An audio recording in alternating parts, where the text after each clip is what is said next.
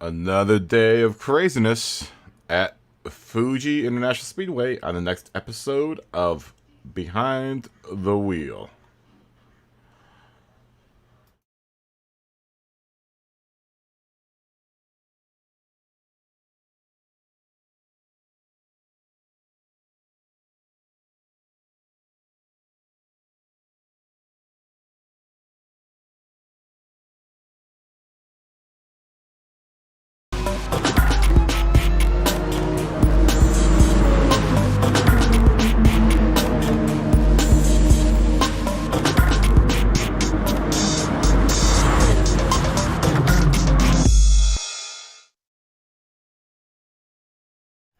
Yo, yo, yo, yo, yo. What is up, everyone? It is 3:16 in the PM here in beautiful Los Angeles. Sunny, kind of cloudy Los Angeles. Los Angeles is the 1st of May, 2021, and we are here back in the world of Gran Turismo. I totally didn't realize until now that I don't think I've been playing my theme music at the very beginning of the show. There's a little song that goes along with that clip in the very beginning, and I don't think it's been playing.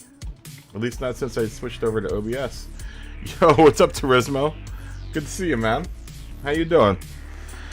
Turismo, the first in line to jump in to say hi. How you doing today, man? How's everyone doing today? I thought I was gonna come on earlier today, but complications arose, which led me to not coming on earlier today. But I'm at least back here at 3 o'clock when I'm supposed to be, like around 3 o'clock. Usually about 3:15, somewhere between 3 o'clock and 3:30 is when I usually come on. I think a lot of people are doing nations today. I know I took a little nap before I came on, and I fell asleep to the key. Doing nations. I'm doing pretty alright. You know, I'm just trying to get ready for this trip. Started packing today. I had to do a COVID test today, which I guess I'm not going to find out about until later on in like 2 or 3 days, which is kind of stressing me out because I leave on Monday, so hopefully they will inform me by Monday, or else I'm going to have to run around the city looking for an Insta test to do before I get on my flight. Yeah, I guess I'm doing pretty alright, man. I guess I'm doing pretty alright. Yeah, just getting ready for jumping out to Hawaii, man. That's another reminder for everyone that hasn't heard. I am going to Hawaii on Monday, so I will be gone from Monday until next Sunday. So just be prepared for that. Be prepared for that. I think, are you guys, USGT is doing, are doing practice lobbies while I'm gone, right? Oh, how? Yeah, that's what that's what I heard. It looked like it was a pretty fast lobby for nations this week. Yeah, they're doing Group 1 at Suzuka, right? Or no, Group 1 at Spa today. Good luck to anyone running nations today. Oh, word? Yep, everyone, I don't know if I'm allowed to say that you guys are doing practice lab, but yeah, USGT will be taking up the reins of practice lobbies next week. So everyone look for the USGT guys, and they will have a practice lobby going. Oh, the test results are pretty fast. Okay. Mine, they said that 3 days is what they told me. It was like 3 days, man. I'm supposed to know I need to know by Monday. So hopefully they come in pretty quick. Hopefully it comes in pretty quick.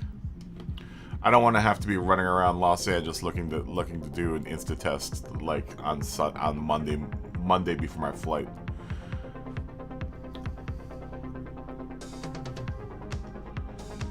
Oh, congratulations, Superior. Yeah, I saw you guys posting up in the Discord.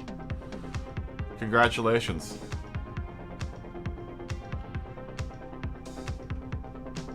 Cool, yeah, definitely post in the Discord, you know, that you guys are doing practice lobbies. I appreciate it. I totally appreciate it. Thanks for doing that, guys. Big shout out to USGT for taking up the reins next week. Like I said, everyone behave yourselves while you're at USGT's house. I come back to any trouble, I'm gonna be mad. I'm gonna have to put. I don't want to have to put people into corners when I get back.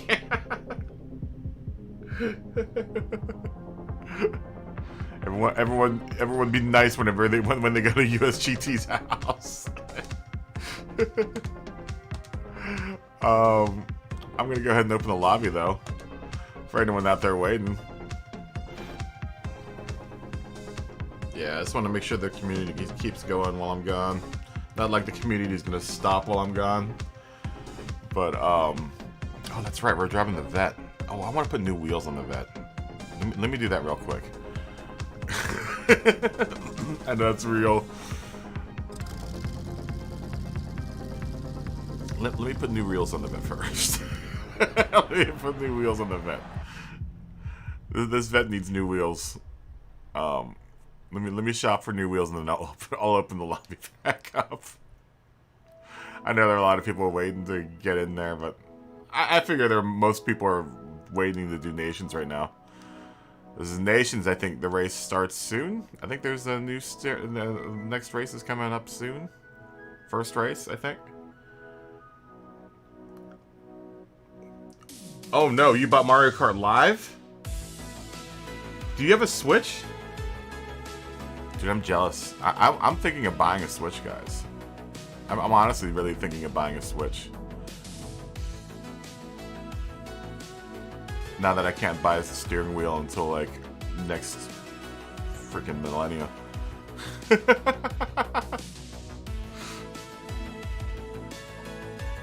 Yeah, I'm gonna have to figure out this whole game plan with the, I really want that affiliate link from, what's it called? From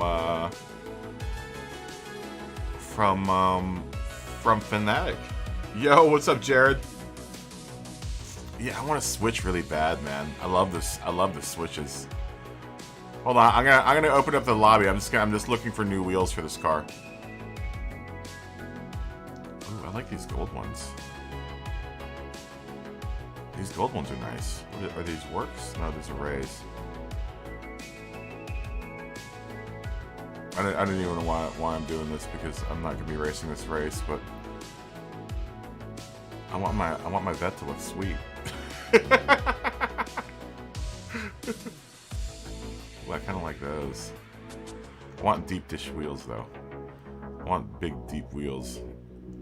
I kind of like those raised ones. I think that's what I had on there before though. Wasn't it? I do like those too.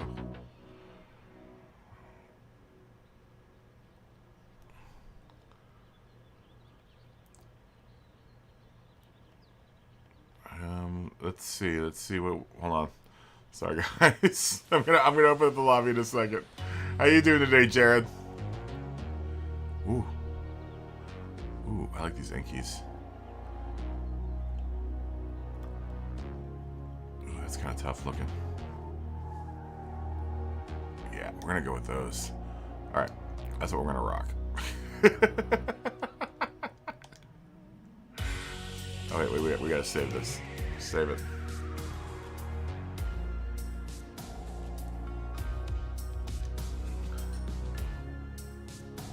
Ah, Jared, you got it. You got it. Yep. Congratulations, Jared got eastbound and down. You got the thumbnail that you and your. Yeah. By the way, that's a. I always try to get an opportunity to squeeze in the father son group picture on these thumbnails. I know. Most all of it was shot in Arkansas. Most all of that was shot there. Yeah, I always try to get an opportunity to get father and son. Hey, by the way, while I was watching that replay, stop hitting your son on the track, man. easier on your son on the track, man. I watched that race. I was like, dang, Jared be ramming his son all over the place.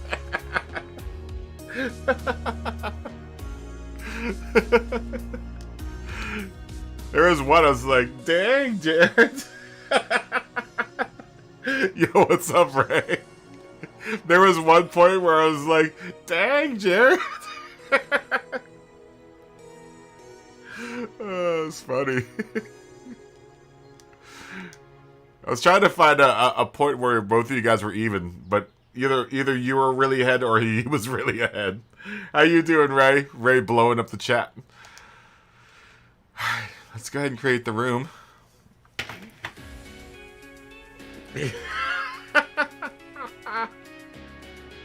There was one turn, I was like, dang, you totally just ran into Jonah. That's good though, man. You're toughening him up. You're toughening Jonah up to the realities of the real world.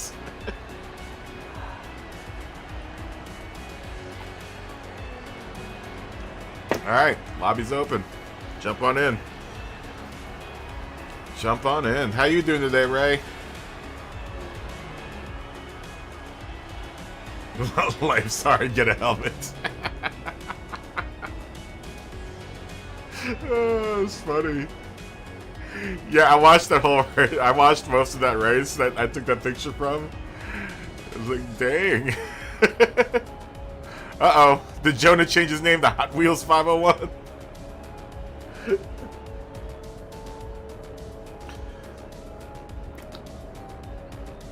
I've got the, there's Hover. There's Philippe. Philippe's probably listening to some Pitbull. I'm gonna throw a group yo out here to all you guys. I like Hot Wheels. I like that he's called himself. I like that Jonah's changed it to Hot Wheels. Is that his second account? Oh, Hot Wheels.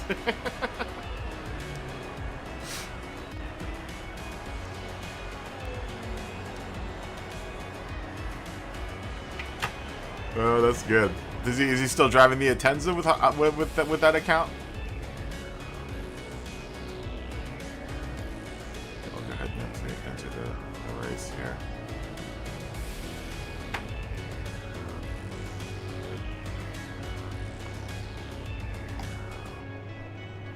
Yeah, I was watching that race. I went through that race. I was like, man, the Freeman family is rough.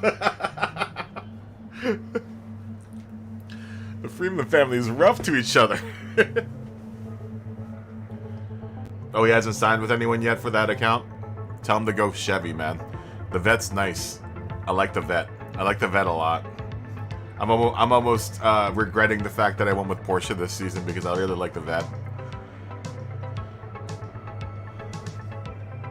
I really, really like the Vet. The Group 3 Vet is really nice. And when I was driving the Group 4 Vet the last race, I had a really good time with the Group 4. The Group 4 Vet is nice as well. Yeah, I mean that's gonna be. I think if I switch next season, I'm gonna switch to Chevy if they don't nerf them.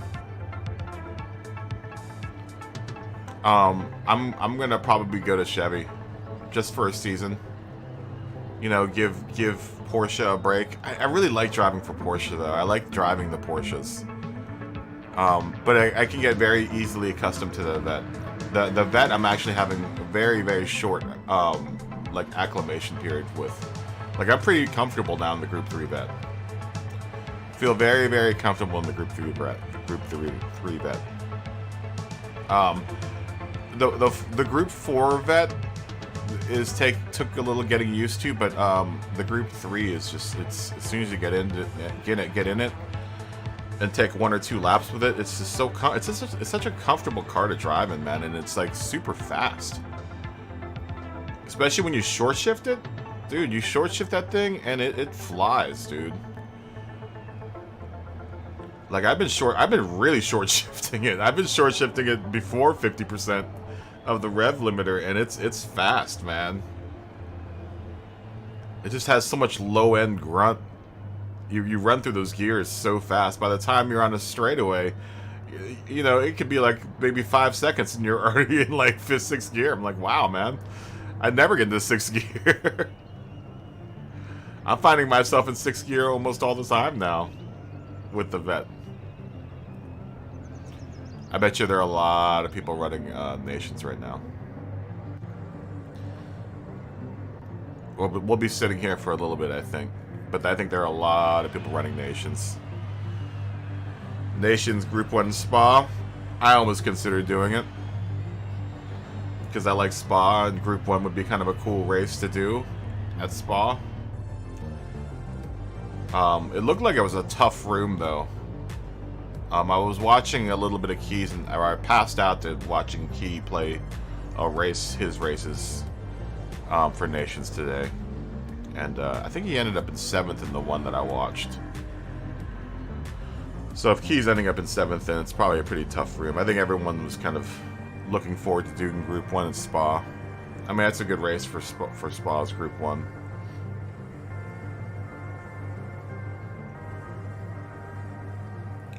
I don't have any way of watching it, Jared.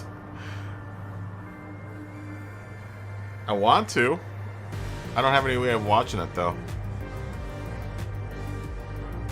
Unless they do a YouTube stream that's free. I don't think they do a free YouTube stream, though, that F1 race, do they? There's Scotty.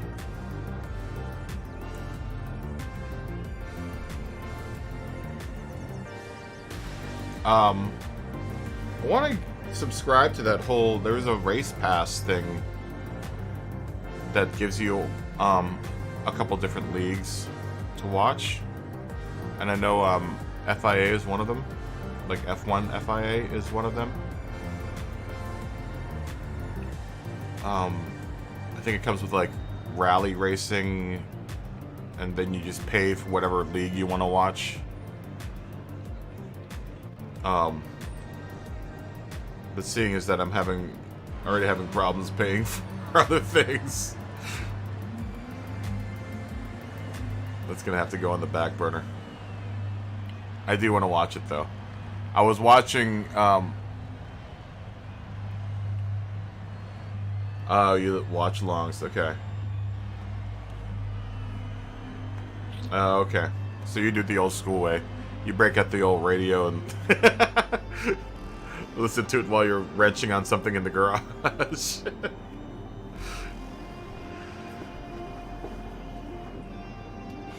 Is watch-alongs like a podcast kind of thing?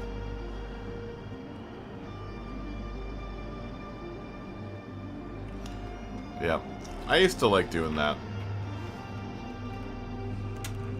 Actually, one of my old favorite things to do back in my college days was like on lazy Sunday afternoons listening to Garrison Keillor and the Prairie Home Companion on NPR. Because that's all kind of like talk, like not talk radio, but story radio. I used to like watching baseball games that way. Not that I was a huge fan of baseball, but I did like falling asleep listening to people commentating on a baseball game. It's a great way to fall asleep. God, where is everyone? No, I just said Nations. Everyone's in Nations. Everyone's doing Nations. I guess I'll give it like 10 minutes. Yeah, let's give it 10 minutes.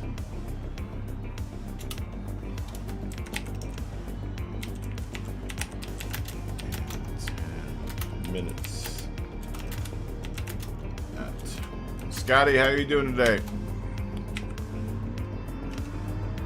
I saw you jump in the room. Don't play like I didn't see you jump in the room. We'll give it 10 minutes. We'll see what happens. Hopefully, people will jump in.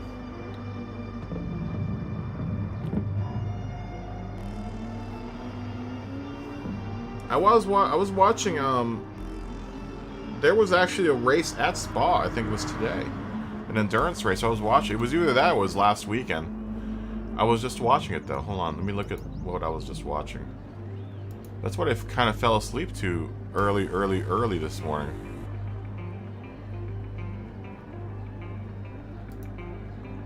Yeah, I was watching one of the hypercars. It was a hypercar race. Well, it was hypercar in like Group 3. What was I watching?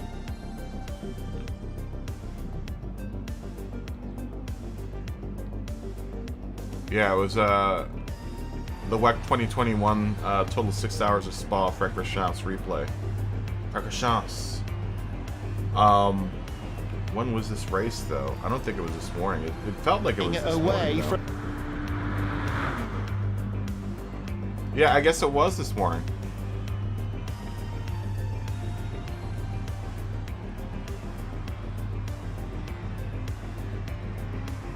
Yeah, someone was streaming it this morning. It was really good. It was a good race. It was a really awesome race.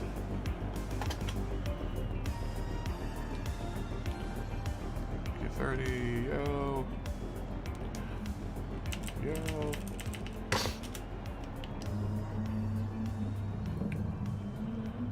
GT Force. Skiminos. Good evening, good afternoon, nice to meet you.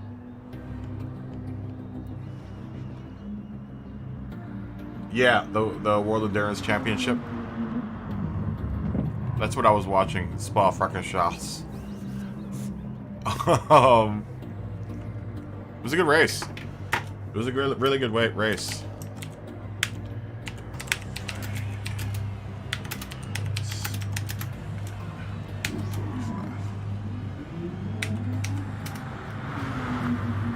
Yeah, that's what I kind of fell asleep to.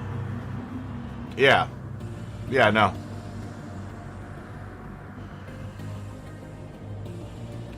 I like the new Hyperclass series. The Hypercar class, which doesn't look much different than the prototype class. Those cars are small though, man.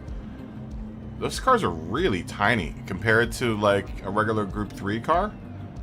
I was watching one, I think it was the new Gazoo racing car passing a 911 or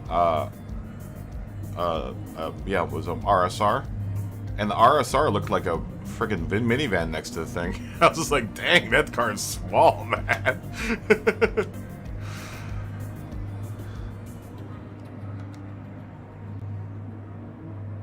Oh yeah, to look up the channels you watch.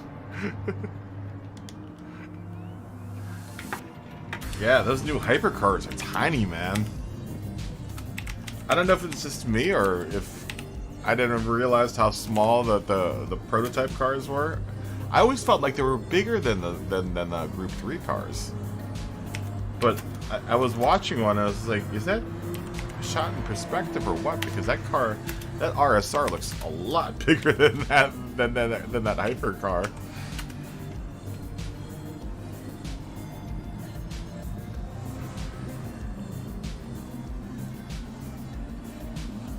Okay.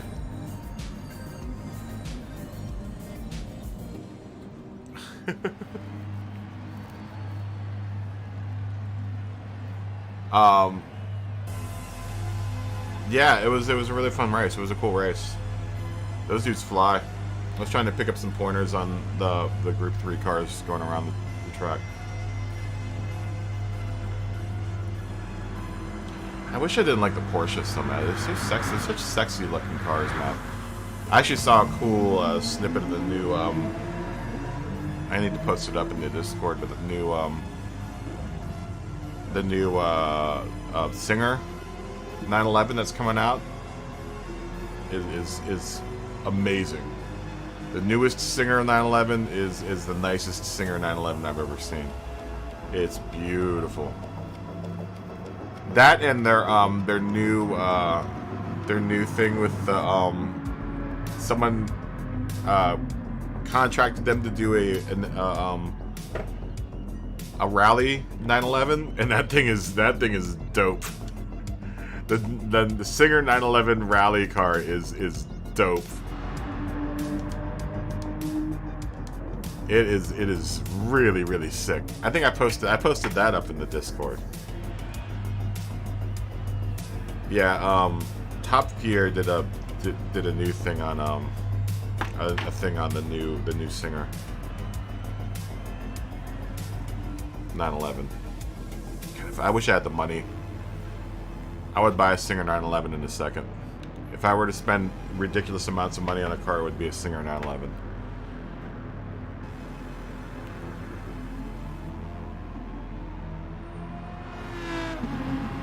This new one makes that first one look like a Ford Taurus. Dude, it is so sick.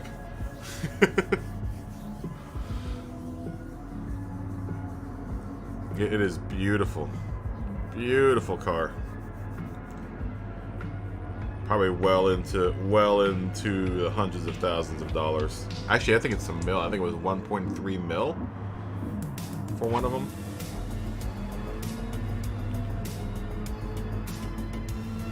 I think that's what they were saying. It was 1.3 mil for the new one that's coming out, or not coming out, but the new one that they are offering. Make it sound like it's something that everyone's gonna be able to get. They're only making 75 of them, I think.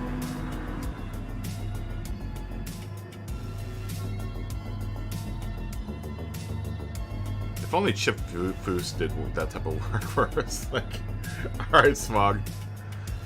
Although Chip Foose's earlier work wasn't bad. It's when he got into the whole overhauling thing. It's just like, ugh. Chip Foose's earlier stuff was really cool. Alright, Smog. You got like 3 minutes. The more the merrier. We only have 9 people in here right now.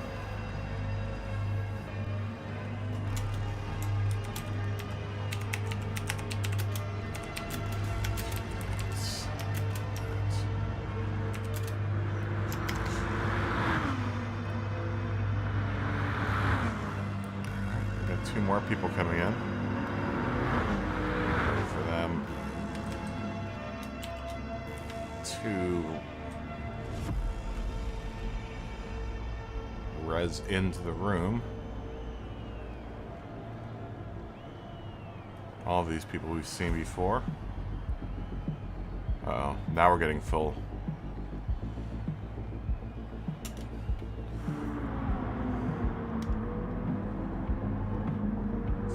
Mr. Jonesy, these guys. I'm gonna see all you guys again. Alright, now you're gonna probably want to hurry up in here to get in here, because it's now starting to fill up. Smog. There's DSO. You guys haven't caught DSO's newest episode of Cooking with the Fat Man? You should check it out. Also in the Discord. Makes a delicious breaded risotto, or breaded pork cutlets with risotto. Yo, what's up, DSO?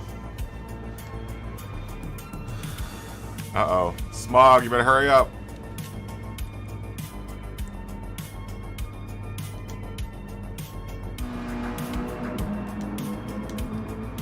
Oh, I've never seen that before. No, I say good to see you again. Smog, you got 1 spot open now. No, 2 spots. Jump in quick.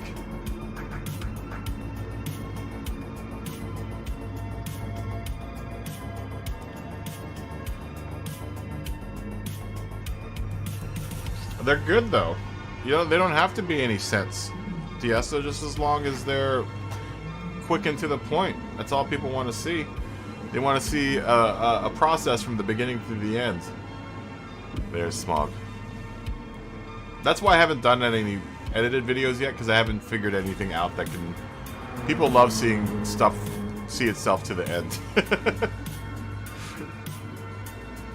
As long as people get to see the process from beginning to end, then I think that's gonna makes people the most happiest, especially during a short YouTube video.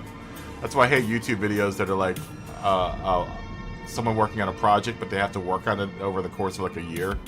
Like, I just want to see it from beginning to end. I don't want to have to sit through the whole year.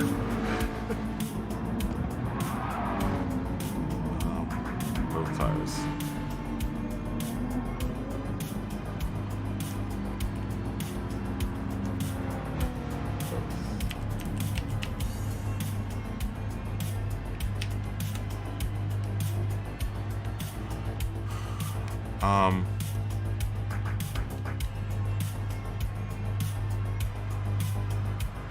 Are you not racing?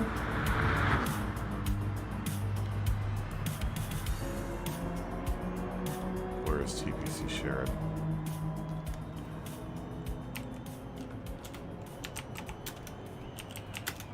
Racing? We're starting. Uh-oh, shrimp scampi. That sounds delicious.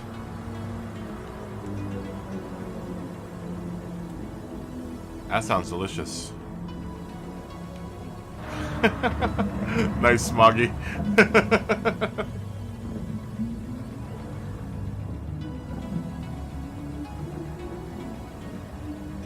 Alright, here we go.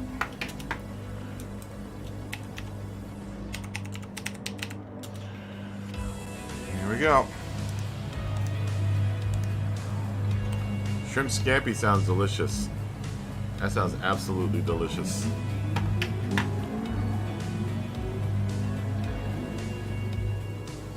I've never actually made risotto before. That's just rice, right? That's just like... It's like rice, isn't it?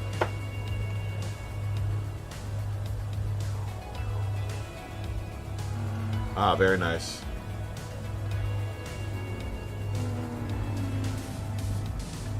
I think shrimp scampi would actually be the most appropriate with angel hair pasta, yeah?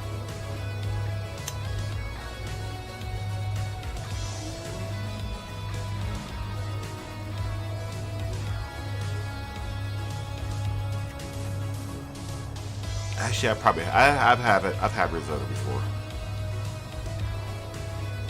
I've always wanted to make it. I just never have made it.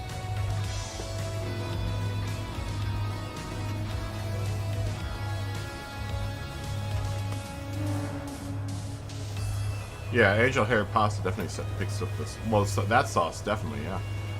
I think it actually does a really job of picking up most sauces. Probably because its surface area is so small. You know, with something like spaghetti, the surface area is a little too big.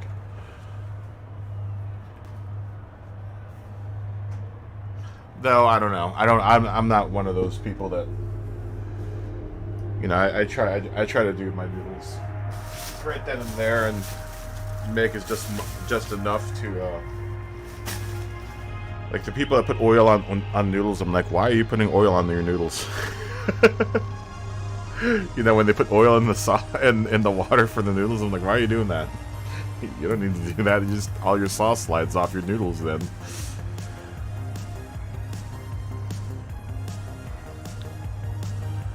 Nope.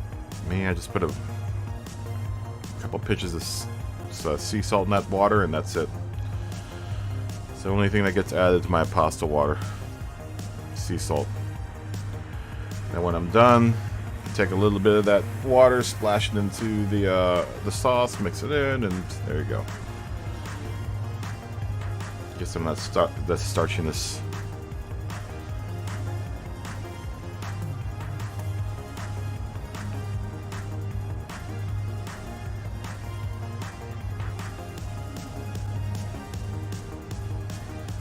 Yeah, shrimp scampi would be really good with angel hair pasta.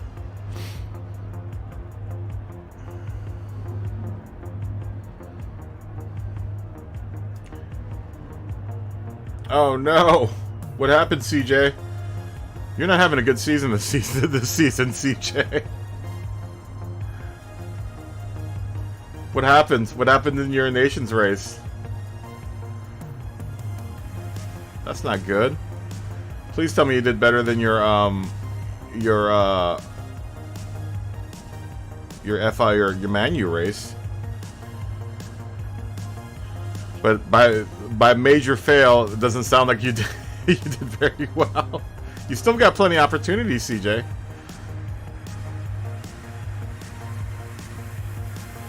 Oh no! Oh no! No! So you got like a 1 minute, you got a 1 minute penalty then. What place were you in before you got the penalty?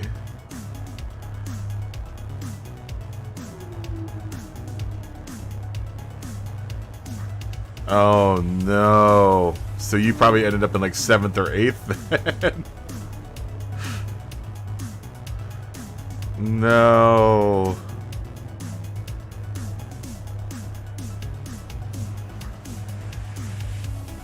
12th.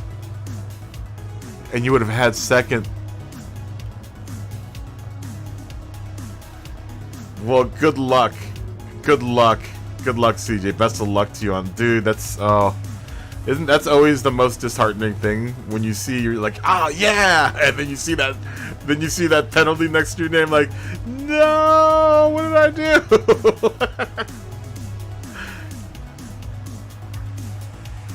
Oh no, you lost 1,000 DR. God, that sucks.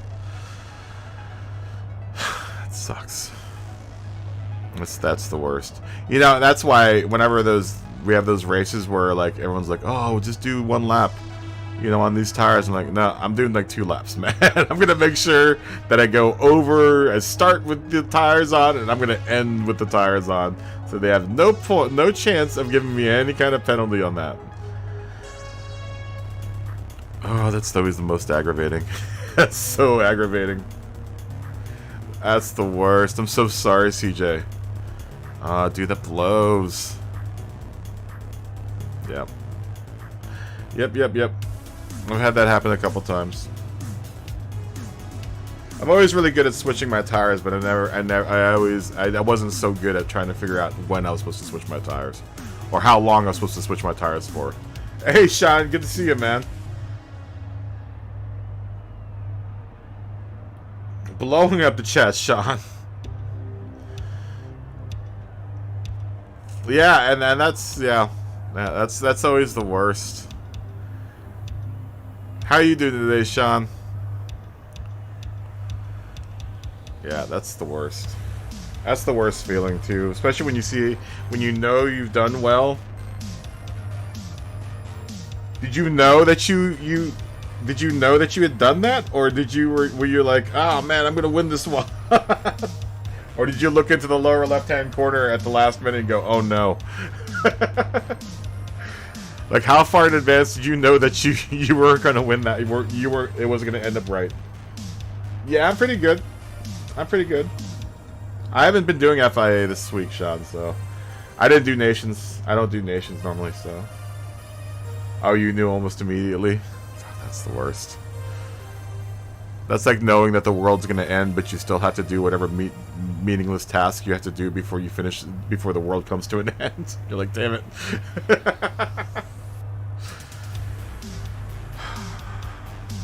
Oh, that's so depressing.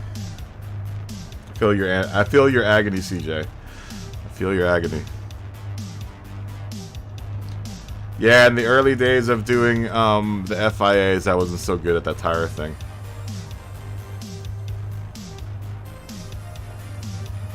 Yeah, I'm kind of you know, if they don't fix these lobbies soon, I'm gonna kind of feel like that, Sean. 'Cause these American lobbies are just they're really it's really a shame how bad they've let it get.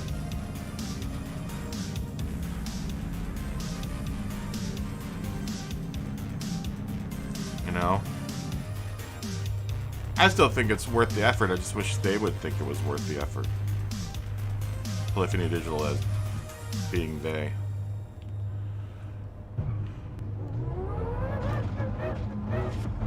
Yeah, the servers are really awful. Yeah, I lost 4,000. I lost 4,000 DR this week because of a disconnected server. Oh no, my sound is glitching again. It's glitched. Well, we'll just try with glitched sound. Although I can't really tell what the car is doing.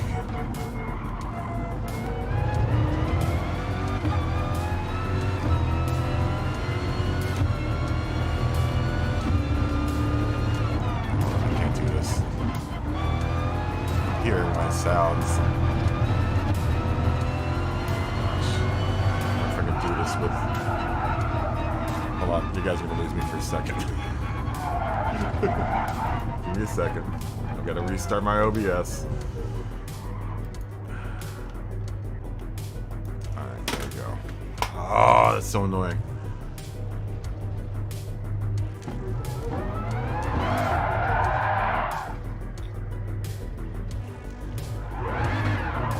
So annoying. I wanted to really run this race. Come on, go. I'm gonna have to remember that I have to go through a certain procedure in order to get this to not glitch out on me. It's kind of annoying.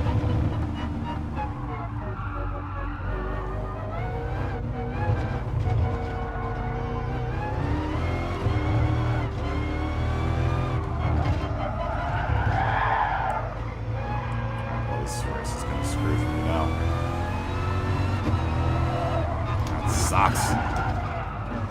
Oh, video card. Stupid capture card.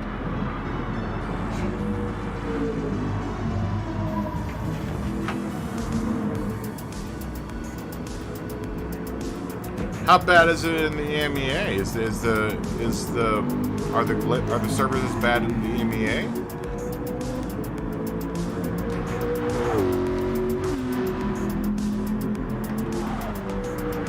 I mean, surely have you seen any of the races here since they've changed the regions? I mean, they're pretty unplayable for the most part. Ray, good to see you, Ray.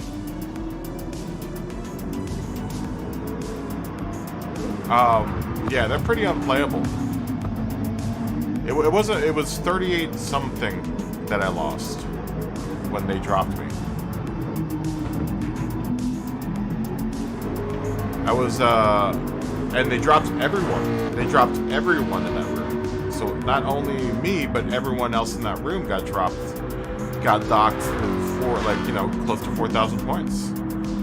It knocked me all the way back down to C. It was enough to knock me all the way back down to C. Now my season's kind of screwed. You know, I'm not making B points for the next 2 races. Which I was kind of banking on, is making B points for the next 2 races, but it's going to be 3 races, I think. But I came in 6th. I started in 14th, came in 6th my last race. That was C points. I ended up making like 12 points or something like that. Because I think I was in a lower C lobby. That put me up to the high C lobby, so when I come back from Le Mans, I'll be once again competing in the C lobby in the high C. The high C lobby, and then I'll probably get hopefully back into B.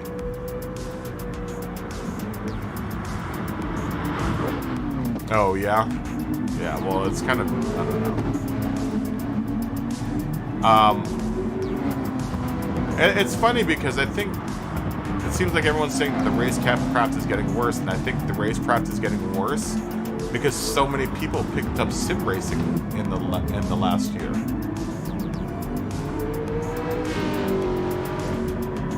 You guys realize sim racing has become, like, in the last year, has almost quadrupled in popularity.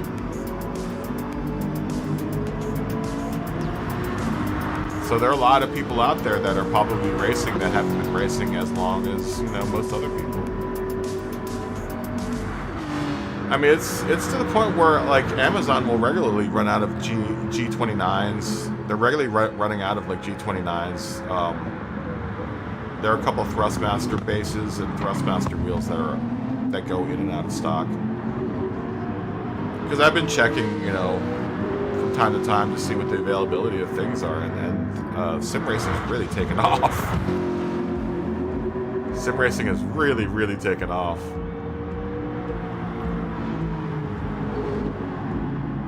I would imagine the same thing's happening in places like iRacing, you know. iRacing maybe not, because iRacing is such an investment. You know, you have to sink a lot of money into iRacing in order to get like the most out of it.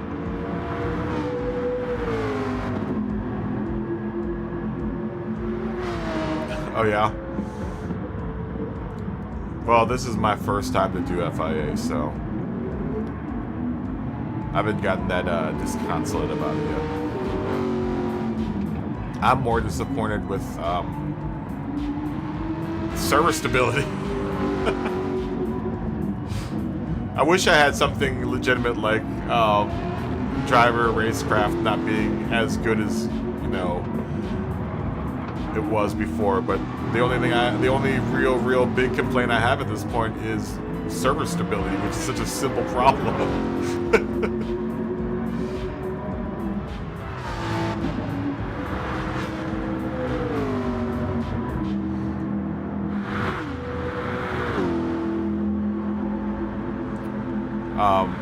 I've been watching, oddly enough, fighting game tournaments lately,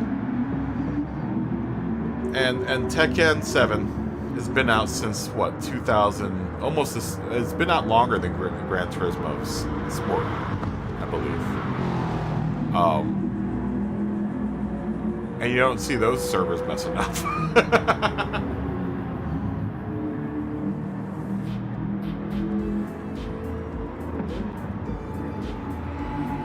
Yeah, well, it's because sim racing has gotten really big. You know, there are a lot of, probably way more armchair racers now out there than there have ever been. And I hate to say it, with the inclusion of the new CSL DD, it's going to probably get even worse. You know, once, you know, the really nice kind of technology becomes affordable for everyone, everyone's going to get into it, man. And think they're immediately amazing because they have a direct drive wheel, which honestly, it's a really low powered wheel, right? It's not as, it'll feel different than the Elite, but for the most part, it's almost exactly the same as the Elite, as far as in what it's going to deliver. I think a lot of people have a misconception that it's going to be like, oh, it's going to be amazing because it's going to be direct drive. Not really. I mean, at stock, the CSL DD will only have 5 newton meters worth of strength in force feedback.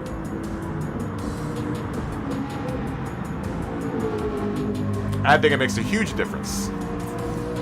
Or what are you talking about? Are you talking about the direct drive? No, it's not going to make much of a difference at all.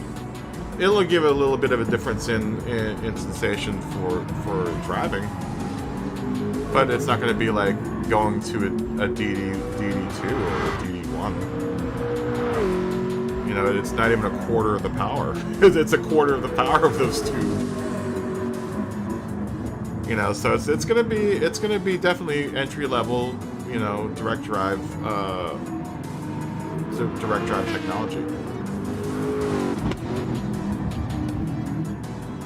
You know, but it's not gonna be much different than the Elite. Or is that what you're talking about as far as much of a difference?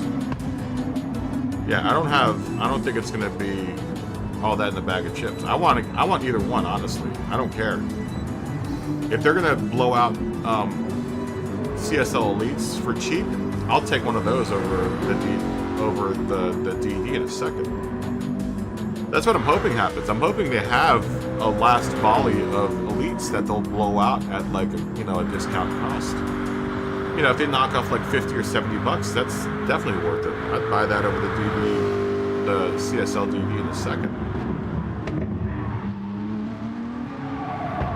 You know, because it's not going to be much of a difference. That I know. You know, but I wasn't expecting it for that to be much of a difference. But you know, but to your common everyday person that is just trying to get into starting to do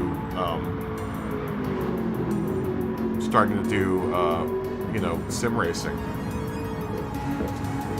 Yeah, I'd buy one of them in a heartbeat, dude. If they dropped the price, I would say even like 50 or 70 bucks. I'd be like, forget it. I'm not waiting for the DD. I'll buy myself a CSL Elite, man. Give me one of them. Give me one of them. Give me one of them. And honestly, the only thing that really does make a difference is the pedals.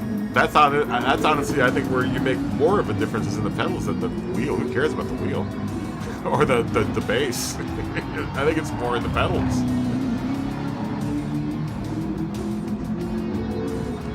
Because if I could get a CSL Elite for a discounted price, I would definitely then put that money into V3 or the V2 pedals with the what's it called, the Elasta or the spring performance package or whatever it's called. Hey, what's up, Melon? Good to see you, my friend. Are you doing Nations today? Yeah, give me one of those. I don't care, man. But see, I always knew that. I think a lot of people had their hopes up, like, oh, this is going to replace the... Like, why would they do that? Why would they put out a really cheap base that's going to make all of their really high-end bases obsolete? That makes zero sense whatsoever. I think a lot of people were expecting it to be like the next coming of Christ or something. I'm just like, no. Is this going to be a really, really cheap direct drive motor or direct drive base? But hey, it isn't going to walk on water, man. It's going to be what you're going to get for $350 for a direct drive base. The technology looks cool.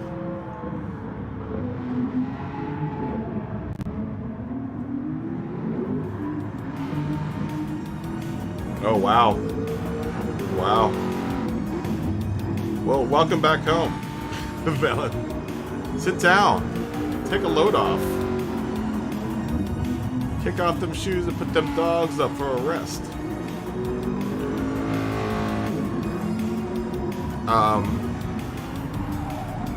Yeah, I mean, but I think a lot of people out there have this misconception that it's going to be like the next awesome thing. Yeah, definitely time for the horsepower club.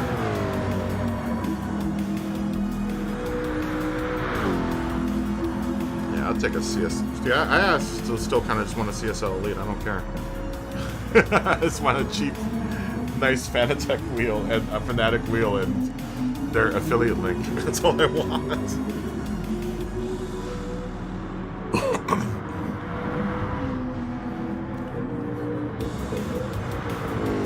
I need that bling bling. I need that bling bling for a video, for a series of videos.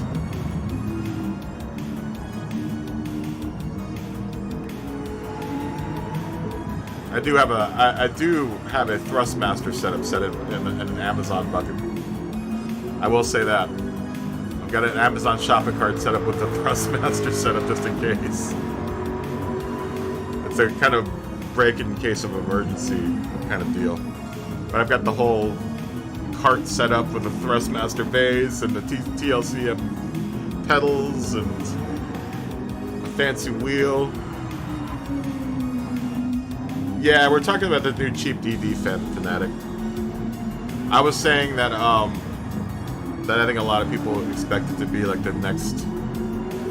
It's going to be amazing and blow everything out of the water, but it's, you know, the reality is it's going to be a cheap DD drive.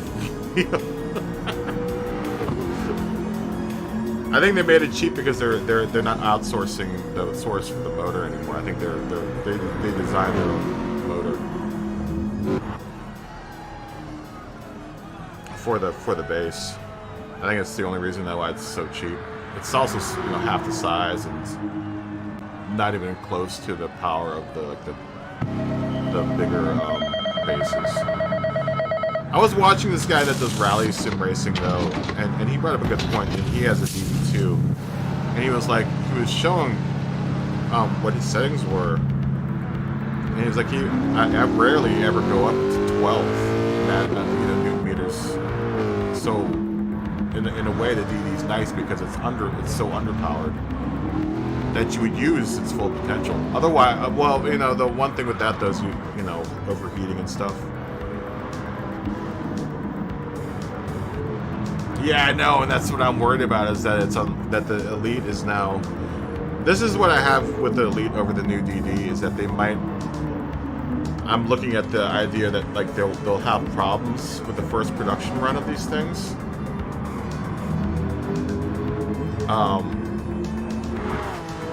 Whereas the Elite has been proven already, and it's on its in its last veneration, you would think that it's probably in its best form. So I'd rather take one of those over the new technology any day. Hey Patrick, good to see you, man. Good to see you. I wasn't Carl Gosling. I can't remember who it was, but he was like, he had a DD2, and he was like, I know this thing can go up to 12 newton meters of force feedback, but he was like, honestly, I don't ever go above 5 or 6.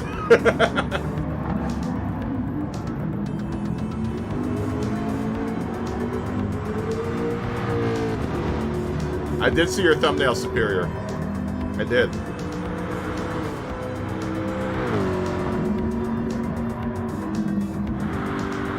Yeah, I'm really kind of bummed that I don't think they are going to offer. I don't think. In my crazy mind, I was hoping that maybe they ordered one last volley of Elites to be manufactured. I still have this kind of ridiculous hope that that's what happened. Like, they're like, okay, we're going to do one more run of Elites, and then we're going to go on to the DD. But they probably, once they ran out of the supply of Elites that they had at the time, that was probably it. So I completely missed that boat.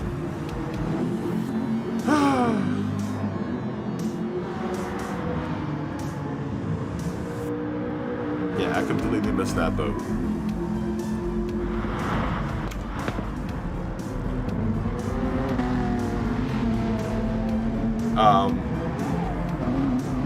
How's your day going, Patrick? How are you today?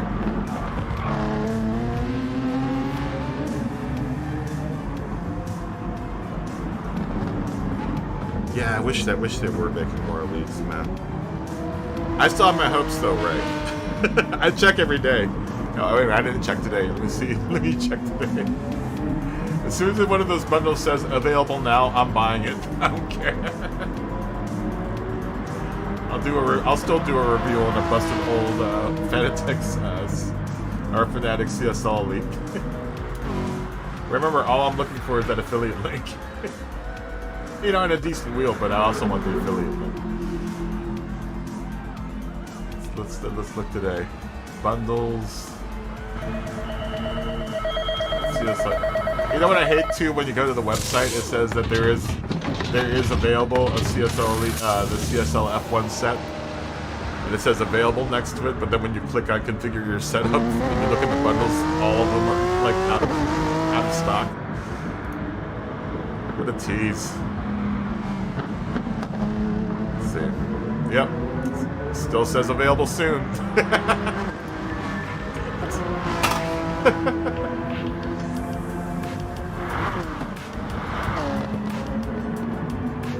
You managed the 36.7. I've been doing all right. Yeah, you're gonna want to look for a 30, somewhere close to a 33, Patrick. What level are you? If you're A+, you definitely want like 3301. At least that's what our fastest gear is doing. It's 3301. That was Lloyd's Elite last night. Put it at 3301. But yeah, I think 33 is what 33 is kind of what everyone's looking at. Need to find a way to record in true voice. Just use your phone, Superior. If you need to record your voice, use your phone. Just make sure you're the right distance away from it.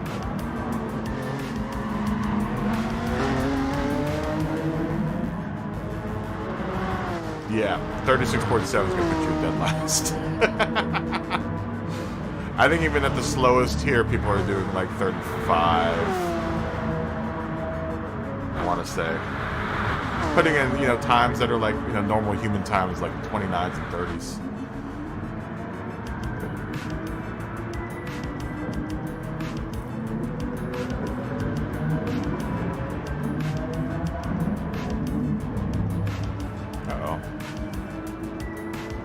DS Zone hovercraft. Coming out of the pits with fresh tires. Oh no! DS is gonna go sideways there.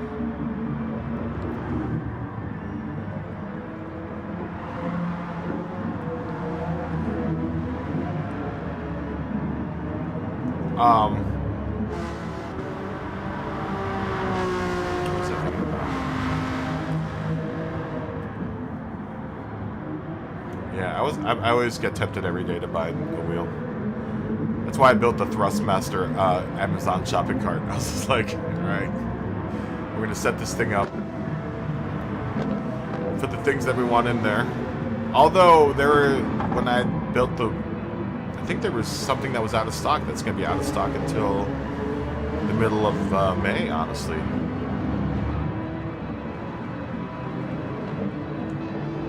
No, I'm talking about overall elapsed time, Patrick. Are you talking about seconds? I'm talking about elapsed overall elapsed time. We had a 35 here last night.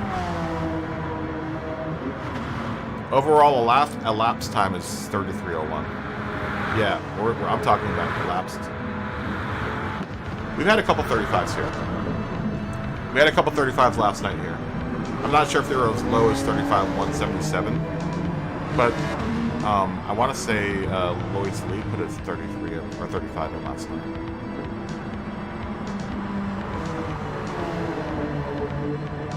And Stagger, I think, put a 35 in last night.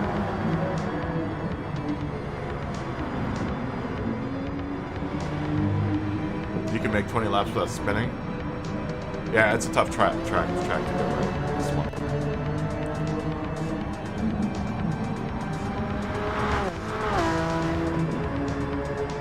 Yeah, I saw that.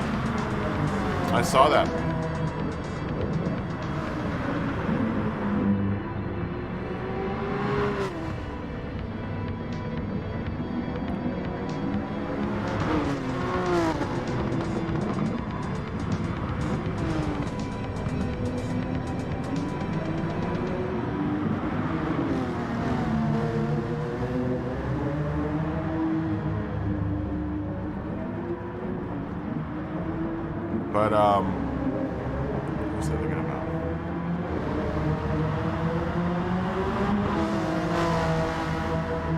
No, I think they've always been A, both of them.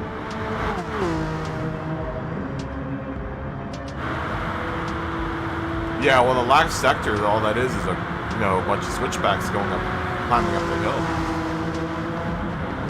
You're basically just driving up switchbacks going up a mountain.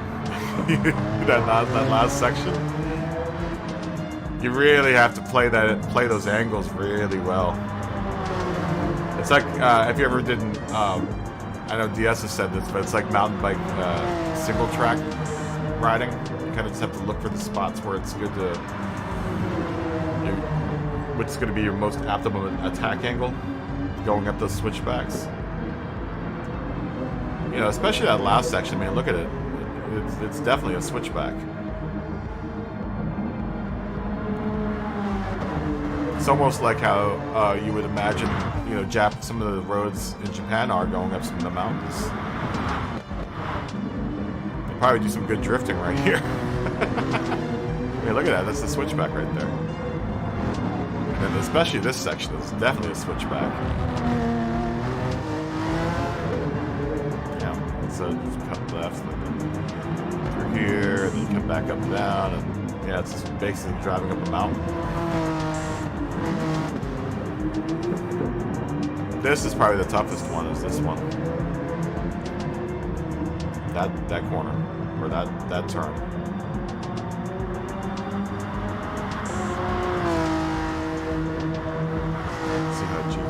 course, Caminos is doing in the first here. Putting in 38s. Looks like a pit lap. 10. Oh, ending on softs.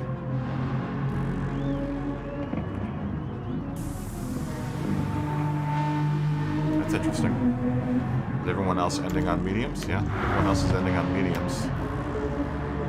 Caminos is going to end on softs, which actually probably is pretty smart. Now that they're in the lead.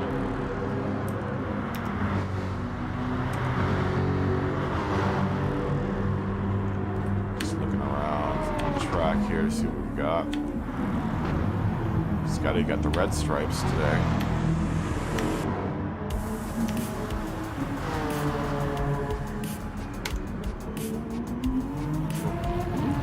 That's a nice, yeah, this Vantage has got a nice livery on it too. Yeah, it is. This whole track is like that, right, for me. I really do like that last sector. That's what makes it this track, though, you know?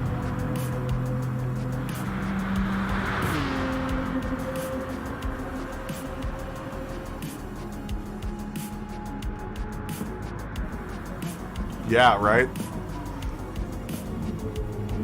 It's weird when you think about it that way, but that's what Fuji is. It's kind of like a big drift track, you know? Like here you're going down the mountain, then you come back up the mountain a little bit here.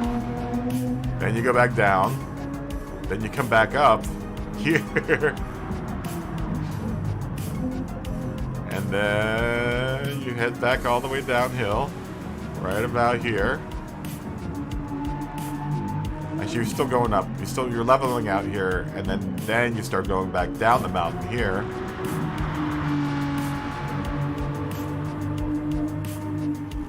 And then you start climbing back up the mountain.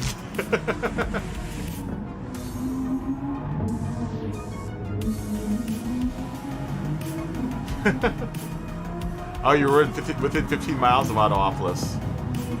Oh, dude, that sucks. Dude, that's gonna be so killer when you move to Japan, man.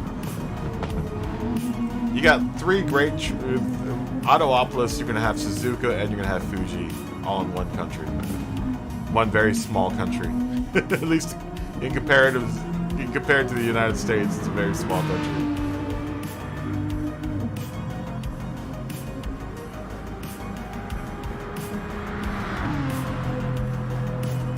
Yeah, and then you have the Toge, man. You're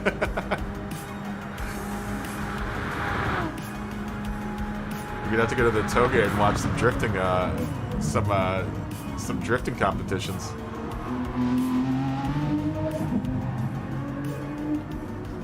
Oh wow! I almost forgot about Tsukuba.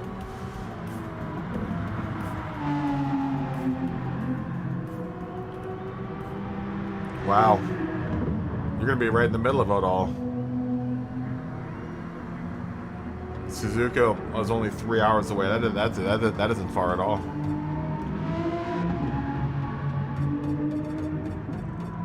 I wonder if all the tracks are accessible by bullet train.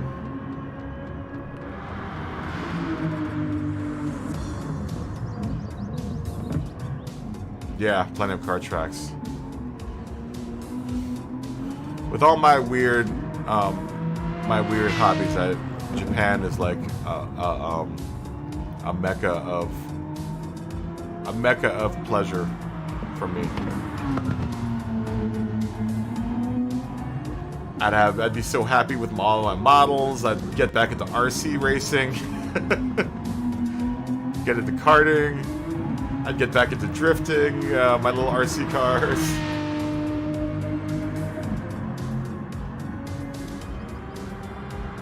Oh wow. Yeah, and they've got a really good train system there too.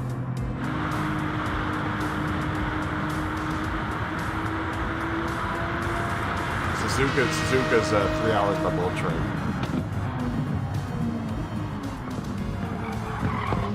Hey, but you know, that's an experience to number 1 ride a bullet train, and then number 2 go to Suzuka. Oh yeah, Twin Motegi? Yeah, I hope that comes back.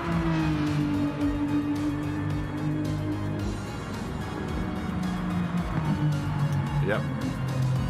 I live in Los Angeles where you have to have a car, period. Oh, come on, Sean.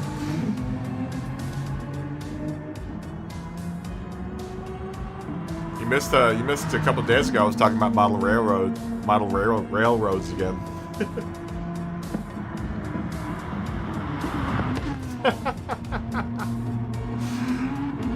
Oh, the Mitsubishi Mirage.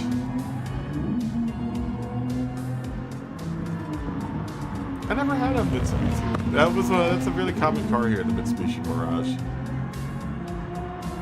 I know, Sean.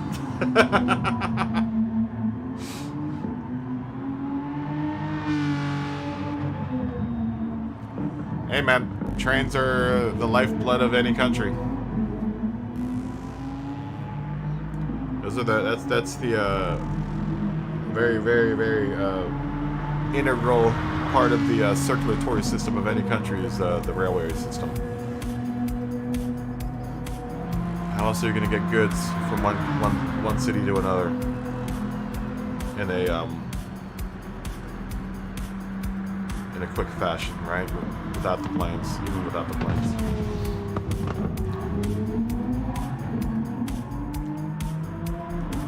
Yeah. Yeah, oh man. Dude, there's so many things I want to find, I want to go to in Japan too. You know what Mitsubishi I miss is the Starion. You remember the Starion? That was a dope car, man. I wish they would come back with the Starion. That was a V6 in that car. That was a straight 6 in the Starion, wasn't it?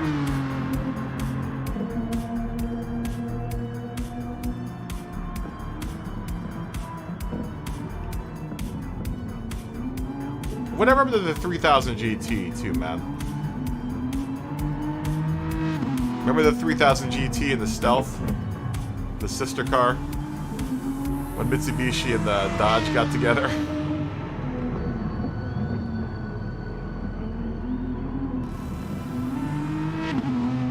Was that a 4-cylinder turbo? I thought it was a straight 6. Because I remember it was a direct competitor to the Supra of the time, and I think the Supra of the time, that was before the 2JZ, and I think that was when the Supra still had a 6 in it, or straight 6, right? Can't remember. I heard the 3000 GT was terrible. So the 3000 GT was a V6. What? But this wasn't the Starion a straight 6? I don't know. I can check. What am I thinking? Oh wait, people are coming in. Because it's gonna be 4th, 5th is gonna be GT KRS Nixius. 6th is gonna be Hovercraft, US GT Hovercraft.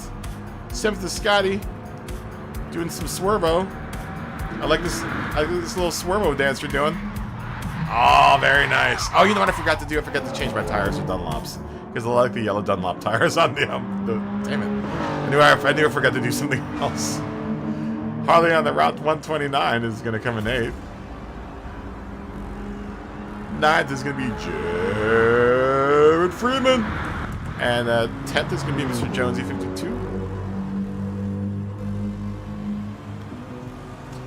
And 11th is going to be Smog. Smog Baxter. He's going to line up for a nice e-brake turn here. He's going to make sure that he optimizes his time on camera.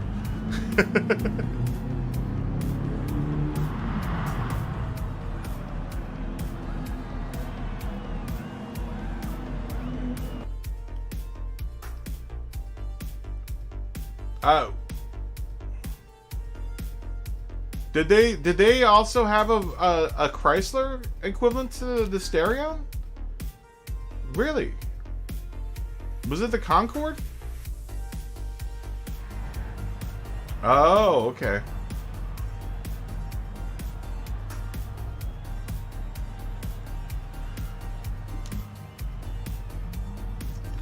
Yeah, the Starion was a 6, right?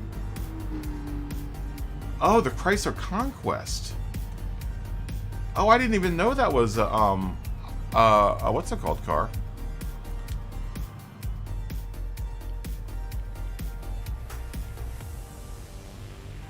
Let's say qualifying in 14 minutes.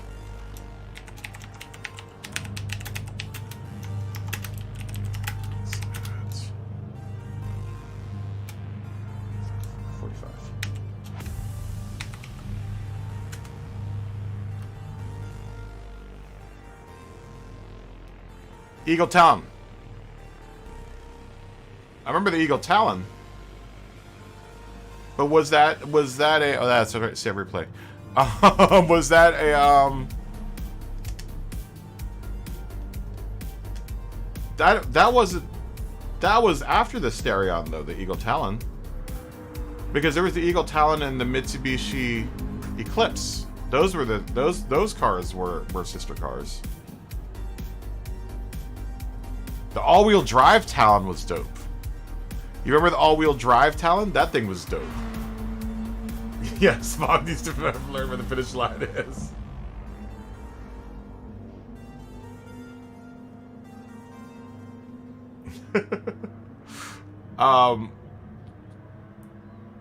Yeah, the old Talon was dope. Your phone died. Okay. Alright, Jared. I see what you put there.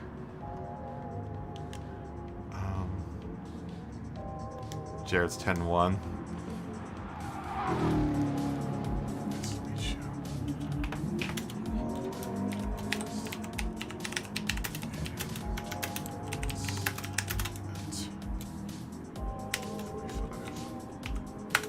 Yeah, I remember the Eclipse, man.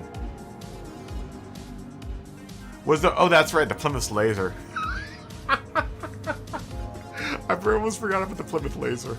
I almost forgot. I always almost forget about Plymouth almost every single time. I think the Talon was the best out of all three of those, though. Honestly, I think there was a difference between the Eclipse, the Talon, and the Laser. I almost forgot about the Laser. I think the Talon was the best of all three of those. I think it was the only one that was offered an all-wheel drive, wasn't it? I want to say that was like AMC's thing, is that they were like, "Hey, we're gonna do ours in all-wheel drive."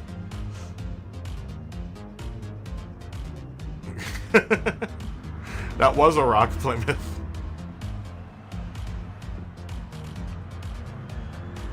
You want to know something crazy? One of my buddies, his dad, he worked for Dodge, but he got an Aries K with a turbocharged like Eclipse motor in it, and it was some weird one-off car that they were planning to put out. It was like a super high-powered Aries K. It was dope. I was like, wow, this thing picks up and goes, man. But it was like a poop brown Dodge Aries K. That car got up and went, dude. That thing was fast. You know, we'd end up like, you know, on the line with some dude and like you know, back in the day it was like a Honda Civic or whatever, revving, and we'd be in the Aries K and we would launch and just blow everyone away. Have a good night, Sean. Have a good weekend.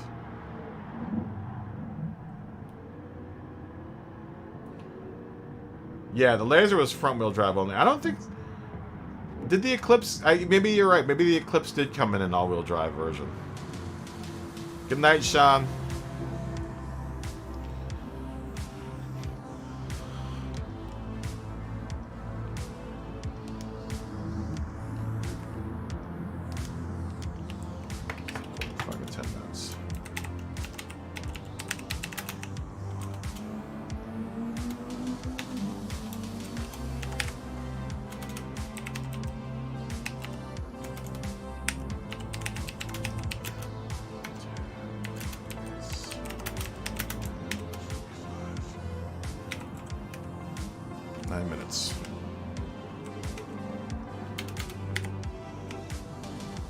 You know what makes me sad about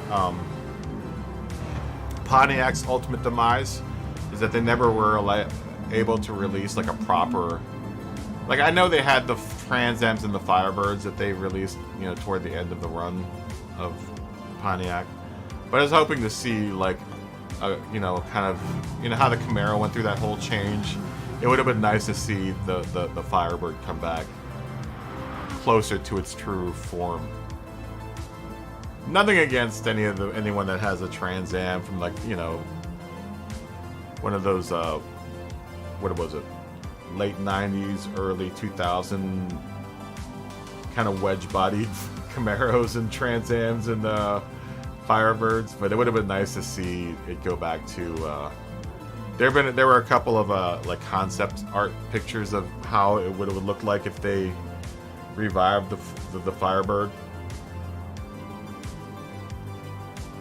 Yeah, the G8 was a good-looking sedan, and then honestly, it was a really. It should have got more praise than it did. It's a shame that the G8 didn't, didn't do as well as it did. If anything, they should bring Pontiac back just for the Firebird, and literally have Pontiac do one car. Well, the Firebird and the Grand Am. Is that the bigger the Grand Am or the Grand Prix? Yeah, they should have killed off Buick instead. I agree with that. Although it would be nice to see a new it'd be nice to see a new what's it called? A GNX. Because I do like the GNX. Yeah, the Grand Prix is the bigger of the two, right? It would have been nice to see like an updated Grand Prix and an updated Firebird. You have a problem with section 3, Michael? No. You know, a lot of the Buicks are being made in China too.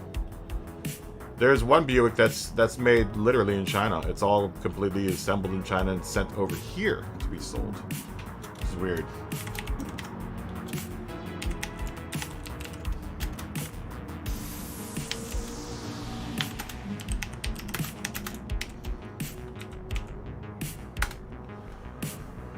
Yeah, I can't remember which one it is, but there's a Buick that's made in China.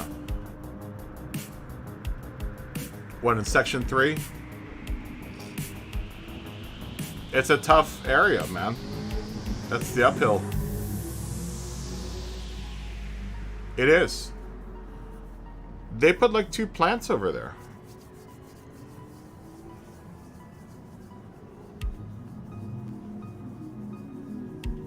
Was the last Ram Air Trans Am nice? That was one of the wedge-looking ones, right? I just wish the body wasn't so ginormous on those things. I mean, I guess there always were. Even if you think about it.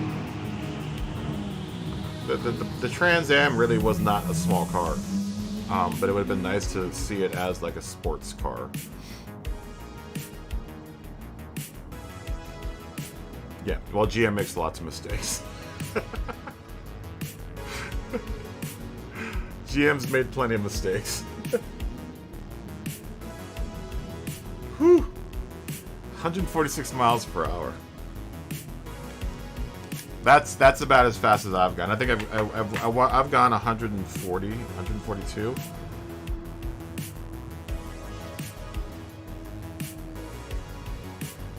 And that was in a Jaguar XJ6. I was surprised that it actually got up that fast. That would have been nice in a Trans Am. That must have been a fast Trans Am. That doesn't sound like a stock Trans Am.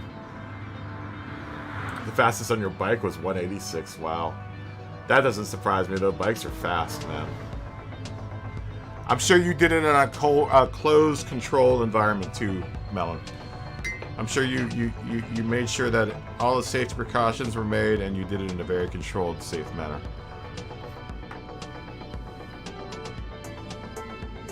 Oh, no. That's terrible, Jarrett. That would be awful. Dude, that would be worse than them closing down Pontiac. That would be like bringing a zombie back from the dead. That would be like bringing a zombie back from the dead. You know? It'd be kind of cool. But then, it would be kind of bad. It would be really bad. Oh, that would be awful.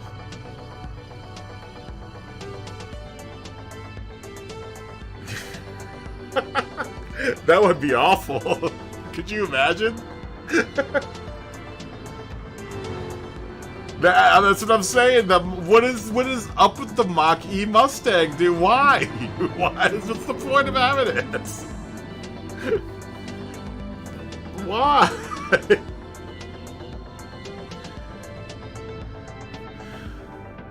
Oh no! Don't say that, Melon.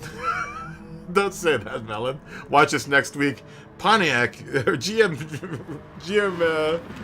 reveals that Pontiac's coming back as an EV platform. Oh, that'd be awful.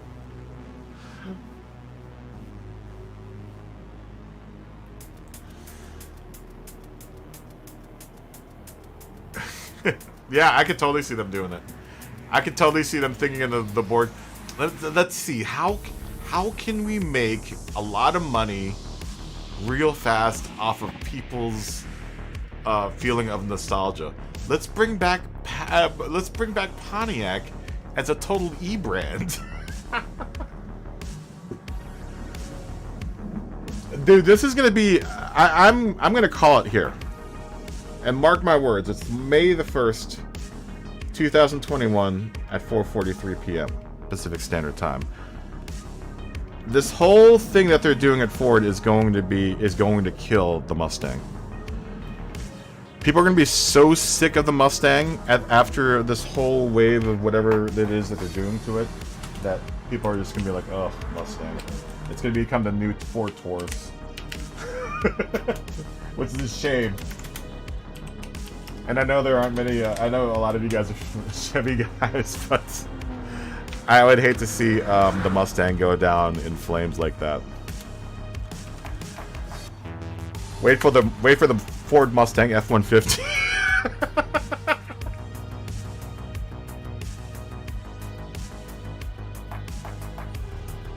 Hi, Sean's daughter, Isabel. Hi, Isabel. How are you doing? She just got up with a tummy bug. Oh man, Dad, sounds like Dad's gonna get you some ice cream. Yes, the Hummer's coming back. The Hummer's making a comeback. I don't know if it's gonna be. I don't know if it's going to be an EV, but it has a crab turning, which is really interesting. Isabel, do you know how a crab walks? They're gonna make a truck that walks like a crab. It's gonna be really awesome. Yeah, I'm sorry your tummy hurts. Dad owes you a big piece of chocolate cake and a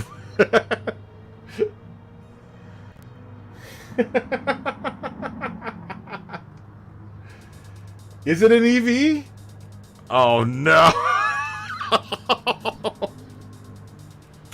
Oh no. Is it really an EV? I didn't know that. Usually nowadays when I see the word Hummer, I'm just like, okay, ignore. I didn't know about that though.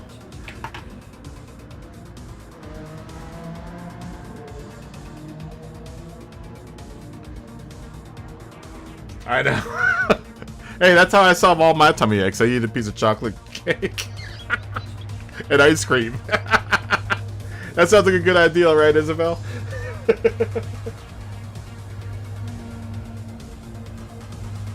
Oh, it's optioned as an EV. I think the crab turning thing I think is really cool. I like how it can crab. That's pretty cool. Did you guys ever see that? There's a commercial about that, how it can crab.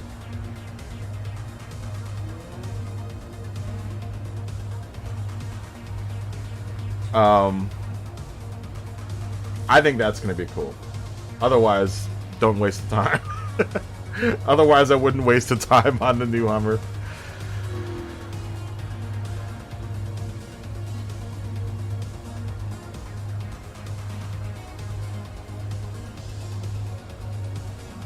Yeah, I would not waste the time.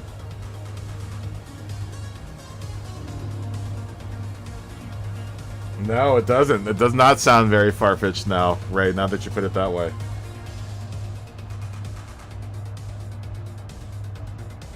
Do they? Do they? Really? You know, I like the Ranger a lot. You know what I wish they would bring here for the Ranger, though, is the diesel version.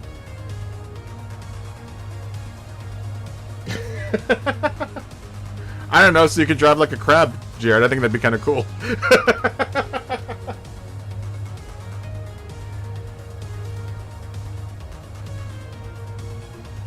I like that. I like the new Bronco. I like the new Ranger too. And of course the Taco. Everyone likes the Taco. How could you not like the Taco? That's a great truck. Yeah, I just like the idea that it drives around like a crab, Jared. I would drive sideways all over the place. Like, hey guys, look, I'm driving sideways. I just think it would look cool. I'd put it into the sideways mode so I could just drive around in circles. I would actually use it to do camera moves.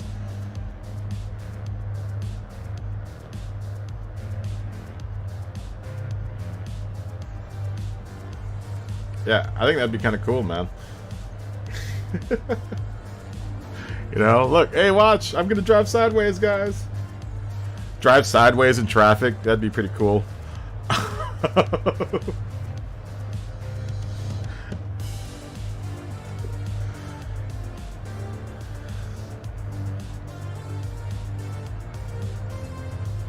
Oh, that's a shame, though.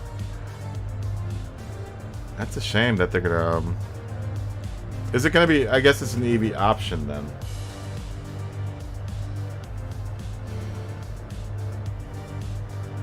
Well, at least it's not like the only way that it's coming. But you know, to be fair, I really don't think it, you know, when Hummer died for me back in 1988 or something like that, or what 1997. When did those first Hummers come out? That's when Hummer died for me. Is when they became available to the general public. That's when I was just like, Hummer, whatever.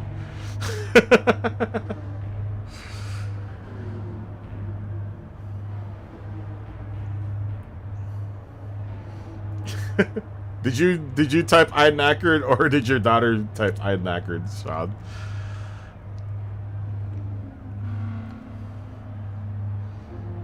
Maybe it's time for Dad to turn on some cartoons and you guys can chill out and eat ice cream. You can tell what type of uncle I am. You can tell what type of uncle I am. Oh, something just happened. What happened? What happened? My chat is supposed to tell me. My thing. Oh, good lord, I can't see that. Thank you for subscribing. It looked like I don't know who just subscribed. My chat bot's supposed to tell me who subscribed, but I guess it won't tell me. But thank you for subscribing.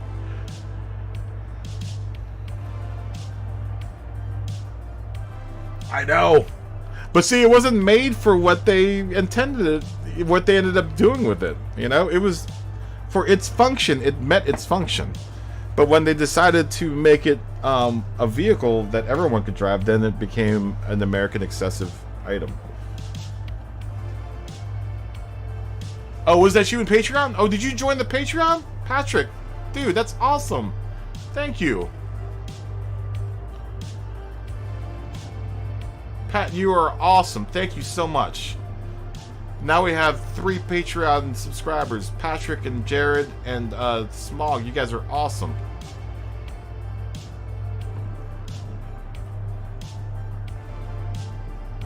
rock stars, all of you guys.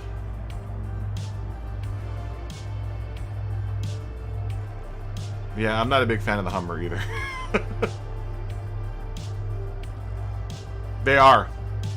They are. They're really temperamental and they're really heavy. The American Hummers.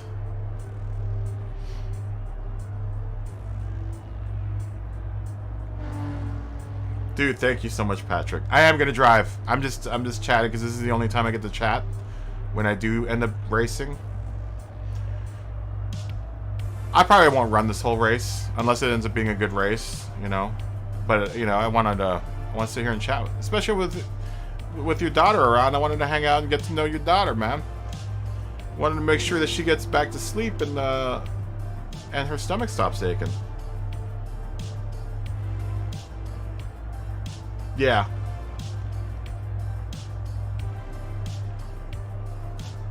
Yeah, welcome to the Patreon, Patrick. God, I still need to make Smog's cars. I'm sorry, I'm really slacking on the whole Patreon. I need to really work on the whole Patreon thing. I know you guys that are Patreon members are lifetime members, but I've got to make it like worth your guys' while. Oh, I never saw the South Park Hummers episode.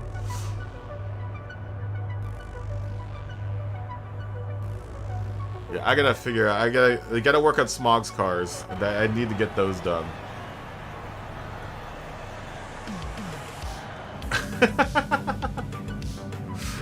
Hey, what's up, Mark? Good to see you, man.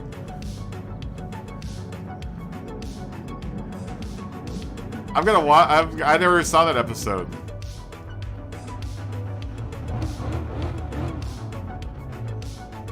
Alright. I'm gonna go away for a little bit here, guys. I'm gonna try to race this race. Race a little bit of at least. Enjoy it for just a tiny bit. Uh oh, Scotty, do you have the Mazda Murder Vision back there? Is that what you were driving?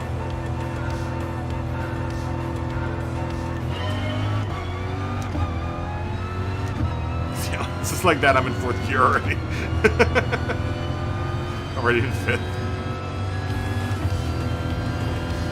Man, the Chevy that's fast.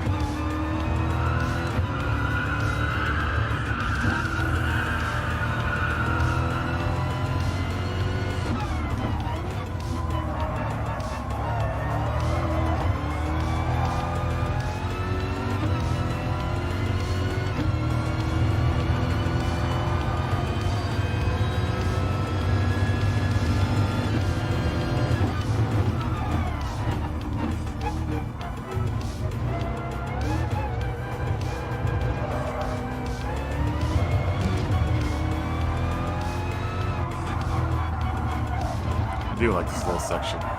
That turn always gets me though.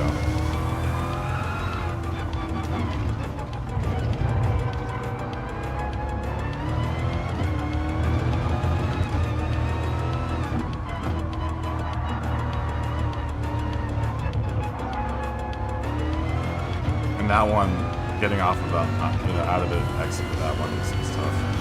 Oh, Scotty's got the BMW, so that's what it is.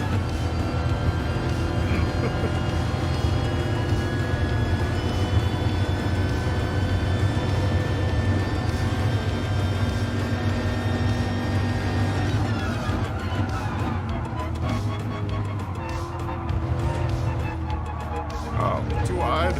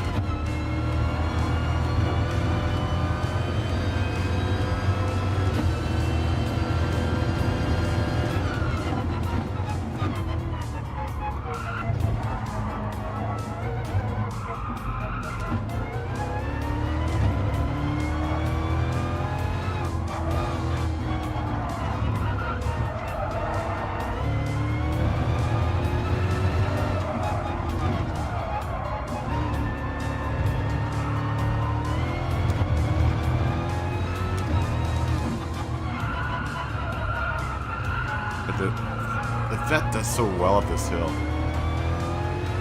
I'm really, really surprised about how good the Vet is. I really have a lot of fun driving this car.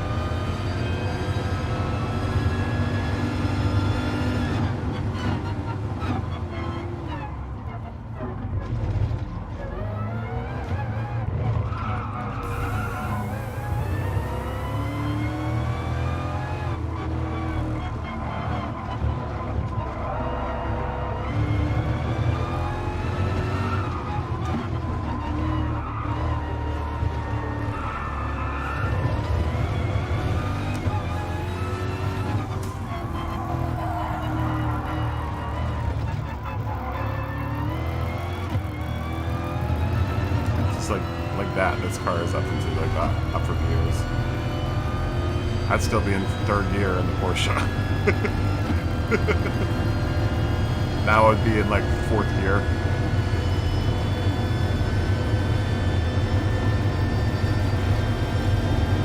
See you, Scotty.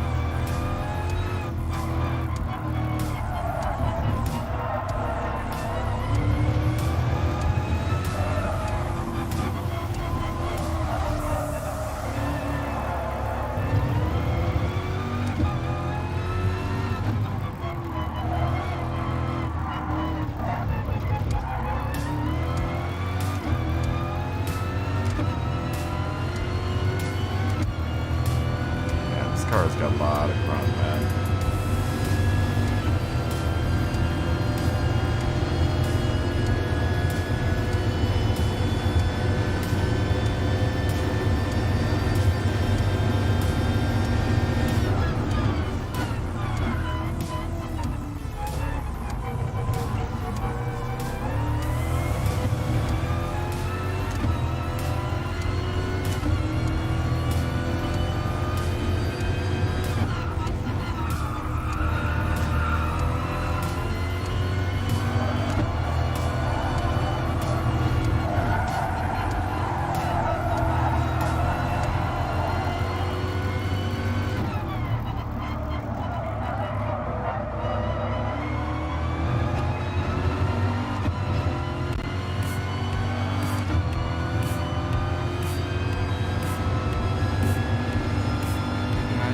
Freeman.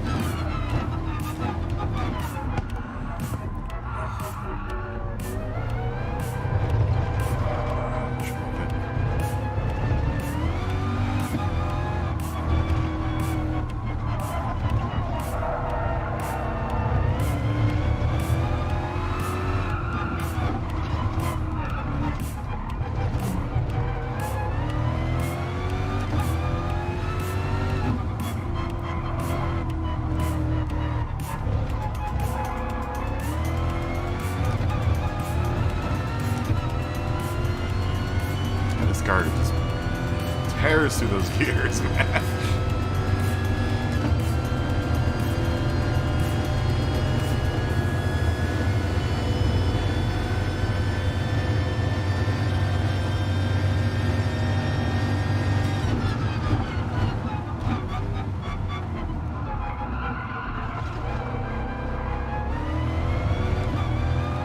Oh, Jonah!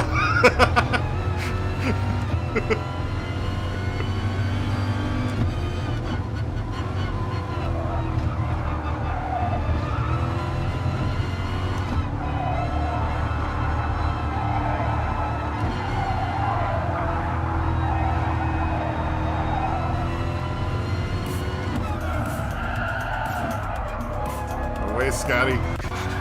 No! I'm gonna stay for Scott.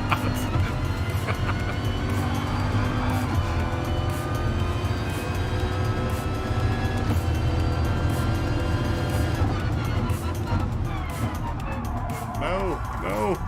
Didn't brake fast enough. That was a little dirty. Let's gotta get in front of me here.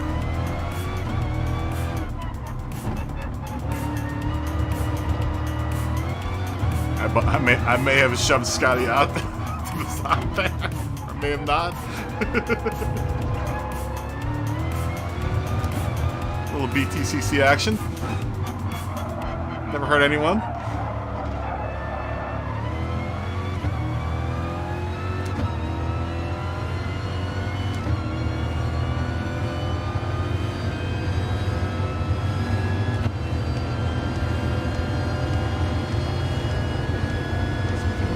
Rocket.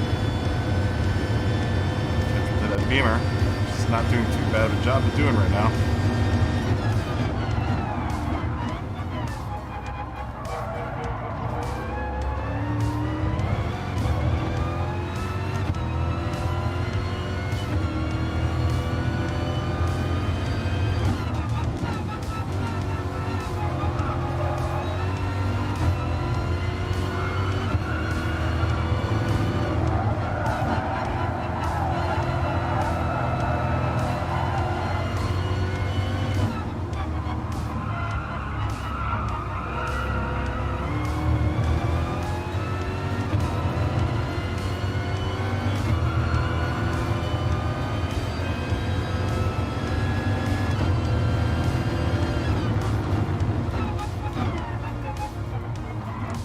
That Beamer.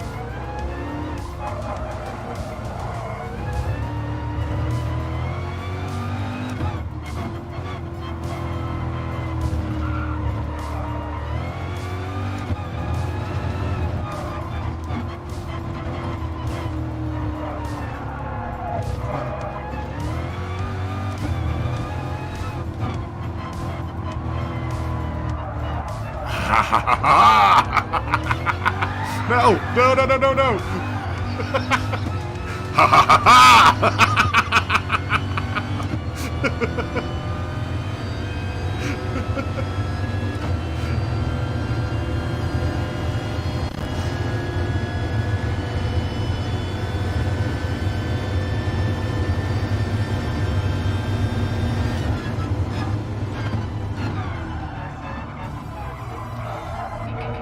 Wait. Go, go, go! Go, go, go!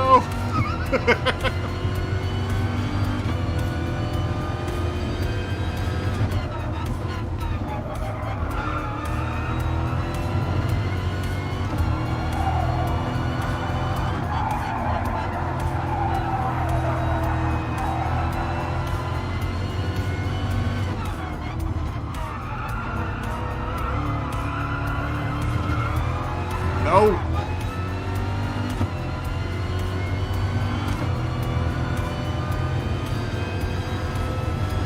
It's funny because I drive this car like I drive a Porsche.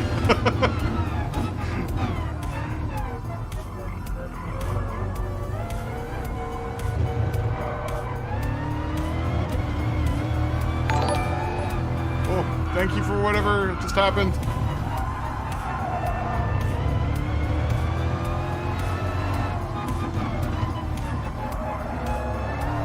Away, Scotty.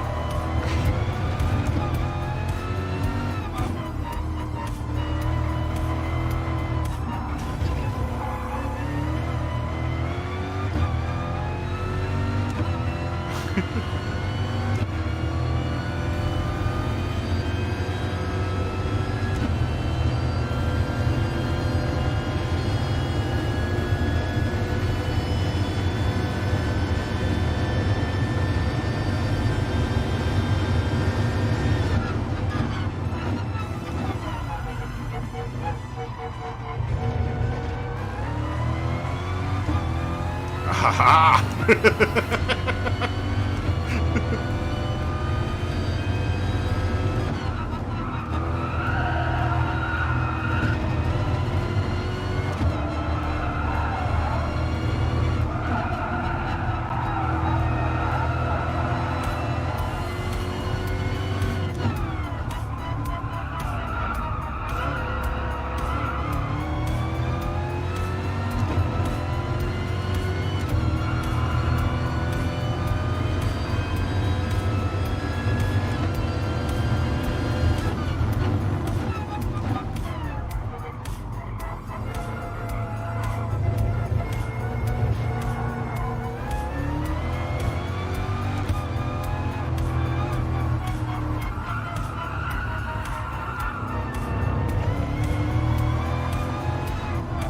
I corner you into that there, Scott. You know you got the ultimate driving machine right now.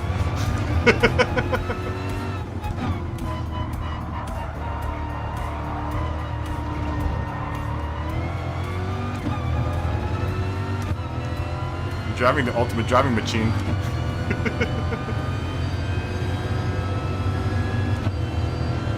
The ultimate driving machine.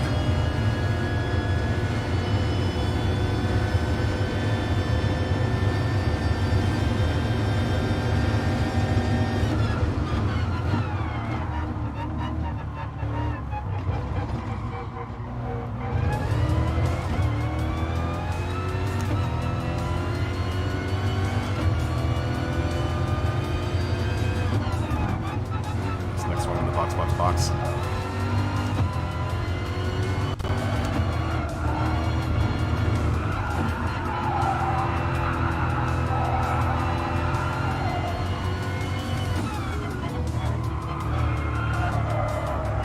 That's wide.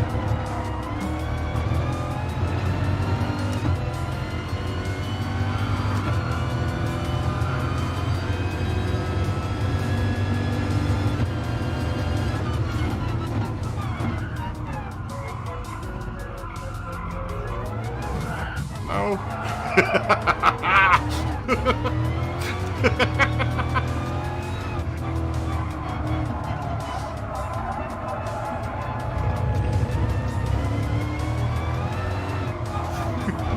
Scotty, give it the buffer, the little bit of the ultraviolets.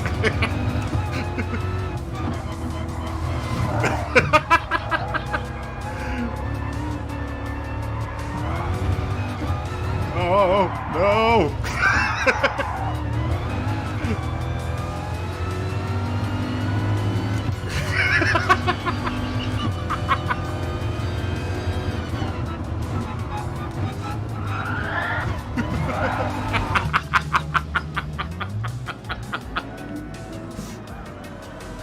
Oh, that's funny.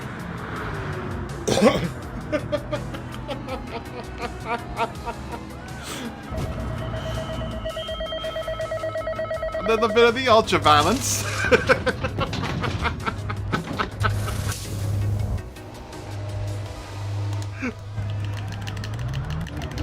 me for Scotty. Dude, I didn't have to take much gas there.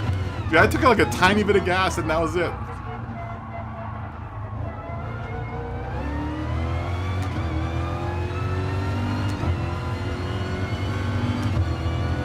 I mean, I am short shifting like crazy, but this car feels really comfortable short shifting.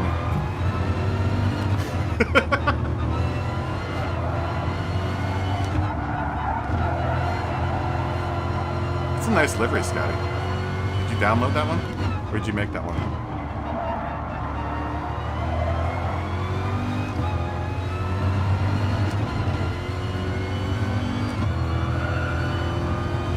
I think I've got more stripes though, so it'll be faster.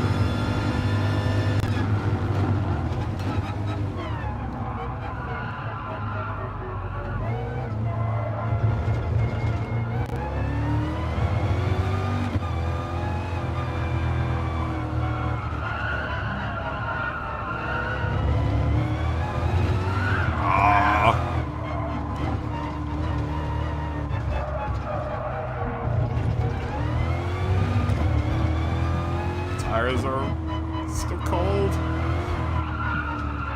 Ah, catch up. No.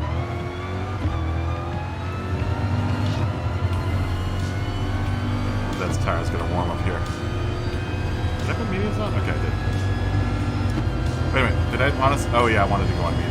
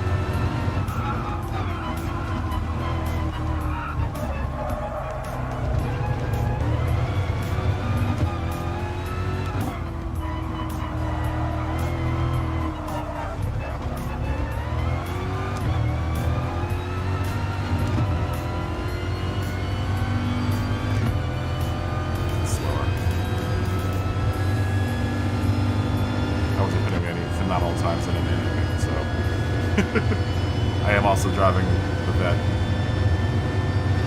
which is new to me. I should give the RSR a good run, a couple runs here, since I won't be able to get the driver here.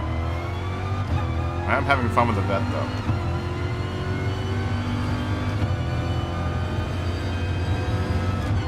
I think this is where we're going to go next season. I think we're going to go with Chevy next season. Just for a short season. So I still do like driving for I still like driving the Porsches, but this would be a nice change for just a tiny bit.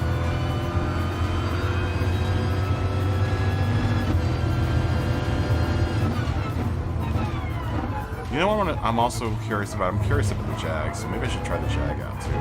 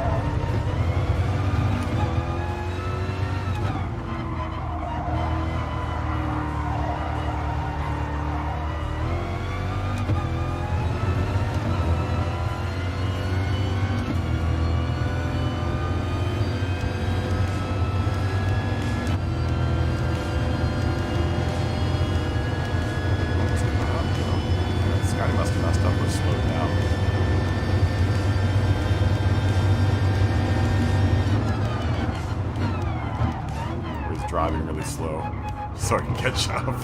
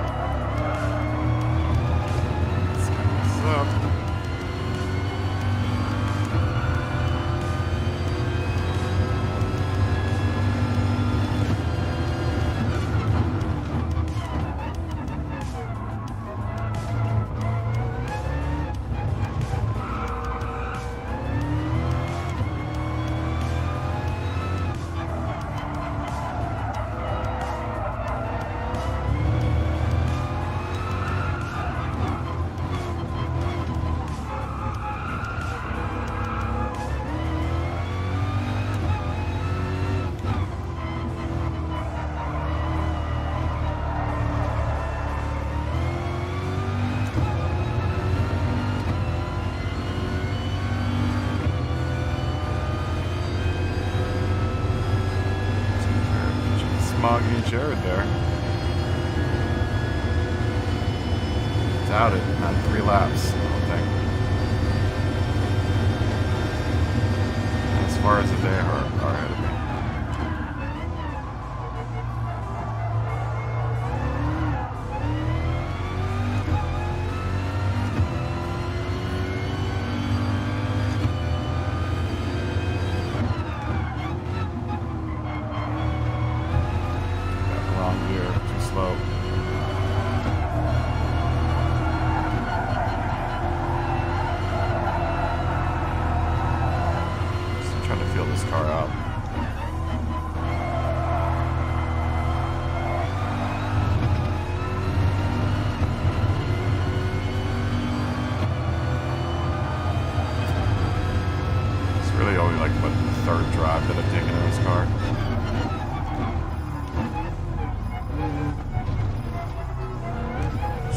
Is kind of useless in this class like that.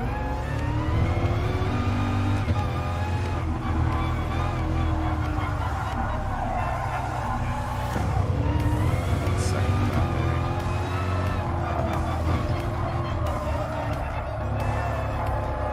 Taking that second down.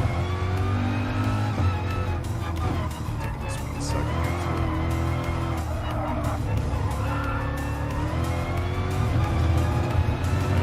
Accelerated faster there. Where are you, Scotty? Did you jump out?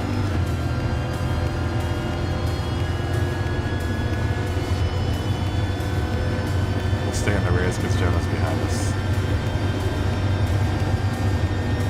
Jonah might actually be able to catch up to me here because I'm going slow as molasses. Oh no. Oh no. Come on. Get back on the grass. Get off the grass.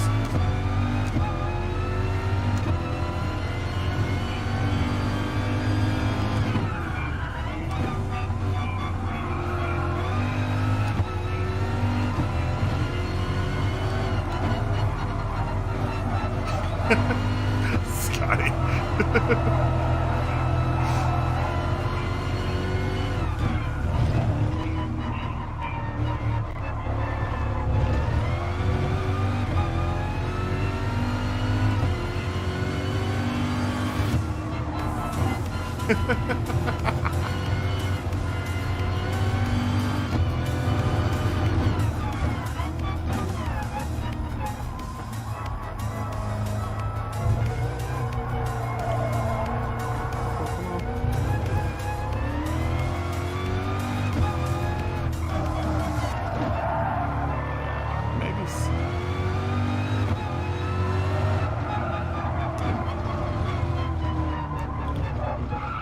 That's interesting right there.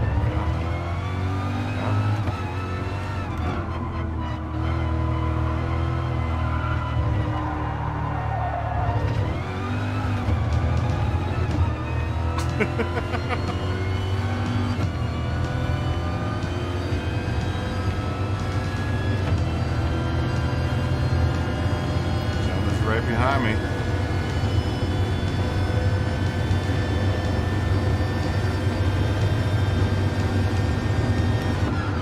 Hot Wheels Freeman.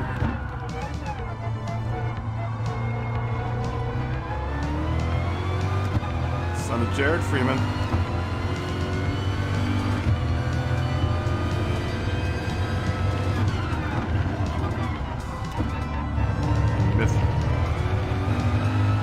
Myth folklore that would make Jared Odin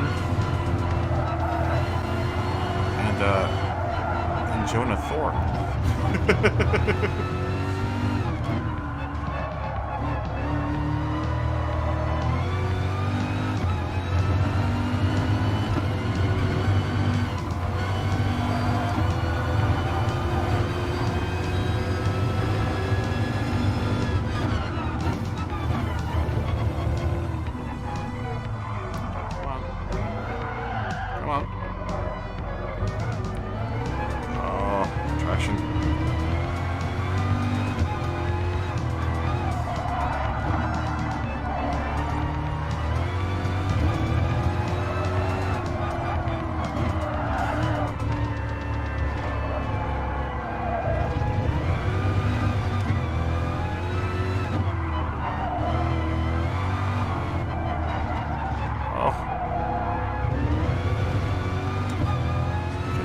Here.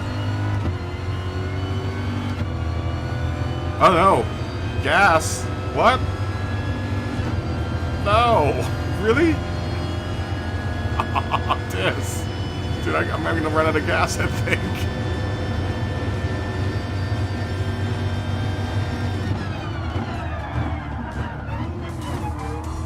I have a tank of gas left.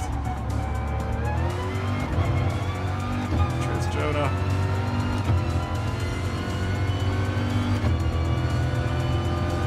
Fast young man.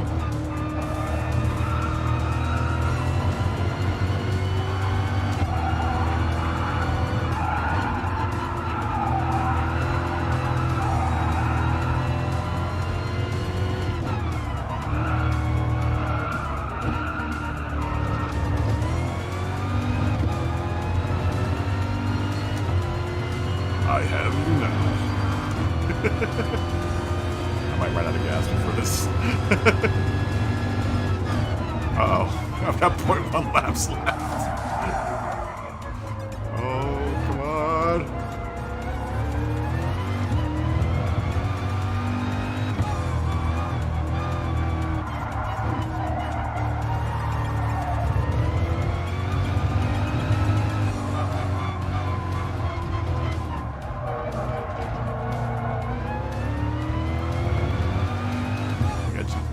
Oh no, I ran out of gas!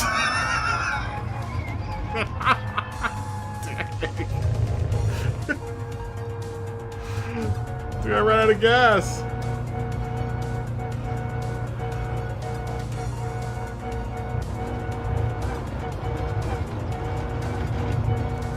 Yep, ran out of gas.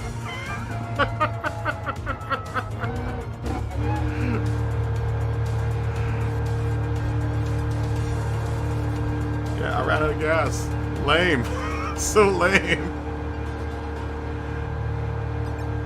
You know, you can see everyone at the end of that one, huh? Should we jump out and restart the lobby?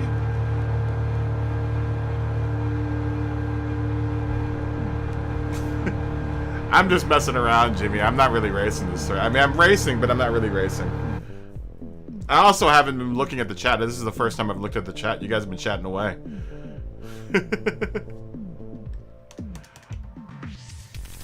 Yeah, I'm not really racing. I mean, I'm not going to race this race next week, so... I'm just kind of just driving around just for the hell of it. You know, if I'm going to host the lobby, I'm going to drive around for the hell of it for a little bit. Are you gone, Jared? Well, I'll be back tomorrow for tomorrow's last day of practice with me, guys. Good night, Jared. And good night, Jonah. Hot Wheels 501. Yeah, let me reset the lobby, guys.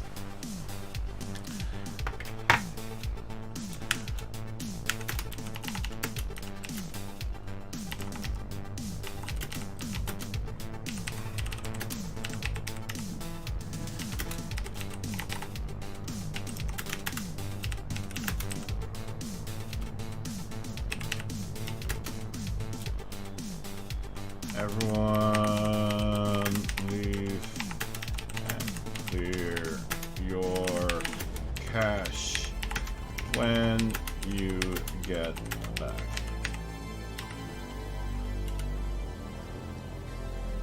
We'll start the next race at 45.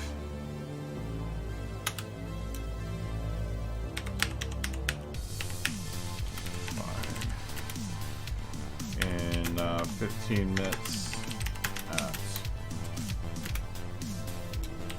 45. We'll do it at 45 though when we come back. Yeah, everyone jump out. I need to reset the lobby.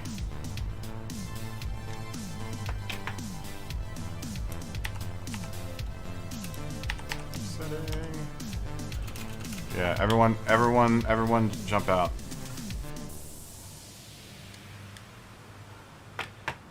Resetting lobby. Everyone jump out. Lobby. Come back.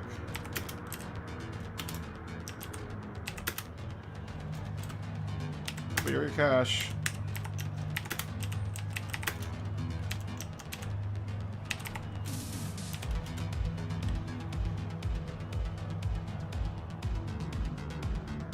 All right.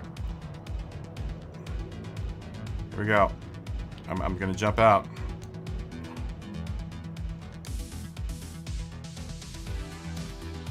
There haven't been any glitches today. Oh, Michael, you just subscribed as a pet. Dude, you're awesome, dude. Thank you so much. Is that what happened? That's the other thing that happened during the, that must have been what the other thing that happened. Dude, thank you so much. You guys are awesome, dude. You guys are the best, man. No. Great room. Dude, thank you so much. Patrick, Michael, Jared, Smoggy, all my Patreon members. Now I'm gonna I have to make something for the Patreon.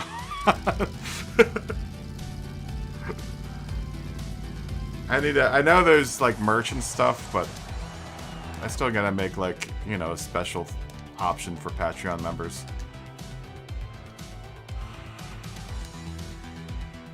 And the only thing I don't want to do is like favorite in the room, in the lobby, because I like it for everyone to be kind of like, you know, free for everyone to jump in. So I gotta figure out something else. Matthew, good to see you, my friend. Fejawada, yeah. Yeah, hit the like button, subscribe, hit the notification bell. Alright, we're back up. Yeah, we haven't had too many glitches here yet, knock on wood. Hey, Tina, good to see you. Glad to see you have time off. Ooh, Mario PB 24. Qualifying in 12 minutes. Pizza time. Dang, I wish I... Oh, I think I'm gonna have pizza tonight. Qualifying in 11 minutes. Of course, I'm having DiGiorno, so... 45. Yeah, it's not delivery, it's DiGiorno.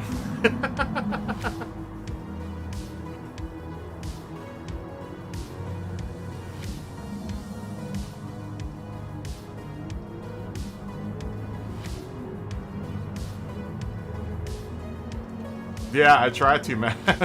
I did my best. Yeah, I'm doing pizza tonight. Yes, you know, I found out that the DiGiorno deep dish pizza is actually pretty decent. Not that I really consider deep dish really pizza. It's more of like pizza casserole. Oh, your second job is delivering pizza. You were eating pizza the other night, Tina. So don't even say no pizza. I recall one night you making me crave pizza because you're like, I'm eating pizza. I'm like, well, I wish I had pizza. So don't even play. Don't even play like that, Tina. Qualifying in 10 minutes.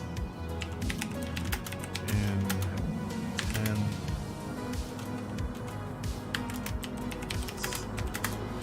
I want to try the Jaguar.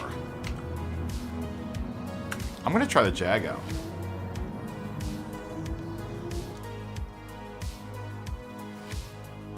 Oh, I think I might have a Smog Pro. Yeah, I got a Smog Prototype Jag right now. Dare, nice name. Dare lick my balls. Oh, everyone's got it. Word. Thanks, Evercraft. Do we have a Russian? Is that? They were in here the other night. Are they Russian? Sure enough. Yeah, this is the first Russian driver we've had. Sina Sindicato?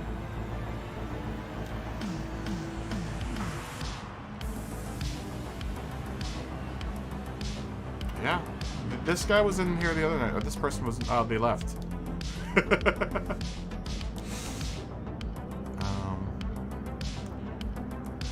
Brazil. See you, Matthew. Did Luis get in here? Luis, I started a new room. I know I saw you jump in the other room, but I started a new room. That other room was glitched. Jeez.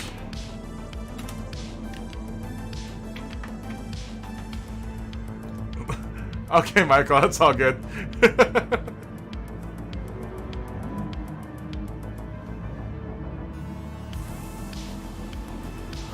Qualifying in 8 minutes.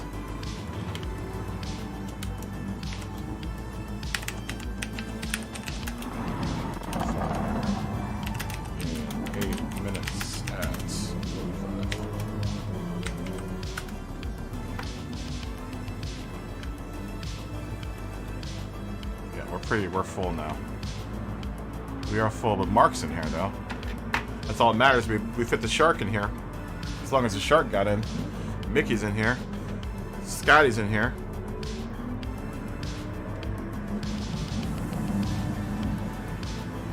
Philippe is in here.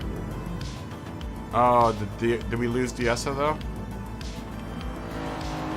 Or did Dieso left? I think Dieso was doing. I think Dieso's eating, fooding something. Are you fooding something to Dieso? Are you putting something together?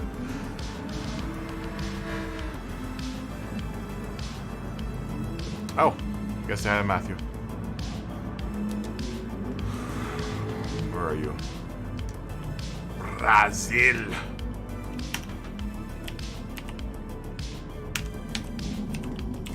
Brazil.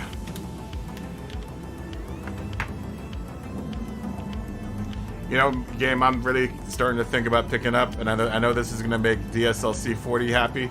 Tekken 7 Ultimate Edition. Now used to be $100, is now 10 or I think it's $19. Was $100, now $19. That so far I think is the best deal that's going on in the PlayStation shop right now. Tekken 7 Ultimate Edition with everything which is normally $100 is now $20. That's a bargain. Dude, Scotty, I missed out on the Street Fighter thing. I went to buy Street Fighter the other night and it's back up to $40. It's like, no! Then I wanted that Street Fighter so bad. Oh, we got 2 spots open if you guys want to jump in. Luis, if you're going to try to jump in, if you're trying to jump in here, jump in now. We got 2 spots. 2 spots open.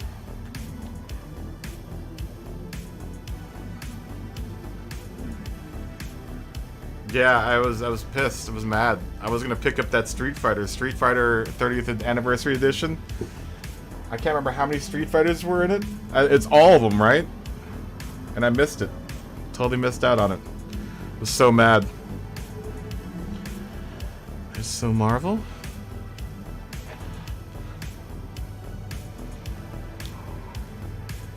And there's DSO.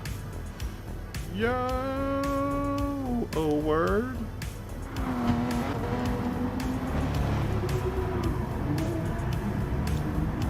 See both you guys at the same time. Yo! Scotty, how is that, by the way? How is the Street Fighter thing? Is it cool? Have you played it yet? Oh, you walk. That's what I thought. I saw you go into the pits, and I was like, why is DS on the pits?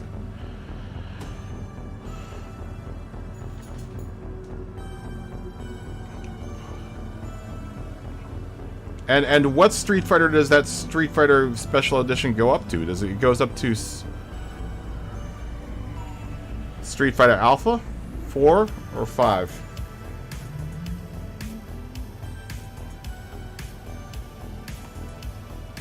I know, dude. The lobby's always full. It's the weekend, man. Everybody's worked for the weekend, and now we're at the weekend. Now everyone just wants to race. Everybody's working for the weekend.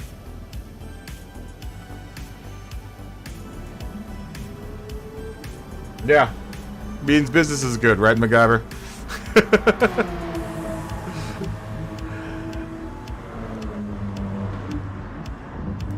It just means business is good.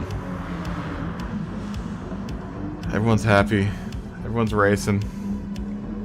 I think I'm gonna sit out on this one. I'll just chat with you guys, because I'm not gonna be able to hang out with you guys for a week, man. I'm gonna be bummed out. All my homies. What's a weekend? Yep. I know how you feel, Tina. Before this whole thing went down, I was working about 7 days a week, and then some. I actually added an 8th day to the week, so I could get all of the 7 days. I'm going to Hawaii on Monday. You didn't know? Yeah, I'm going to Hawaii on Monday until Sunday. I'm going on a work trip. On a pleasurable work trip with a group of folks that...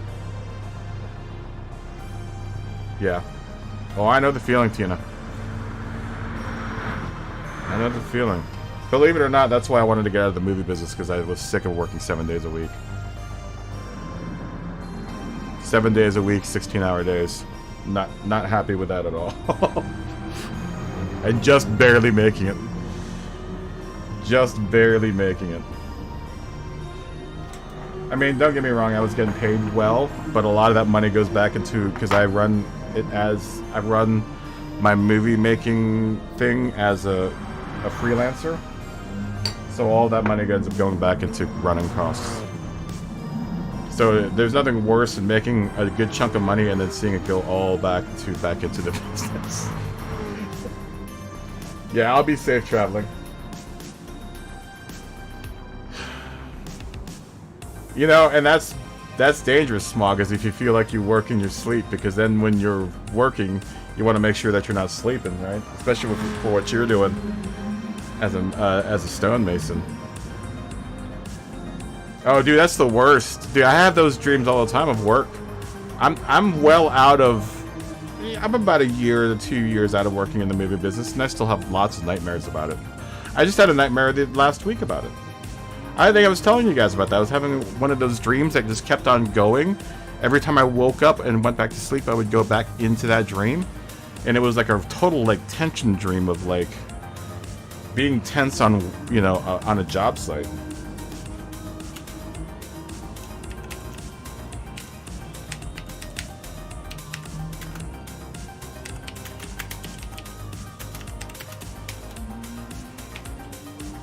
And it was awful.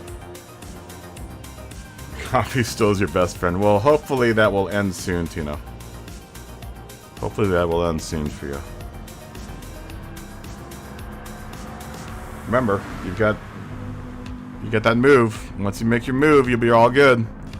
Let me ask Nardelli E if he's straight racing.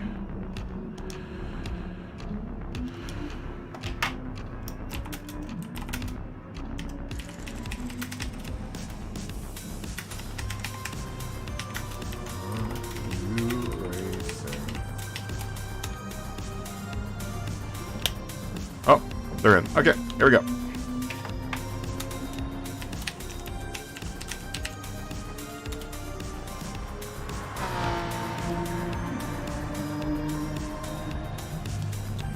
Let's do this. Just wanted to make sure that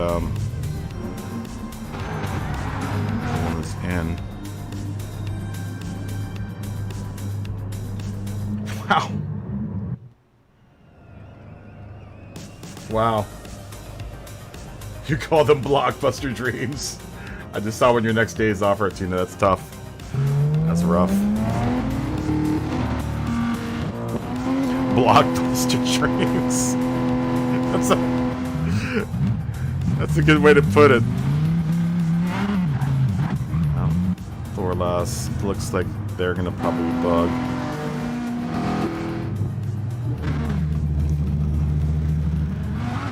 Yeah, I don't think your bug is gonna clear up, my friends.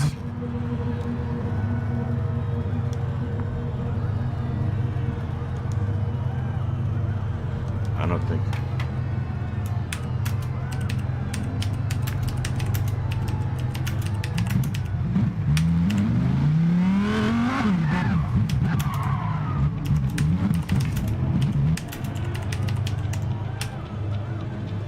Yeah, we just reset, so I'm not gonna reset again. Is it 3? I only saw 1.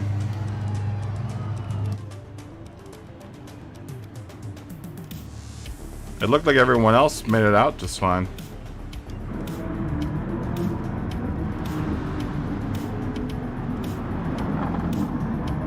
You going back home for your the weekend before your birthday?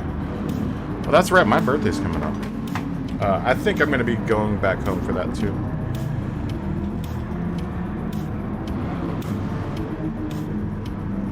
I got a weird audio bug. Let me go 10-1 real quick, guys. Let me go 10-1 real quick, and I'm going to clear out this audio bug that I'm having. And I'm going to air the room out real quick. I'll be back in a second, okay?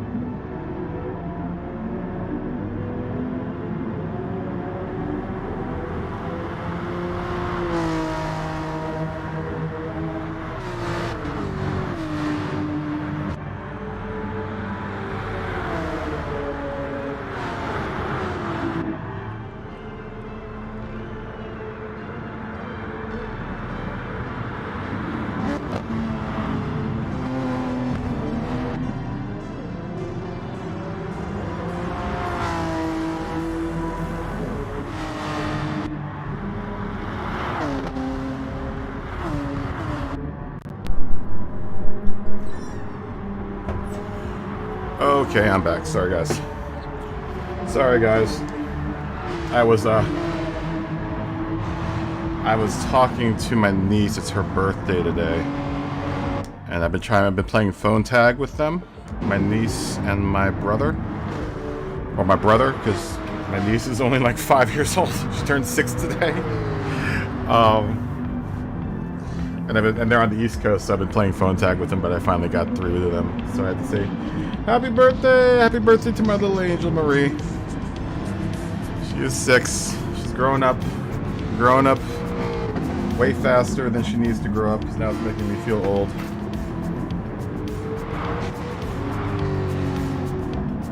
Yeah, DSO's fast, man. Thanks, Smoggy. Or are you saying or I'll sing happy birthday to Tina. Happy birthday, Tina.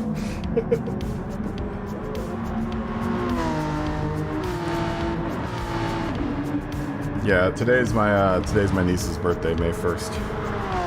Marie, happy birthday if you're out there, honey.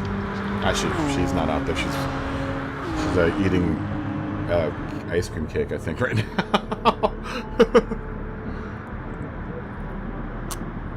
Every now and then she watches, her and her brother watch the stream.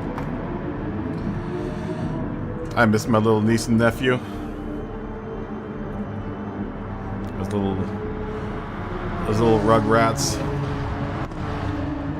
My favorite 2 little kids in the world, man. Niece and nephew.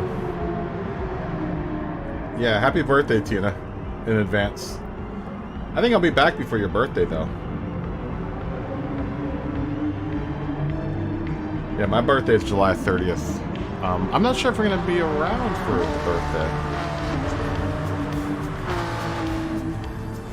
By coincidence, you have a birthday this... I think everyone has a birthday this year, Smog, right?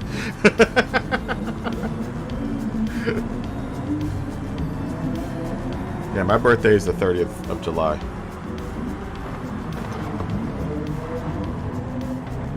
I'm not sure if we're going to be here for that. I think I'm going to go back to Virginia. I think I'm going to go back to Virginia for about a week or 2. Have my mom and dad pick at me for about a week or 2, because they haven't had a year. It's been a year since they've picked at me. August 3rd. So we're both Leos, Smog. I knew we were birds of a feather. Yeah, I knew we were birds of a feather. So you too are a Leo.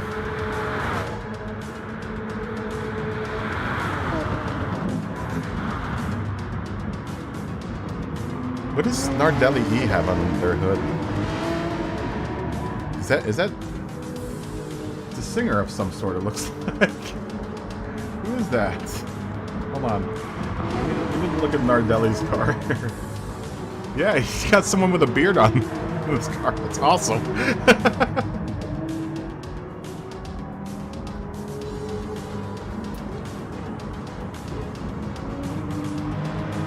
Oh no, Tina, you're a Gemini?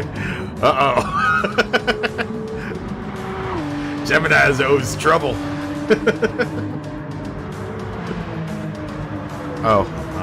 Milaps. Let me talk to this guy and say LP9971. Oh, we know them. Welcome.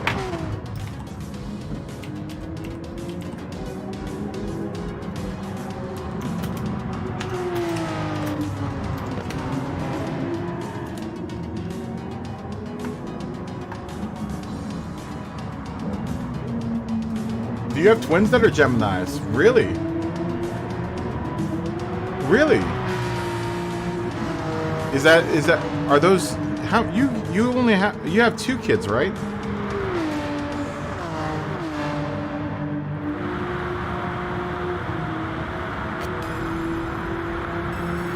Wow, how is that for coincidence, having twins that are Geminis? 3 kids.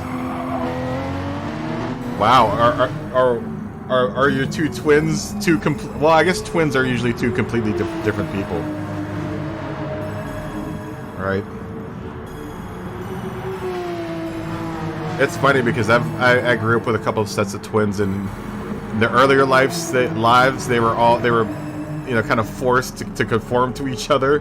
But as they got older, both of the sets of twins, ended up kind of breaking away from each other.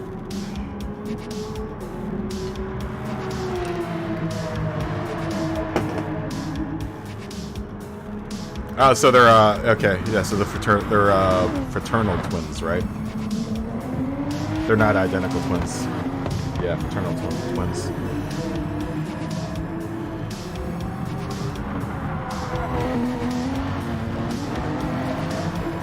Yeah, it's funny. I think it's crazy that you have two twins that are Geminis, or you have twins that are Geminis. And they have an older brother. I gotcha.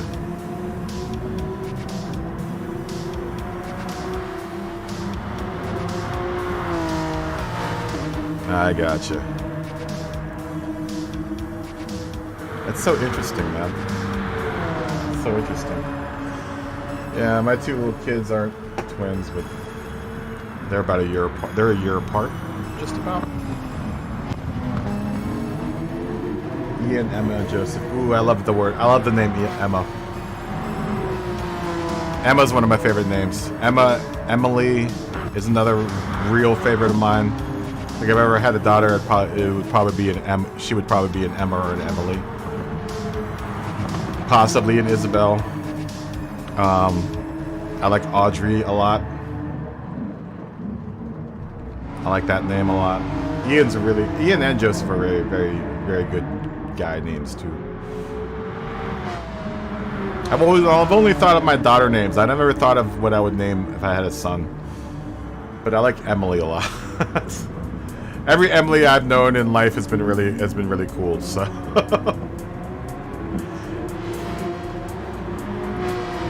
Emily's that smart girl that also has that weird, crazy side to her.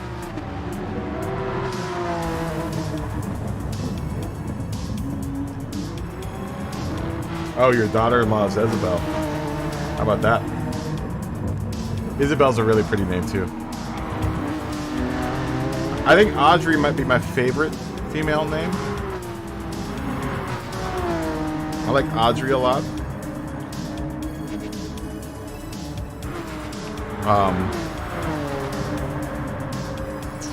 And there was another one that I liked a lot. I can't remember what it is, though. But Audrey's probably my favorite female name. Emily's very, very close second.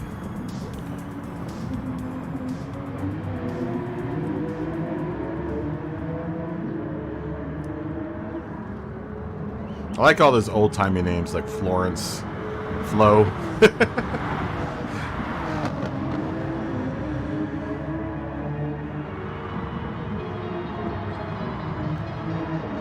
Dr. Dots is looking good on this track here. Same with Mickey, man. Mickey, you and Dr. Dots are doing some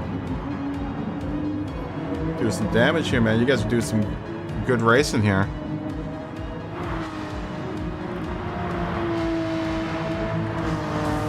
Oh, I drank that cup of coffee really fast. I need a cup of water. I'll be back in a second.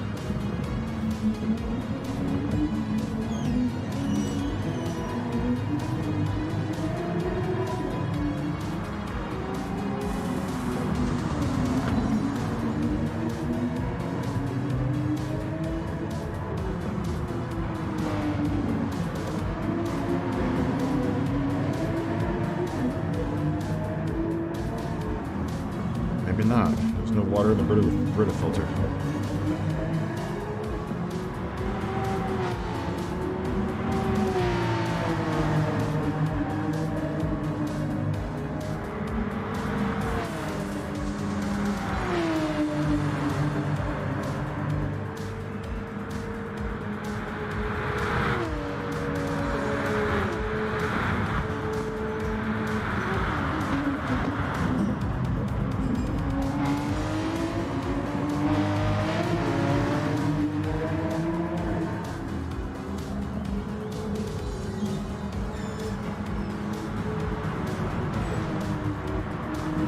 Claude is a name that you don't hear very often anymore. Claude. C-L-A-U-D-E. Claude. don't think many people are naming their kids Claude these days.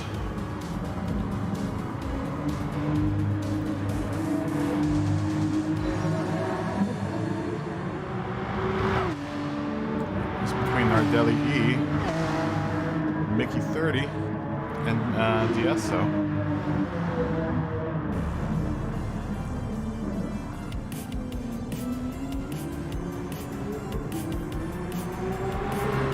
Climbing up the hill here.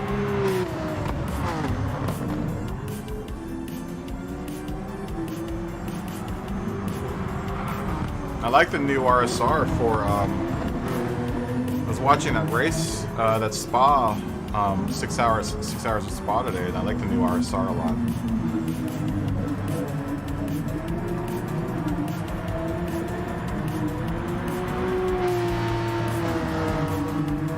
They're doing Le Mans this year, right? Or we're doing that later, though, I think, right? Mickey will go in for tires.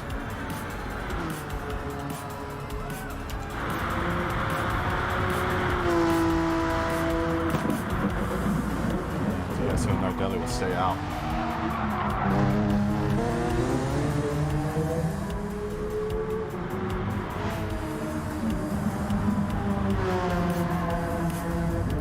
Stay out on the field and continue to hammer down some laps here.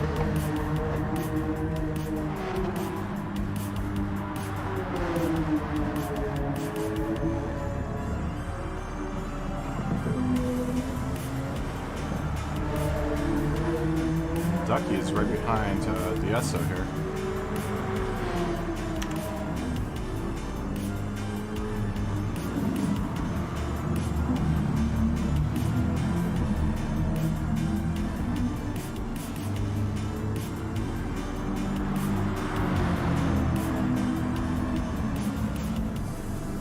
I wonder how the new C8 is going to be in Gran Turismo 7 now. It's going to be kind of a shame.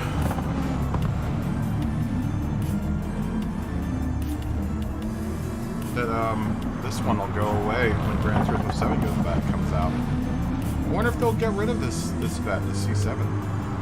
Man, I would imagine they would. Maybe it'll be a choice between the C7 and the C8 for the Group 3 and Group 4. Maybe. I doubt. I don't know how that contract goes though.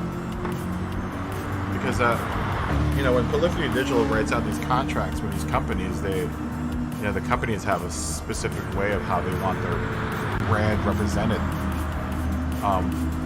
And I remember that being a big reason why the earlier Gran Turismos didn't have any kind of damage, because none of the manufacturers at the time didn't want their cars being represented in a way that they would get damaged during a race.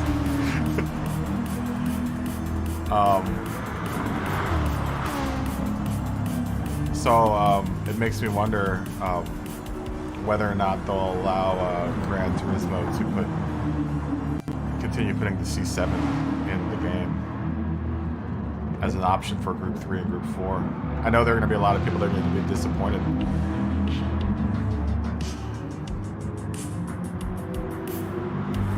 There are a lot of vet purists out there that aren't into the new vet.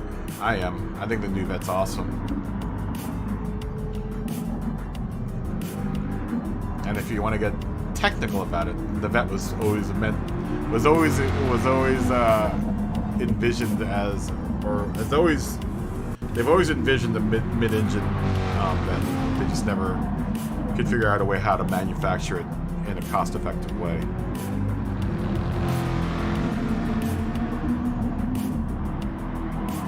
Mark, did you jump out of the room and come back?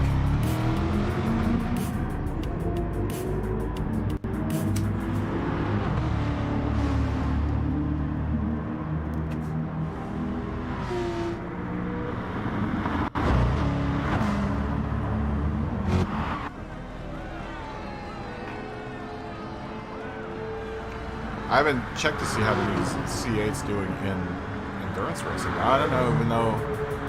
I know they ran it at a couple of the American races, but I haven't seen it in any of the international endurance races. any of the races overseas. I know I've seen it at a race at VIR, I think.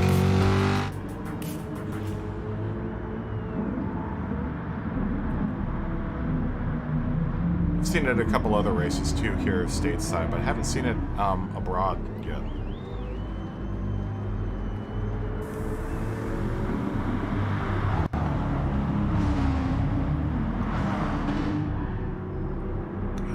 Doing this thing again. Give me a second, guys. Let me restart my OBS real quick because I'm getting a weird glitch on my end. Give me a second. Okay. Hopefully that fixed everything.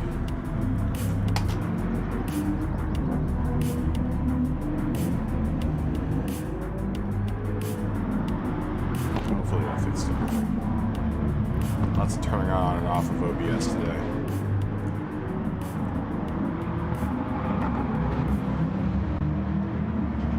Oh, there it goes again. Let me try to do this again. Give me a second.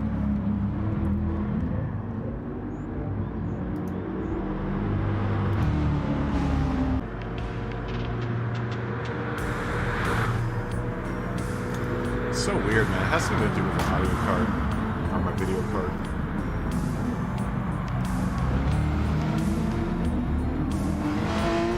Sorry about the dropouts. I'm just trying to. There's this weird distortion that happens on my end that you guys don't hear, but it's really annoying.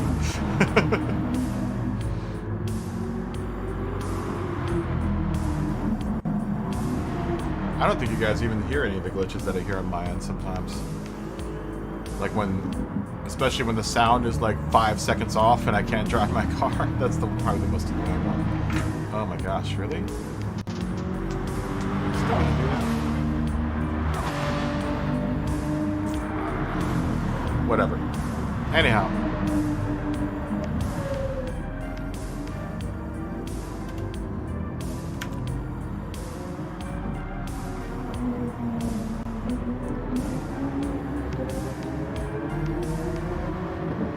Now I can, after a discussion about the Eagle Talon, that's all I can think about now is the Eagle Talon. I had a friend of mine had an Eagle Talon. It's a good car. And I don't know if you're tuning in right now or not, but we got into a conversation about old good Mitsubishis. Like the Talon, the Eclipse, which was the Talon's sister car. 3000 GT, Stealth. What else was there? That whole Mitsubishi Dodge period.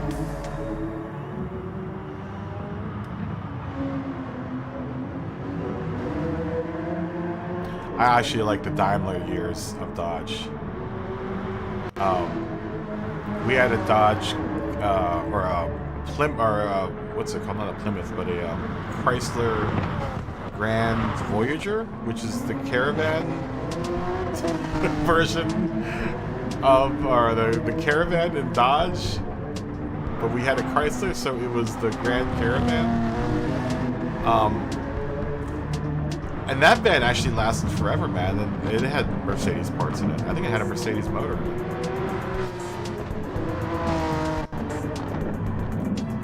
Volkswagen, I think. Volkswagen for a while was making the Caravan. I think it was a period between like 2000. Oh, I didn't drive the Jag. I didn't get to drive the Jag yet. I took this lap off, or this race off. It's weird. I'm gonna probably take it out next.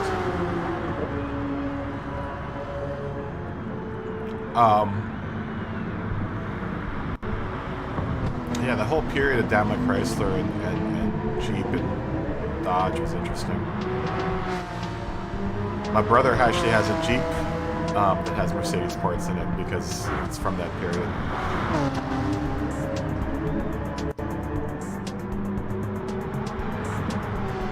As a matter of fact, there is that what was that one car? The Cross.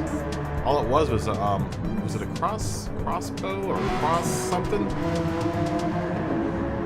All that was a that small what is it? That small Mercedes, sports Mercedes.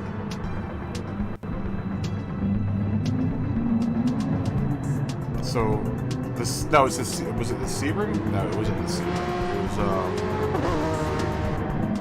god, what car was it?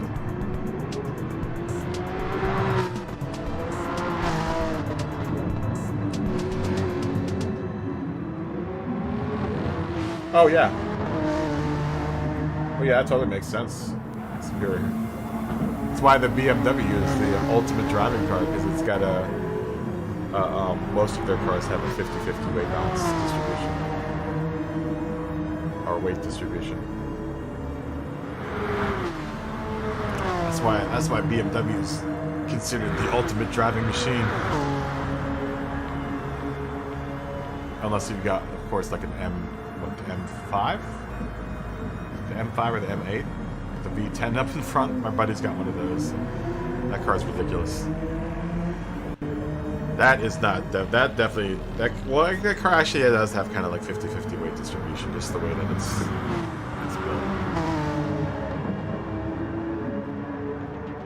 But, it definitely doesn't corner like an M3 does. Of course, my favorite BMWs are the M1s. The M1 and the M2. The newer M1 and M2. And then we can't forget about the BMW 2002. Is there a 2002 in this game? You can get a 2002 in this game, right? There's a BMW 2002 in this game, right?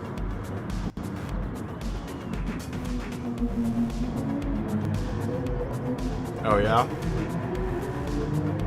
You rarely see the M4 out here and the M6.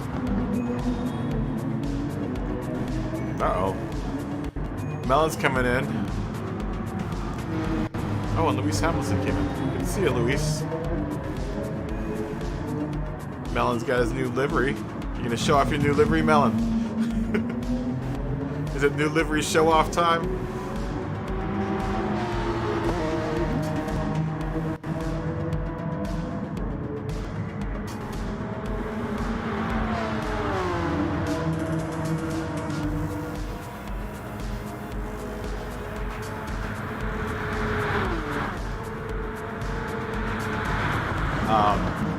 Yeah, you rarely ever see the BMWs out here.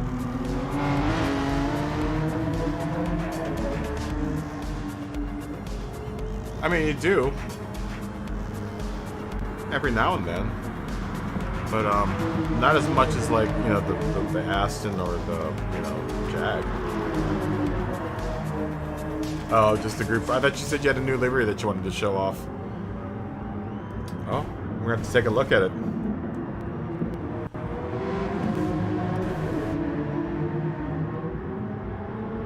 We'll take out the project Jag on this next one.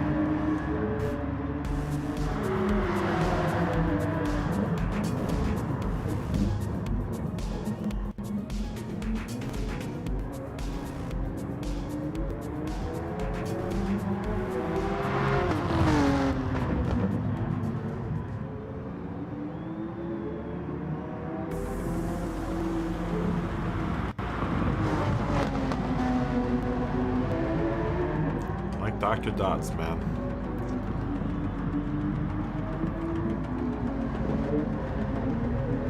Do you like Dr. Dots?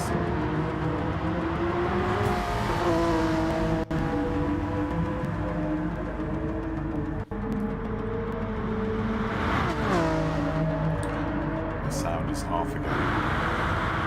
My sound is lagging behind again.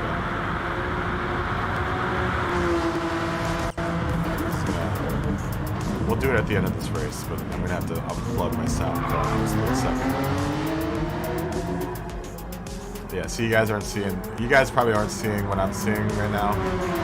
My sound is like off by like 2 or 3 seconds. It's doing that lag thing again. That's the thing, this is supposed to be like the bomb diggity capture card. And I've been having more problems with this thing than I've been having with my old Chinese capture card. My $50 Amazon capture card. This Elgato capture card is supposed to be the bomb diggity. It's the H60 HD60 Plus or S Plus or something like that. Normally retails for $200.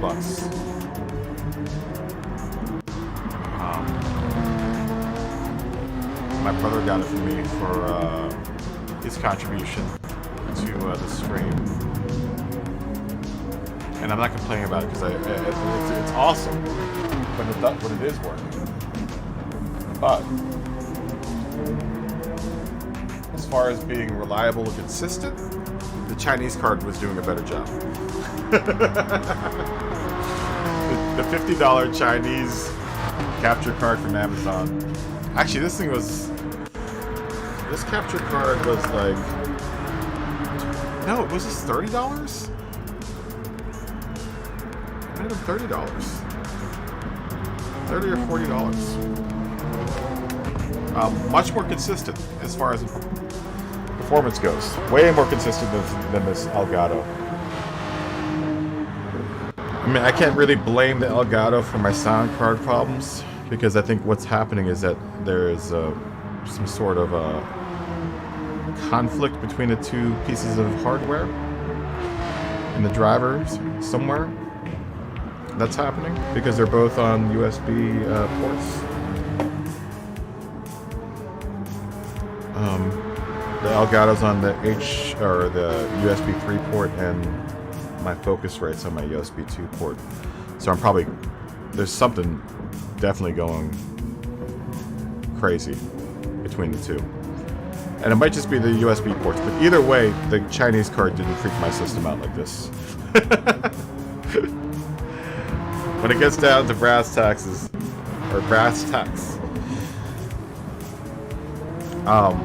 the Chinese card, the cheapo Chinese card from Amazon was doing a better job. Though I think the Elgato does deliver a better experience. I also think it's clearer. There's more definition, I think, to my new stream stuff since I've gotten it. That's my review of the Elgato HD S60 capture card for anyone out there that wants to stream.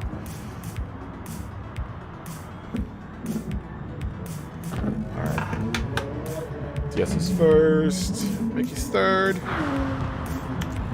Fourth is Duck. Fifth is Childish Heavy. Sixth is Matthew. Seventh is gonna be Marvel.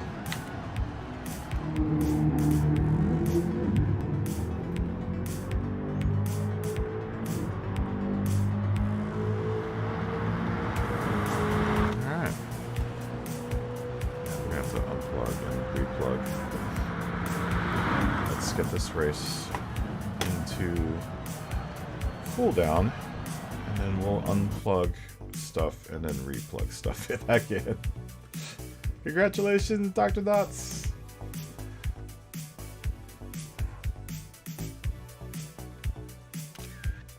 Alright. Let's say qualifying in like 12 minutes, yeah?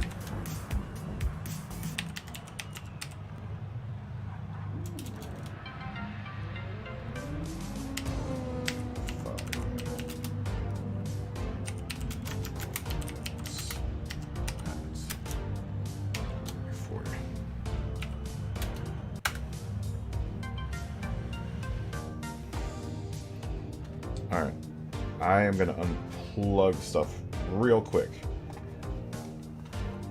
I'm going to go away for a second, and I'll be back.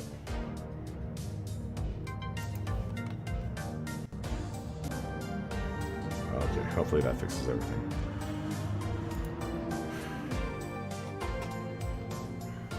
Hopefully that fixes everything.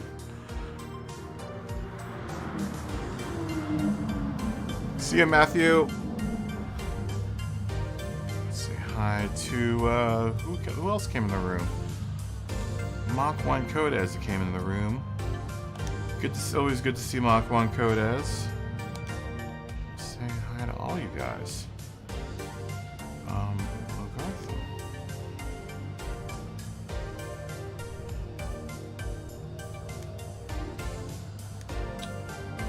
say hi to you guys. I don't know these guys very well, but we'll say hi to them anyway. Because we know who they are. We'll give you guys a yo. Because I know you guys. I've met you guys. I know you guys. Yo! Smoky Burnout.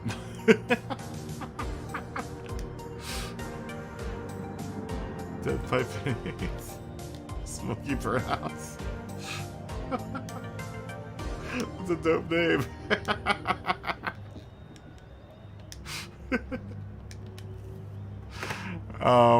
Qualifying in 10 minutes and 40. In 10 minutes and 40. Yeah.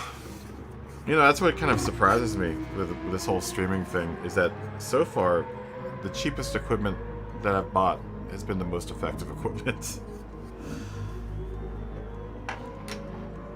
That goes to show that if you want to do streaming or any of this internet stuff, you don't have to have the best of equipment. You can make do with what you have and make cool stuff. If you have to buy stuff that's going to make you feel like you're going to make better content, then you're probably not doing it the right way. It's all about the operator. It's got nothing to do with the tools that they're using. Though the tools help. They do help. They do help. Having very nice tools helps. But often the case is if you can't make do with what you have, then you should probably figure out your craft better.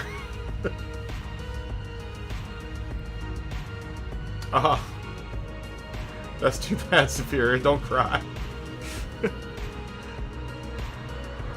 It can't be that bad that you want to cry.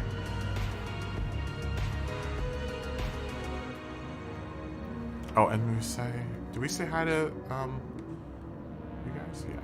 We did. Melon, I want to see the new car. Are you on the track?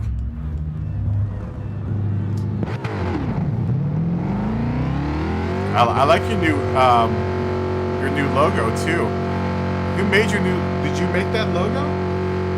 Is that something you imported for the THC, the Horsepower Club?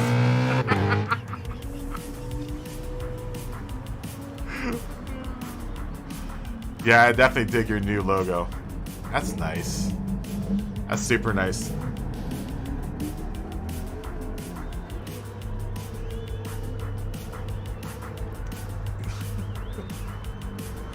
If you had one live wish, you would want to recreate into a superior Pokemon forever. Like you want to turn into a Pokemon?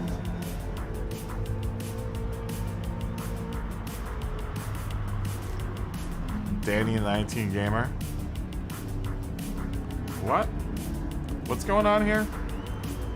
What's going on?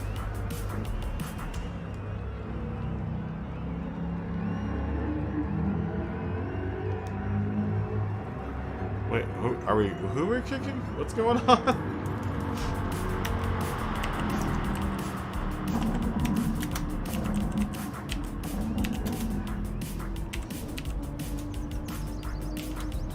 What's going on? Am I kicking someone?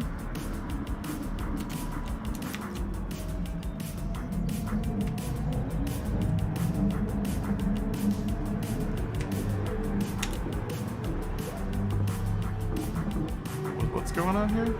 Am I kicking someone? Am I kicking someone? I don't know. I didn't see anything. I wasn't watching, so...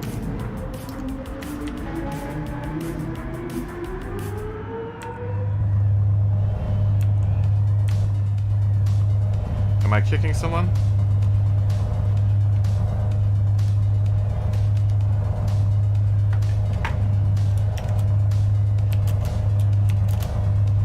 Yeah, I wasn't watching, so someone's gotta.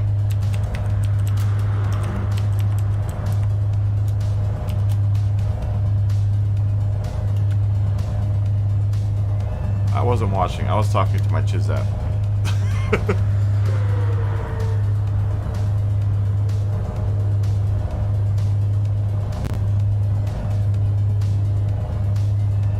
you've been your best wish ever since 2015.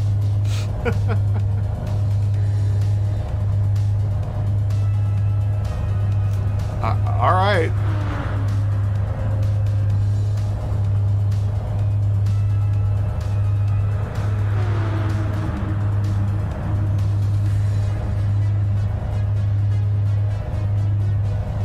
Yeah, I really don't want to kick anyone.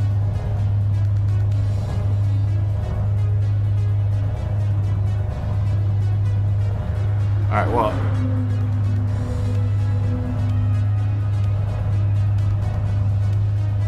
Yeah, I'm not, I don't, I don't want to kick anyone.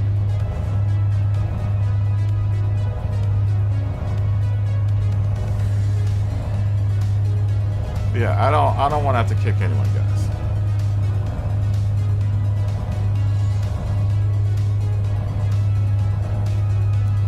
I don't know what VGTs are. Yeah, I don't want to have to kick anyone. So, everyone just get along here. Everyone just chill out, please. Just chill out, please.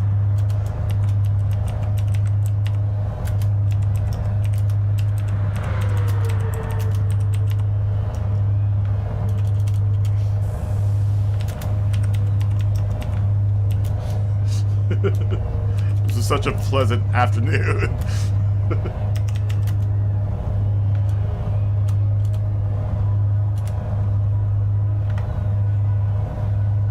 Yeah, we're not even qualifying right now. Just chill out.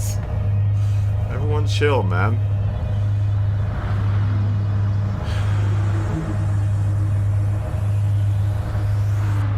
Yeah, man, I'm just chilling out, bro. I'm just chilling out, bros. Just like Duck and Melon and all of Smokey Bird out. We're all just chilling out. We were getting along before that. Yeah, the Horsepower Club to the rescue.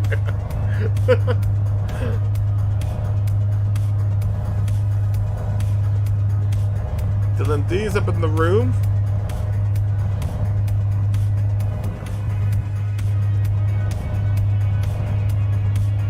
D's a D. Oh, word. Oh, word.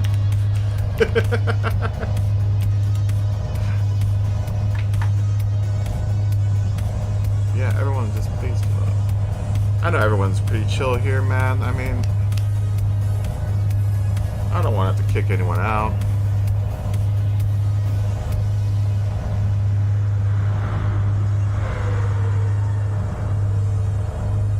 I will watch.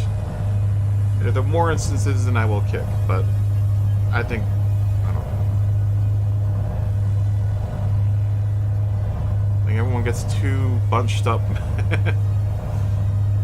We haven't even started qualifying yet. We're not even qualifying. We're just practicing right now.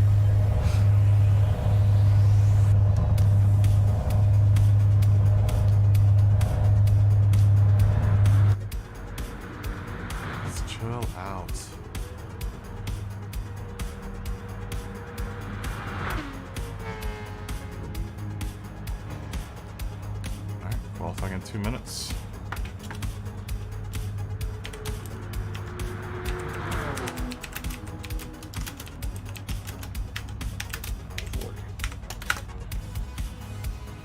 All right, man. What is my wish and my dreams? What? Like, what would I? What would I?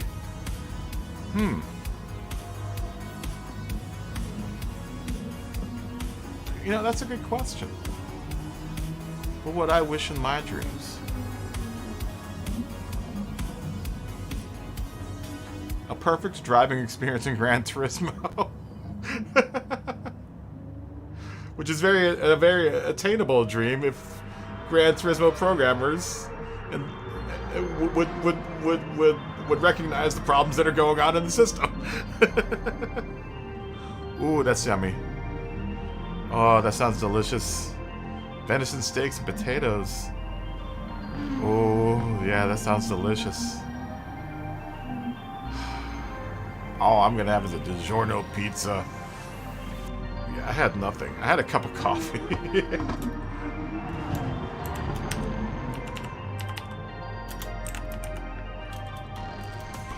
Yeah, coffee.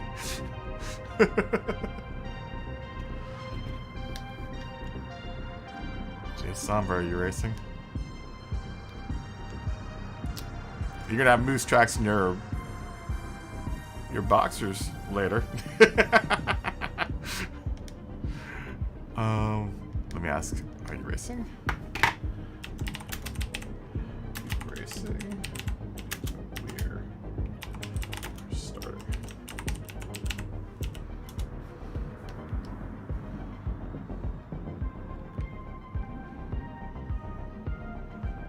Jay Sombra, 640. Are you racing? Duck, are you racing?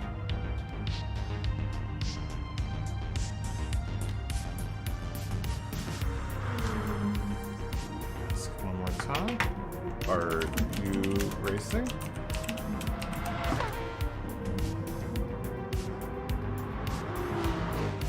Oh, okay. All right.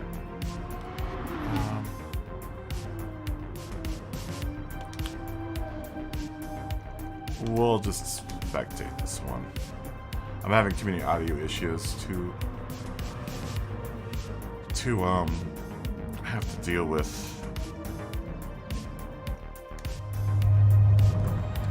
Now I guess I'm gonna have to watch the racing now.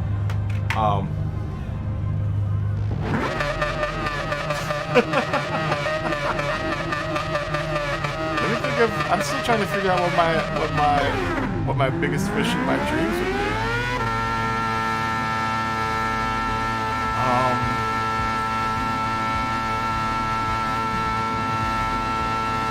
No, that's a good question. I don't know. There's so many things that I would wish for.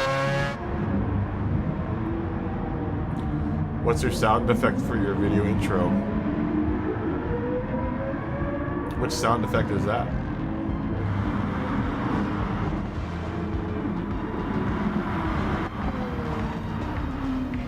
You know, I'm gonna have to start doing stuff like that. I need to start generating sound effects. I gotta start making little videos, man. I really need to start doing some shorter stuff to supplement the longer streams. What is your sound effect, Superior?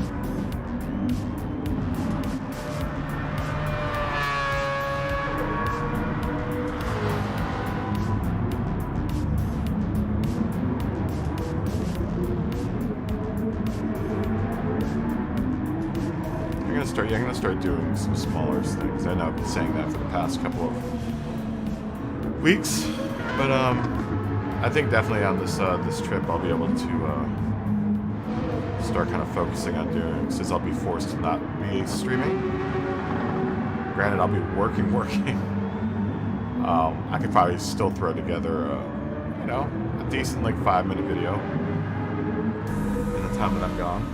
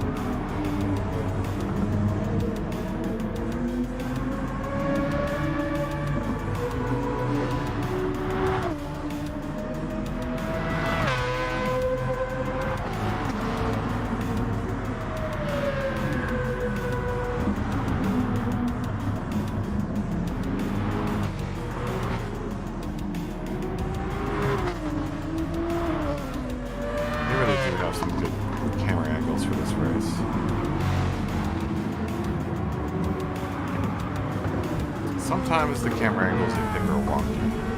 I like this one though, the ones that kind of pan out to Mount Fuji in the background.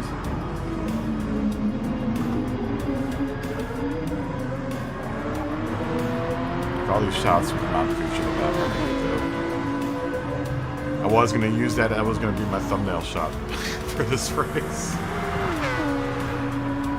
Or when we actually did this race, it would be the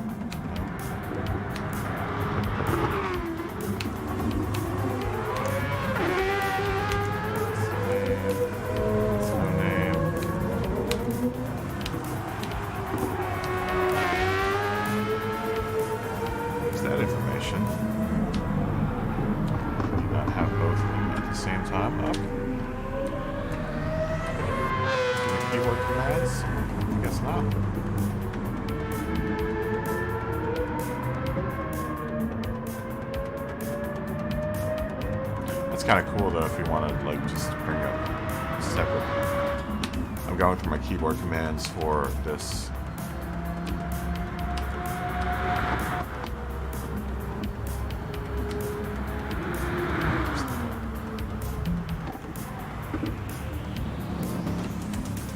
I do like that for the graphic right there that comes up.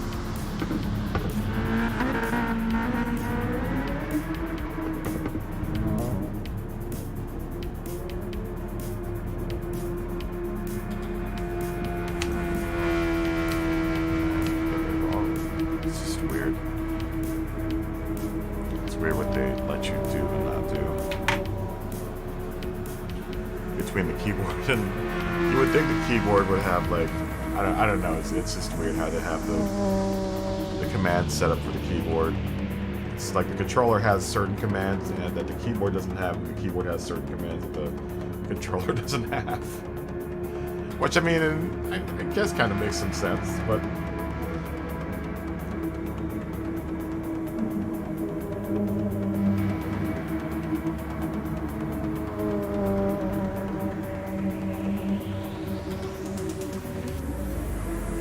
graphic I do like this one though. That one's nice.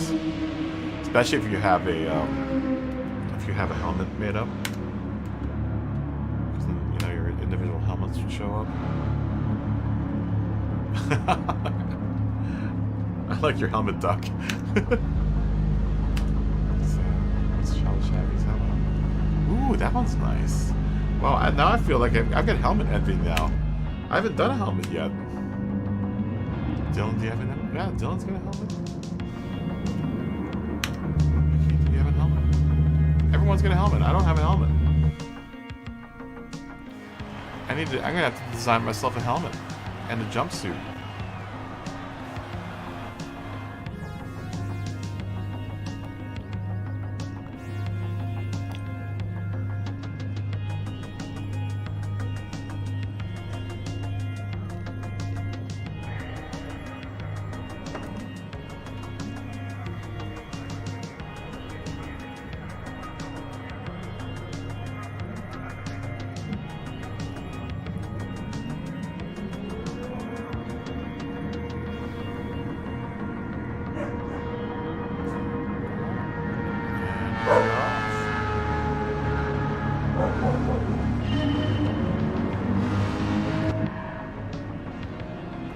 This is one of my more favorite shots.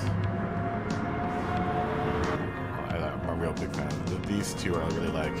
Like they did a good job, especially with that camera move.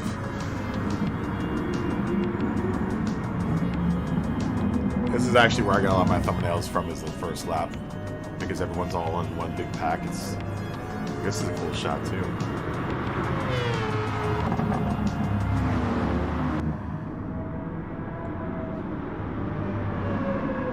And they pretty much use all of the camera positions that they use for an actual race here, which is really cool.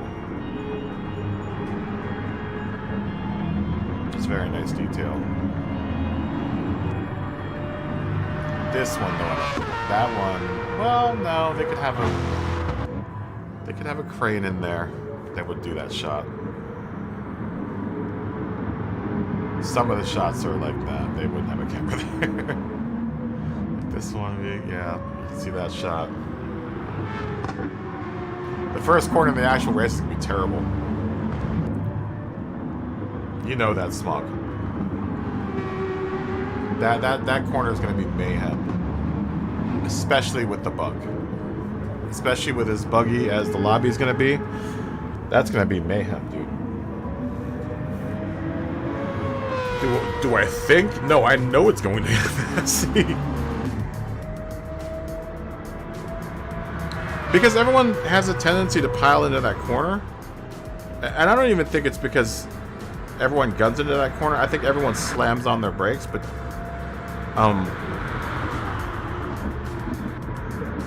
you don't need to really slam. You don't. The last thing you kind of want to do in that corner is slam on your brakes.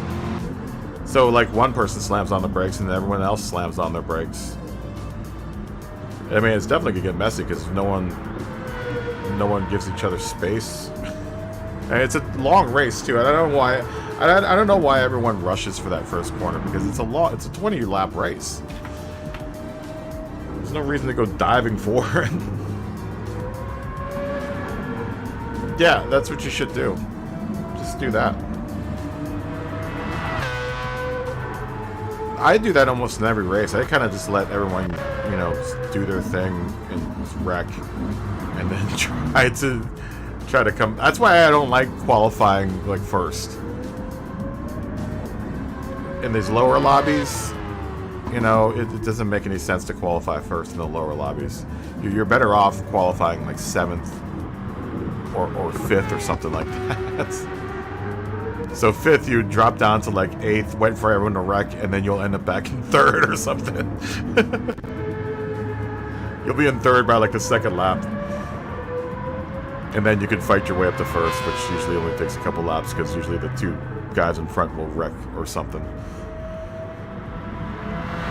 That seems to be the case for a lot of races in, like, you know, mid-C, you know, the upper C and lower B. Seems to be the case. Lots of excitable drivers, man. It is a 20-lap race. I'm not saying let everyone go. But definitely within the first 2 or 3 laps, you know, at least half the field, or at least a quarter of the field, is going to take themselves out. I mean, that's just the lower lobbies. The higher lobbies, it's different, but.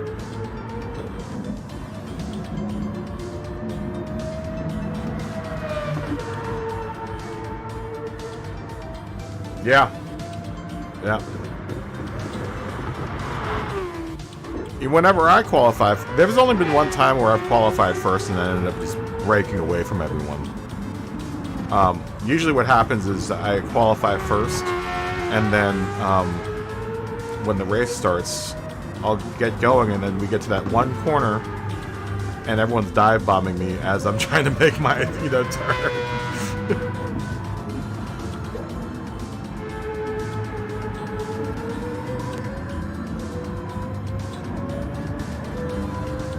You know?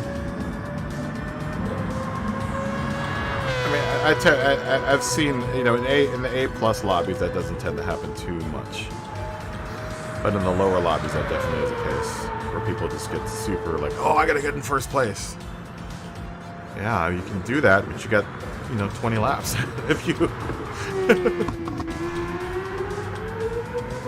Mind you, you got 20 laps and a pit stop ahead of you.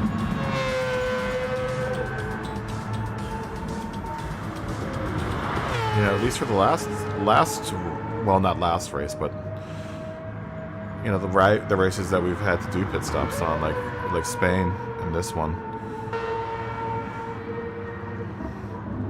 You know, you've got pit stop. So what's the point? What's the point of piling into one corner at the very beginning of the race?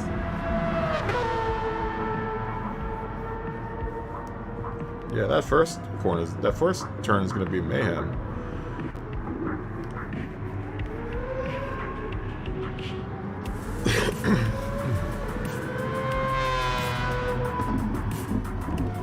Actually, the first whole lap is mayhem. It's just a ticking time bomb, that first lap.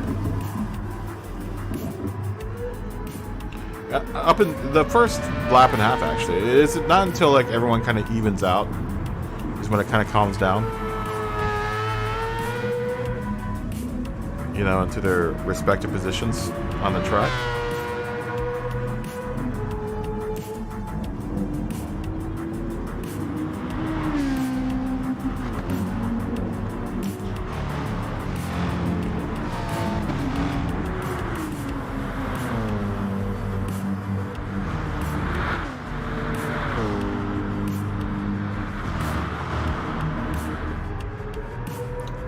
Race down here too.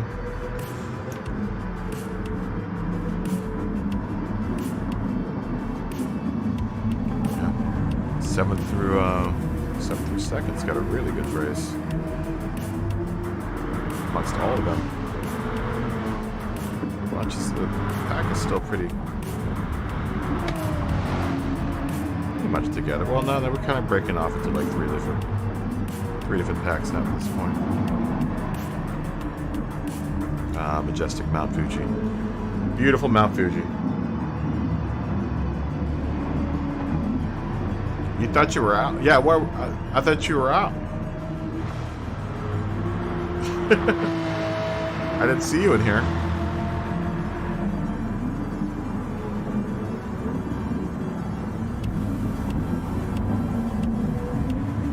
You know, supposedly it used to be not like that, Smog. Apparently that's like a new thing, the flag slow down thing. I have no idea why the penalty and the lobbies are different. It doesn't make any sense. If anything, you should have a choice between the two types of penalties. You should have a choice to either do the slow down flaggy thing or the timed, you know, penalty thing. I have no idea. That's one of the many mysteries of Gran Turismo.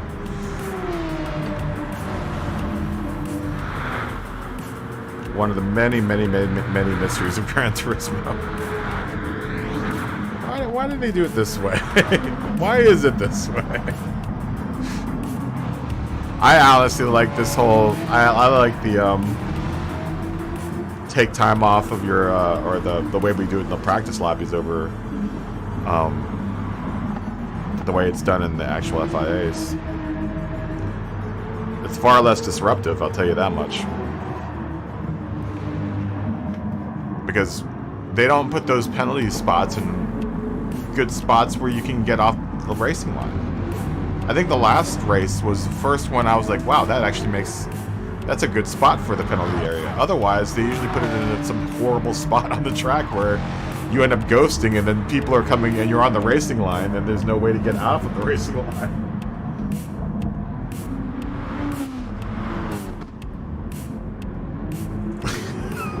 Yeah, what are the odds of that? Do you think they named the mountain after the raceway? Come on, Smog.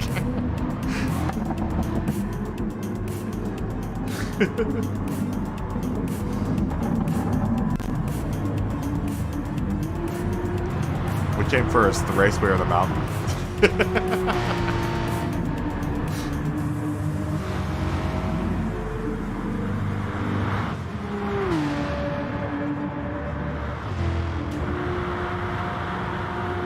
I don't know. That's your choice, Philippe. Are you good at this track? What's your best overall time here?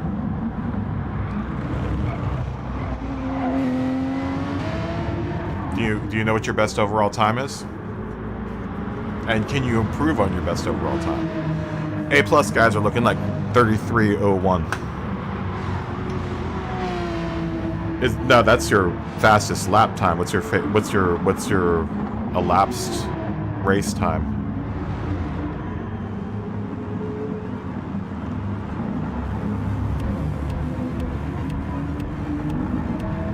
Do you know what that is?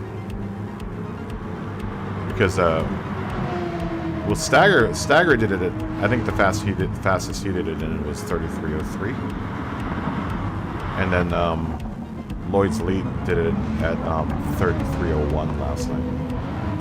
You don't check that? I mean, that's probably the best way to figure out whether or not you're improving or not.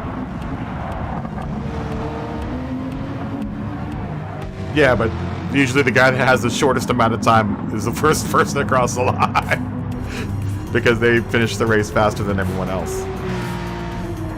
That's why that elapsed time is really what all that matters. You can set fast lap times, but if you're not doing it consistently, that's going to show on your elapsed time.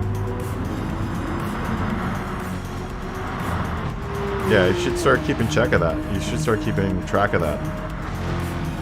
Because that'll be the only way to tell whether or not you're doing better. That's the only, like, surefire way of telling whether or not you're doing better or not.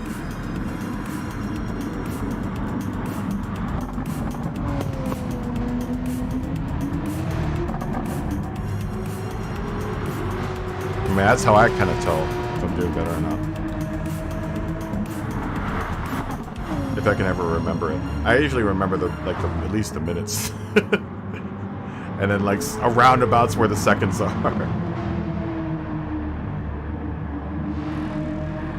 I've been trying to keep more track of that than my elapsed, or than my fastest lap time.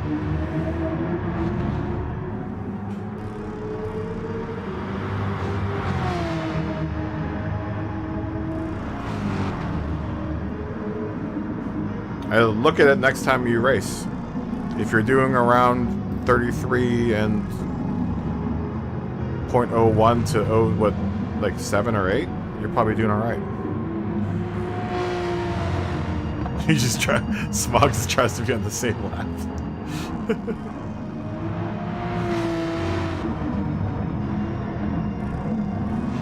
Well, yeah.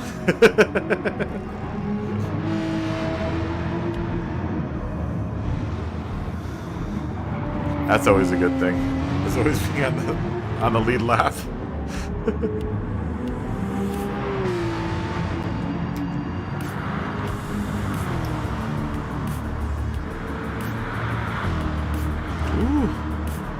Look at those tiger stripes. That's a good looking car, Mark. Yeah.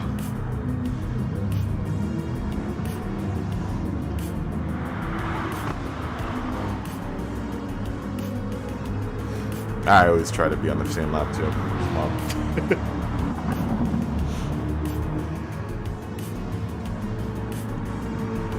I've moved on from I just need to finish to I need to be on the same lap as everyone else. I've graduated to that point.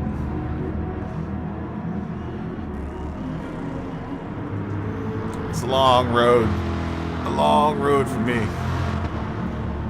It's gonna be a long journey to the A's for me.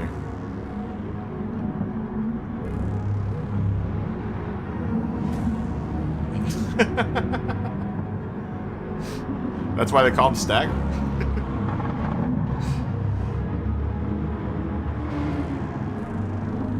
They should just call him Dagger. Dagger to the heart.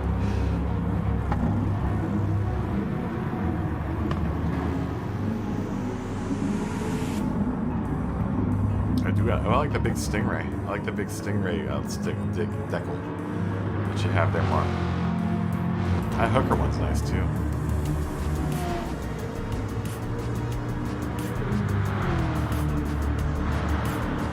Yeah, I need to get a little faster. At least you're still in B, Smog. I gotta work my way back up from C.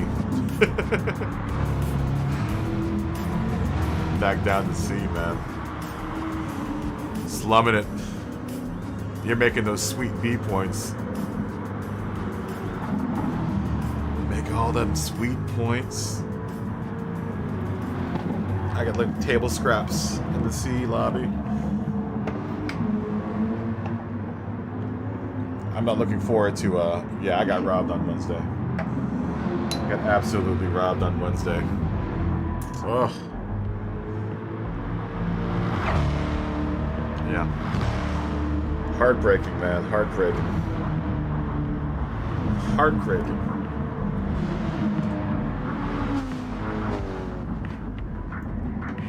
I know. Did you see that? I feel worse for, I feel bad for everyone that was in that lobby, not just me. There were 20 of us that lost ratings that day. 4,000 points, you say, right? Like close to 4,000 points. All out of any of our control. Yeah, when I saw all that box where it said people were leaving the room, I was like, oh no. Oh no, yeah, 3,581 points.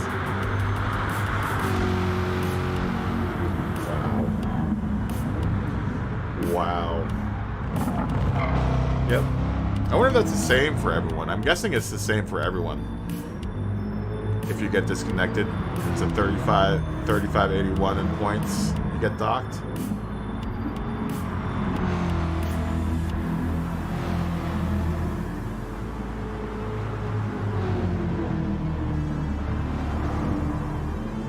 Well, it said that all of us disconnected. It was like we all disconnected, you know, out of our own volition.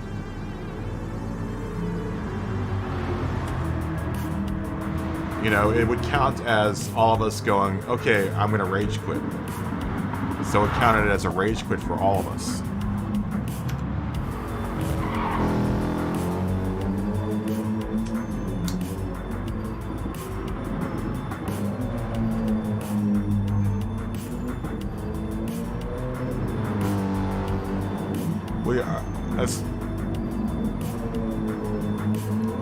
What are you talking about as class, though?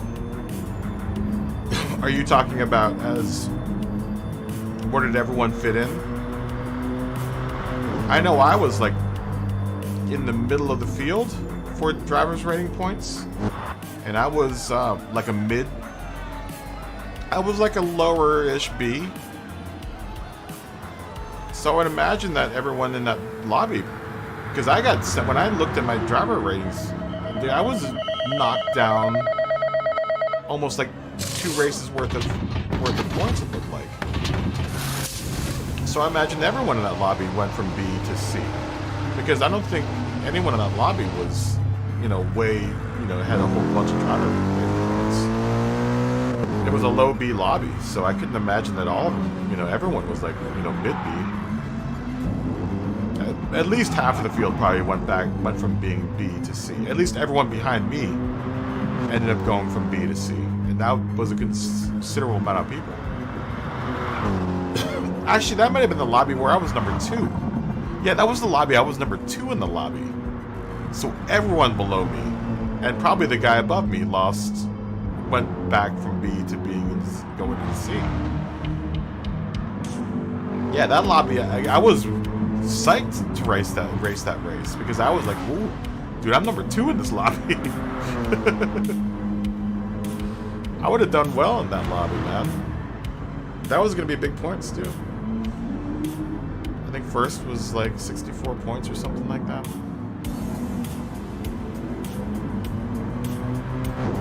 I went from making the top points percent or points when the lobby was 66 at the beginning of the day, and I ended up in the lobby where first was 46 points. That's how far down I got locked when it disconnected me. That's a pretty considerable amount, I think.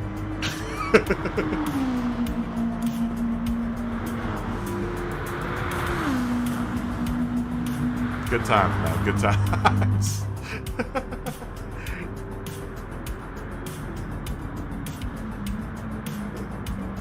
Hey, man, I'll learn it again. I can play this game. I can earn those points again. Kind of sucks. But I can earn those points again.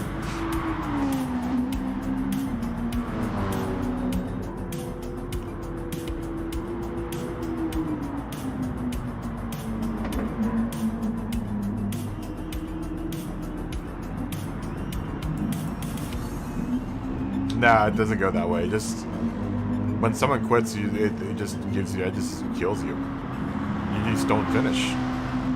I don't think it matters if you quit. It doesn't matter where you finish when you quit.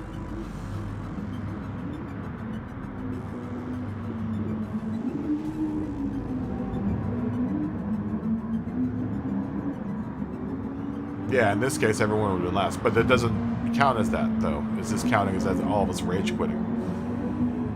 That would be fair, Smoggy. But that's not what the server looks at it as. It looks at it as we just quit because we were pissed. You know? So none of us got points. All of us got docked points.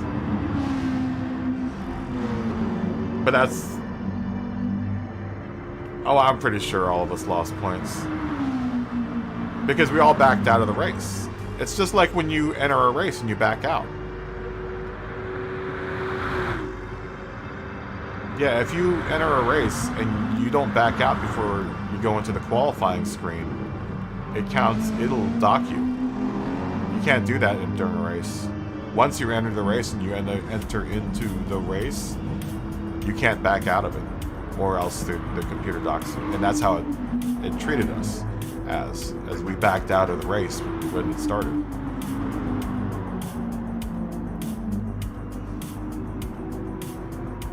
That's how it treats those disconnects as you disconnecting because you don't want to, you don't want to run the race. Yeah, I did that once or twice my first couple of races. I was like, I don't want to do this one. I want to do the next one. And that I would notice that I would be in like a lower lobby. This was before I found out about all the driver rating points and stuff. I mean, I knew about it. I was just like, I was trying to figure it all out. But yeah, if you back out when the race starts, like it doesn't matter if like I think you just have to get into the, after it matches you, two other racers and you're actually in the grid, you can't back out of the race. At that point, you're in the race and it'll count it as a disconnect if you leave the race. At that point. If you're still in the practice lobby, then it's fine. But as soon as the race counter, counts down to whatever, and then you enter into the lobby, at that point you cannot back out of the race.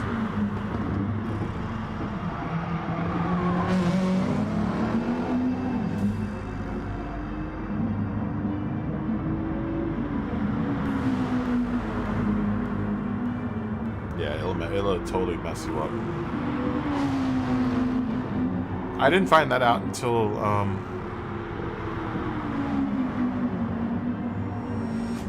like my second or third race or something. I was like, oh. I was like, oh, that's what's happening. I can't remember how I figured it out, though. Because at that point, I didn't really know. I knew about the driver points thing system. I kind of was going by where it was placing me in the lobby. When, I joined the races.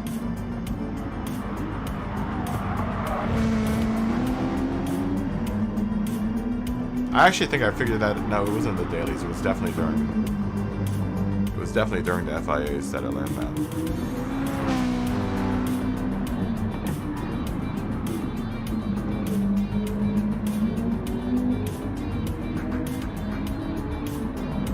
Sucks.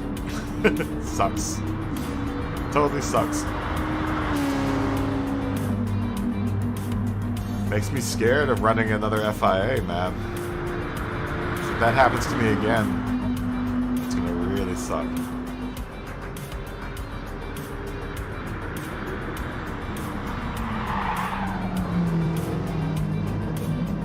Ooh. Nice moves, Childish Happy.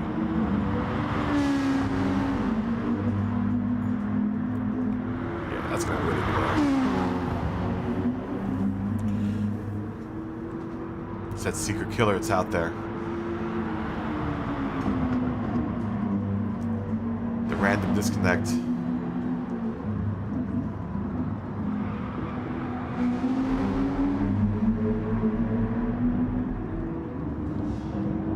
Random disconnect is out there lurking. It's lurking every Saturday and Wednesday at your local digital racetrack. There's nothing you can do about it. There's nothing you can do about it.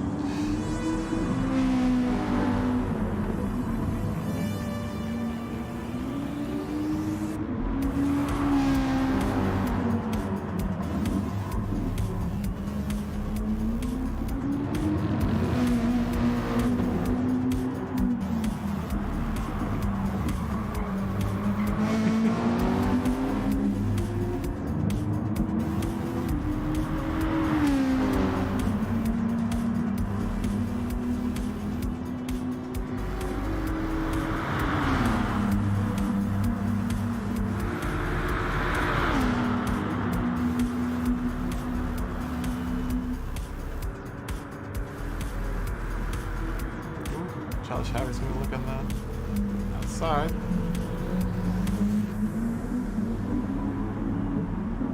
Dylan D's gonna pull back out in front.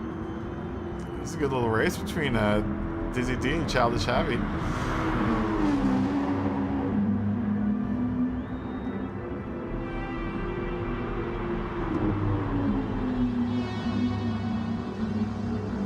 A lot of good little races going on the track right now.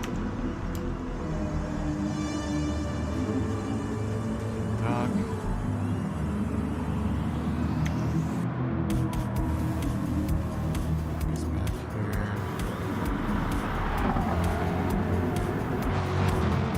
Scotty.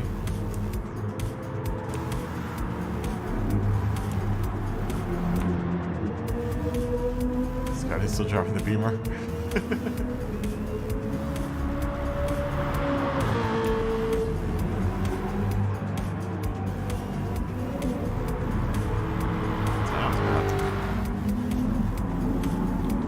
Times.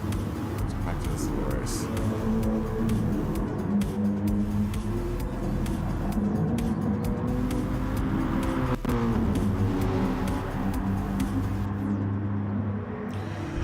Oh man, what a day.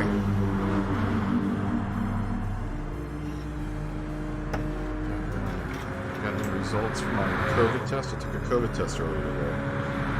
In order to go to Hawaii, I need to get tested for COVID.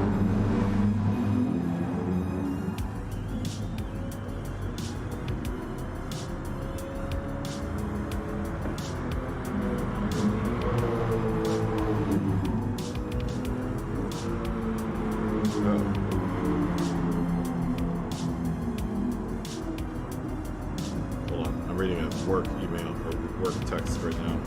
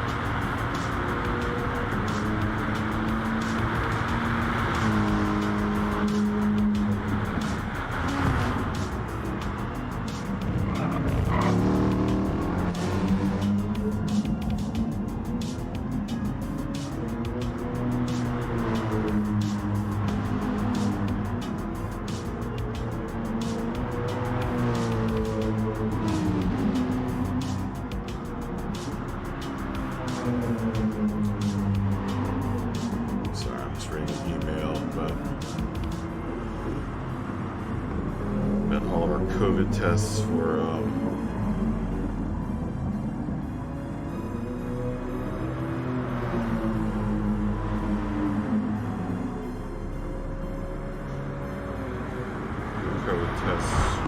the trip. Still waiting for my results.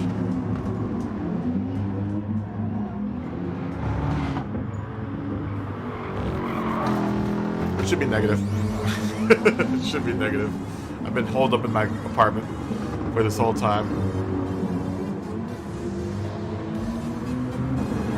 I ain't touched no COVID stuff, man.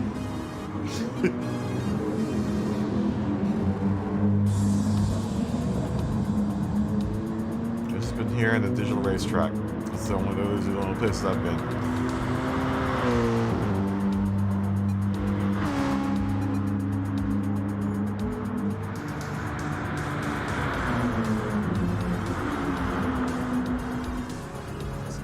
Break away from Childish Happy here.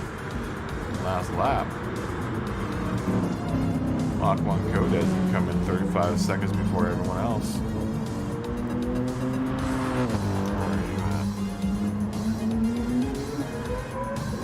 Well back. See Marshall? Well, I guess you just probably got disconnected.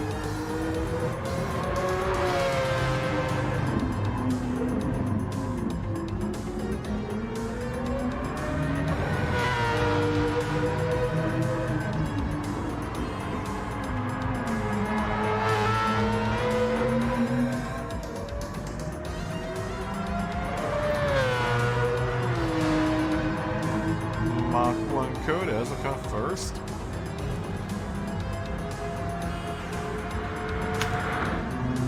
Followed by Dylan. D88 second.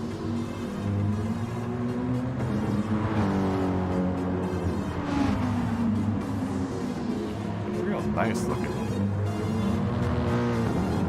AMG SLS, man. It's a good looking car.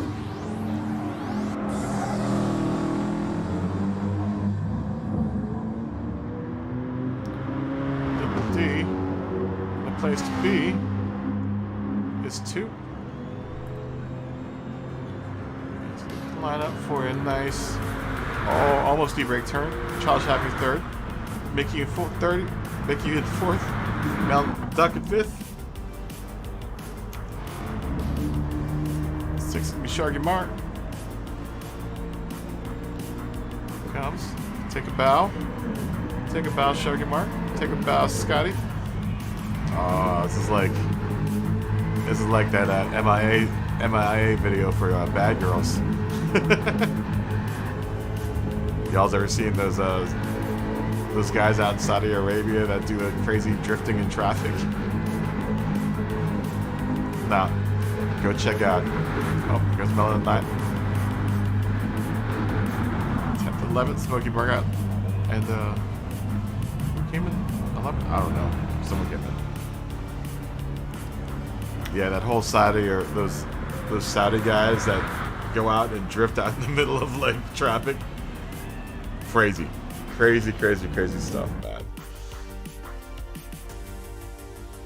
I got a couple of those videos. They've got a bunch of those videos out on YouTube, actually. Just look up Saudi Arabia or Desert Drift, and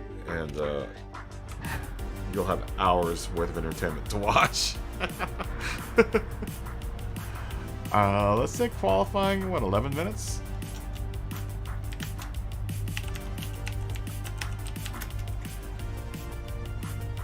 No, we'll say 15 minutes.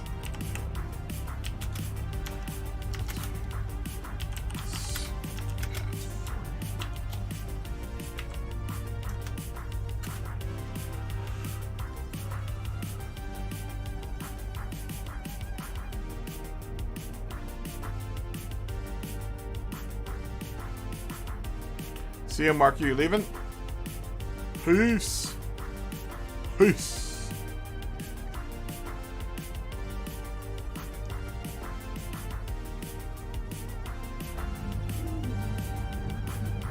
Peace, Childish Happy. I'll say peace to both of you guys. Smoky Burnout, peace. Oh, Charles Chavy's out. Aikika's in. Red Leg 6903.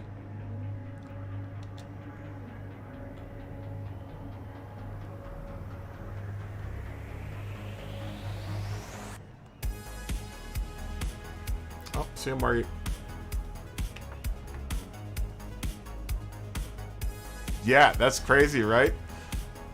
Dude, did you see that video I posted up in the in the Discord for MIA Bad Girls? Which is a dope song, by the way. The song is super dope, but the video is awesome.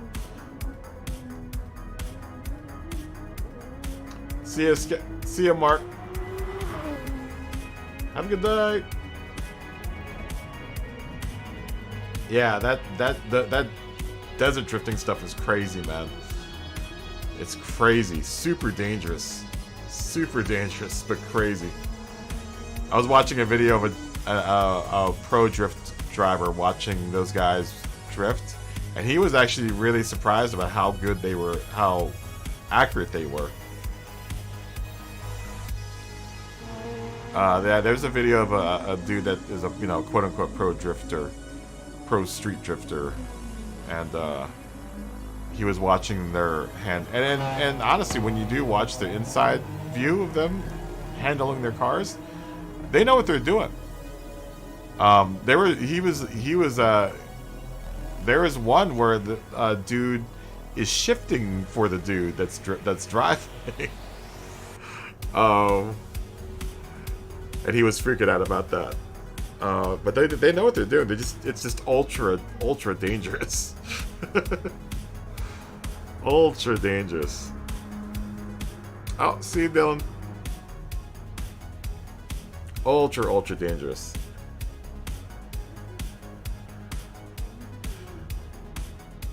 Well, they are stuck in the desert. They're teenagers stuck in the desert.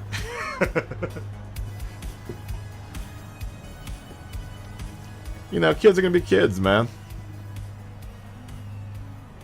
Kids are gonna be kids. Our kids here do crazy stuff. You ever been to Florida?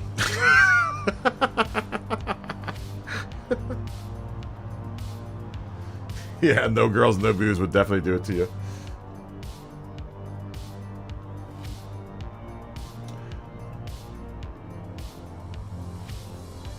Oh, that's awesome, Superior.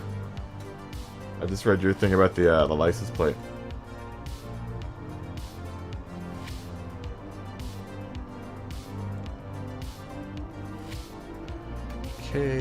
Okay, bye.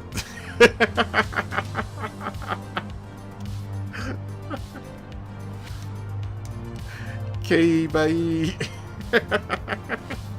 That's a great name.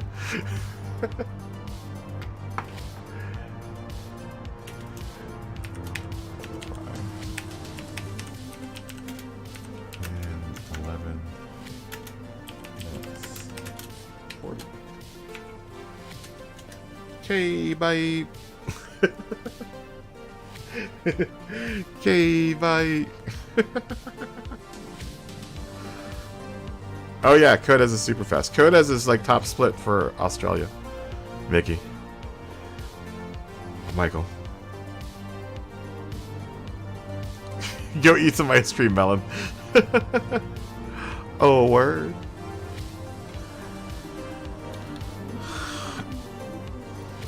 Respect. Oh, word. Okay, bye.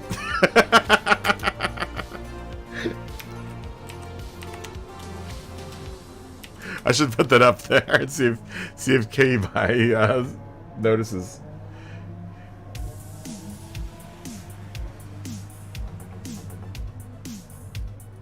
Okay, Smoggy. I'll be here. You know that. Okay, bye.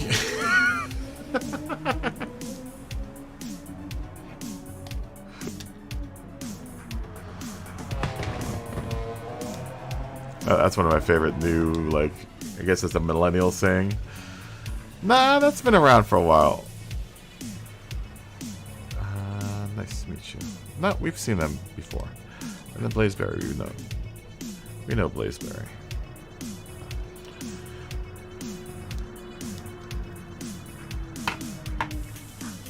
Qualifying in 10 minutes.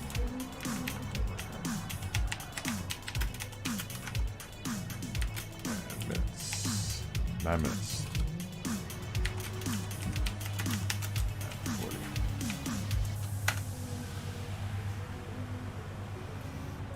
Are you leaving? You just jumped in and then you jumped back out. All right, yes. I saw you jump in in the room. Did you jump? Were you? Oh, you were already in the room. What am I talking about? Oh, you know, I'm gonna save that. Let's save that replay. Have a good night at DSO.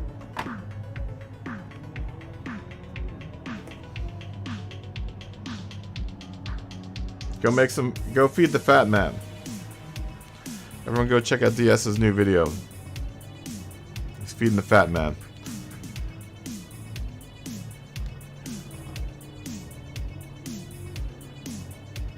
Let's change these to...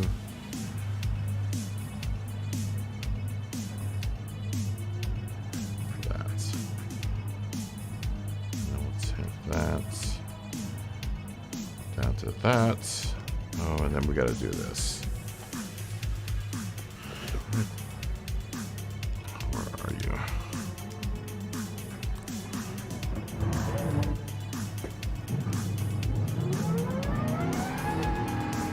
Got to.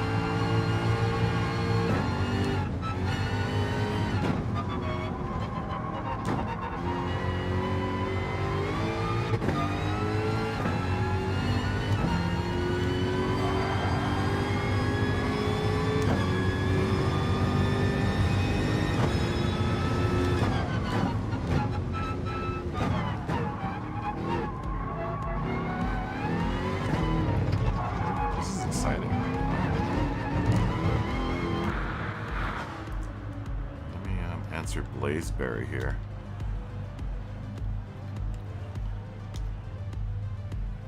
Both.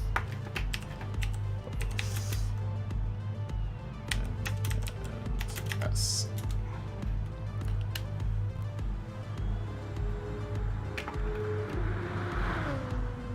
Let's see.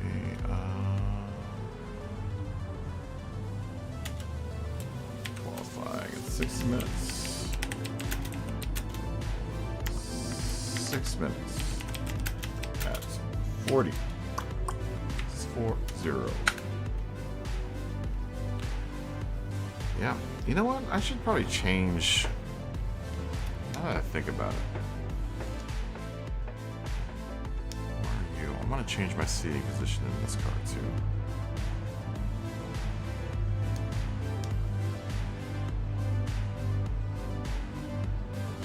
I hate having to redo this every... Well, I guess no, because I'll have to redo it if I ever join either one of these manufacturers. But I wish it would just carry over all of your settings for stuff like this. Cockpit view. I guess I'm the only one that deals with that anyway, so. What's wrong with that? It's probably better because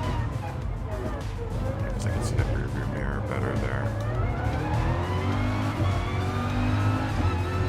Do this. Yeah, that's much better.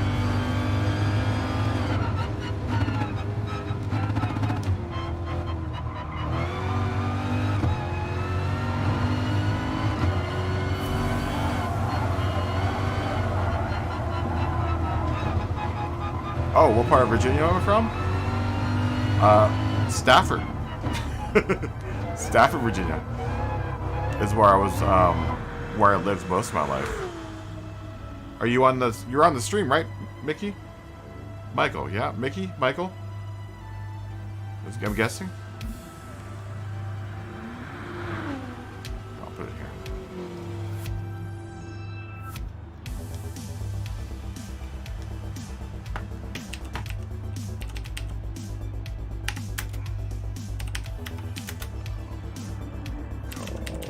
Stafford, or it's not even really a town; it's a county. Stafford County. Stafford County. It's a registered business area.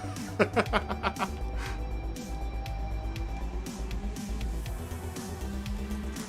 registered business area, Stafford County. They actually have a sign on the highway for that. The funniest thing, like, yeah, okay.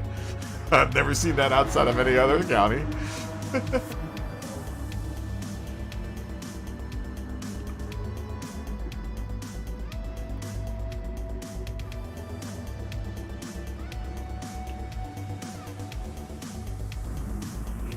Okay, Superior.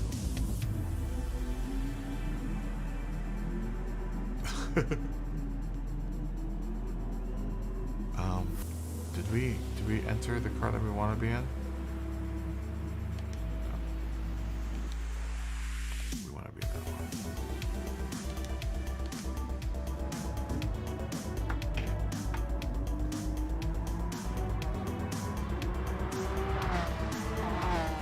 one. Okay.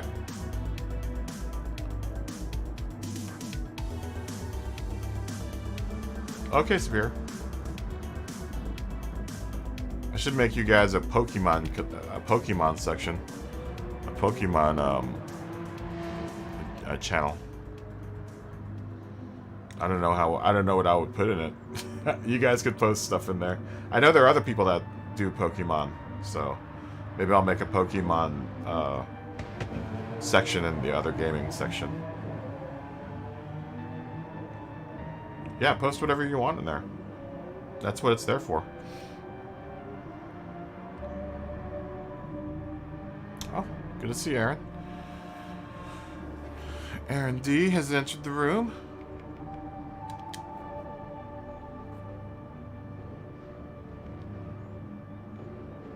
Yeah, I'll make like a Pokemon. I'll make a Pokemon games. I'll make just to make a general Pokemon games.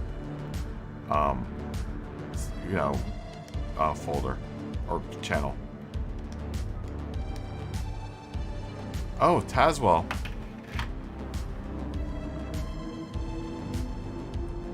Oh, that's okay. Yeah, I know where Tazwell is. I think is that southwest?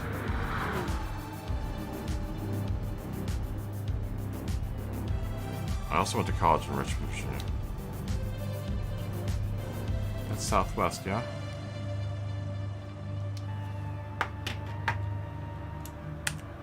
Is that southwest?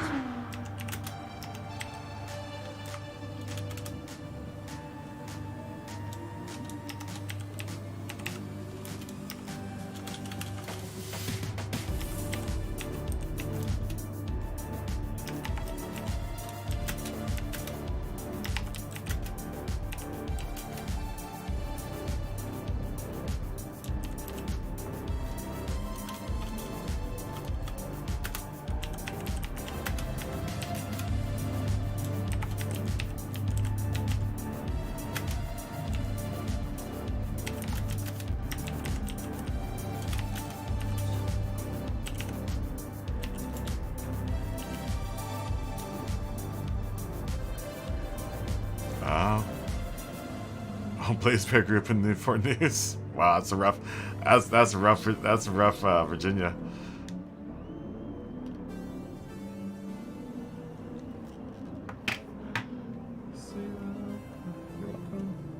Thanks for racing. Thanks for racing.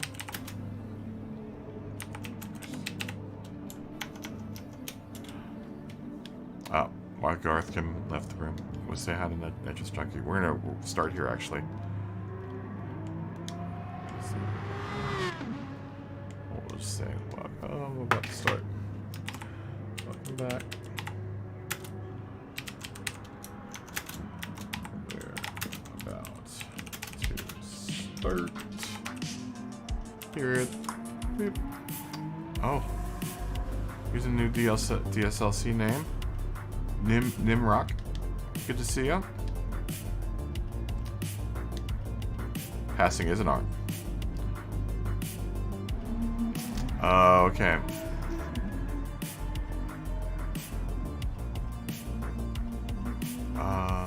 Where's Nimrock? We're about to start.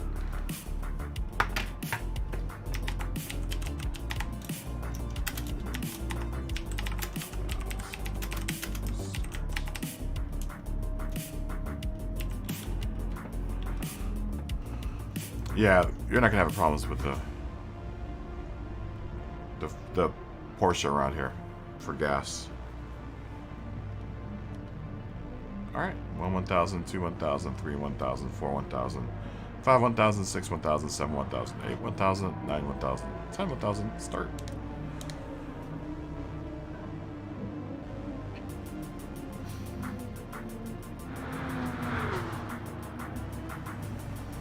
Excuse me.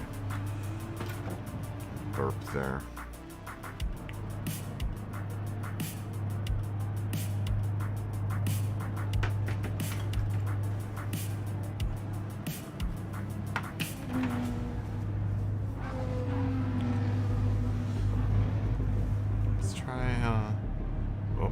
That. See a green bug back there freaking out. Is that you, Is that you, Keiko?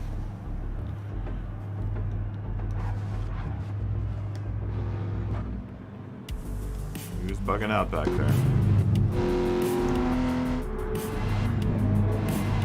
Yep. I saw that bug. I was like, oh, I know who that is. I'm sorry, Keiko. Yeah, you're not gonna survive this one.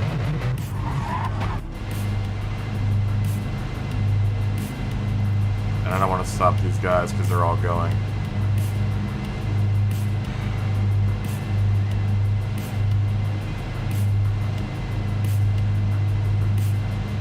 Dude, I'm sorry, man. We've also reset this room already. I don't know what else to do.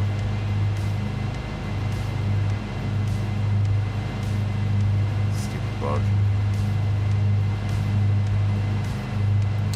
No, it's... I think everyone's fine. I think it's just... We've been having one bug per room. And it seems like it always hits one person. Yep. I know, we've been watching you.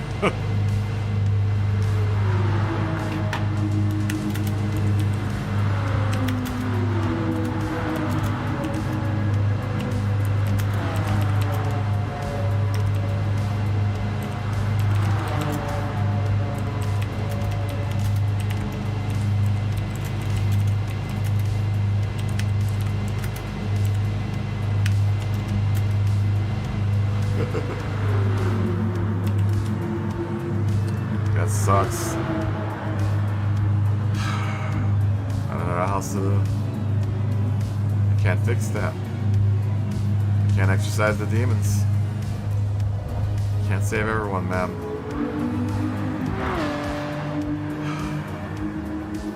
It's just it's a sad fact of life, guys. You can't save everyone. 35, you're gonna go out there. Only 15 of you are gonna make it back.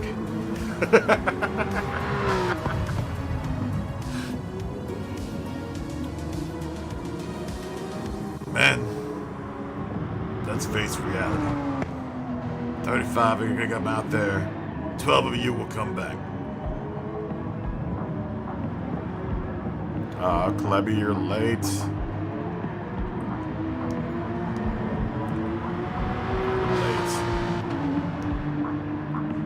Both of you are late.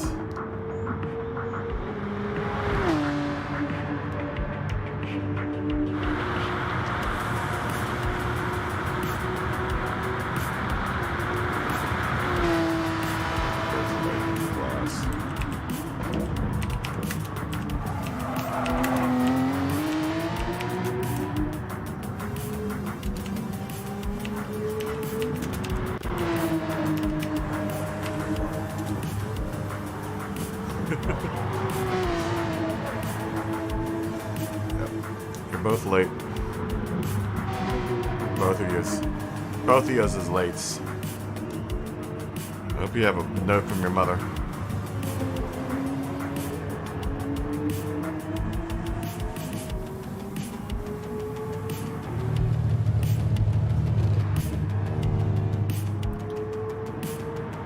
Look at Blazeberry's car. Wow. Wow, look at that. That is a good car, man.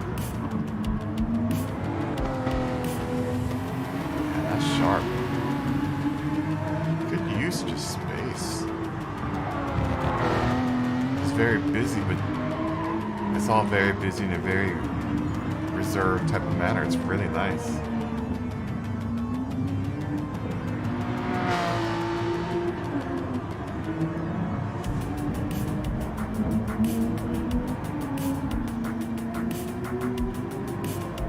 Yeah, I like that car. I like that car.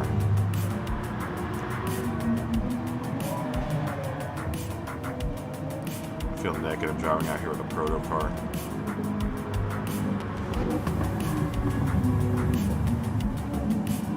That's a nice one too.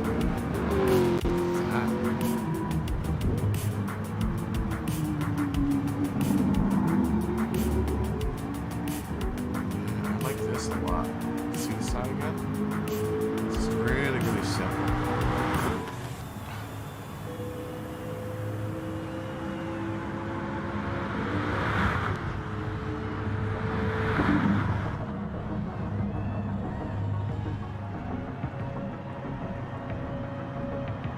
Actually, you know what? Oh, no, I guess you're gone, Smoggy. Something like that. It's a Smog's Jag. I'm gonna try to work on it tonight. I'd like to get at least that car finished before I leave. I have to pack tonight.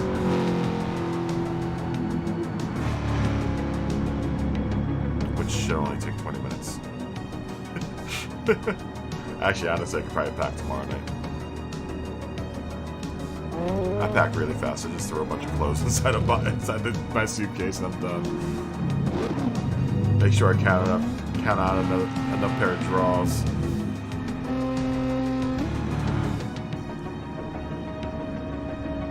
Make sure I got enough boxers.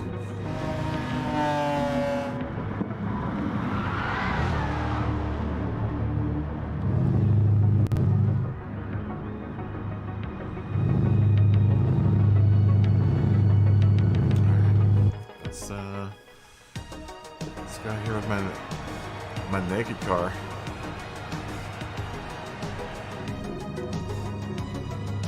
No livery my no livery Jaguar.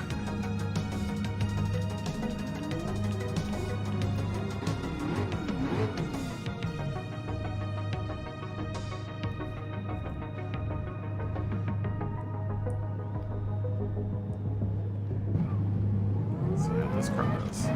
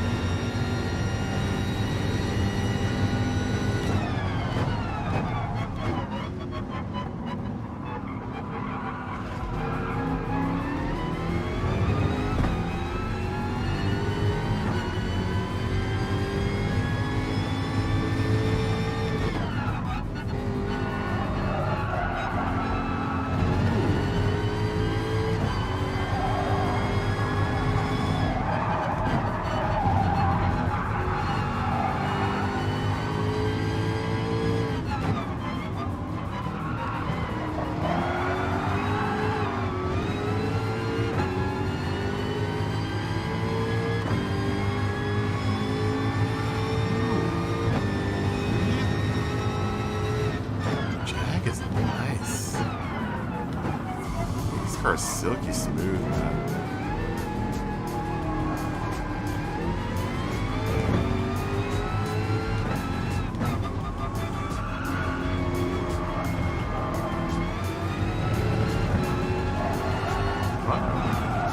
I might like the Jag more than I like the Vet.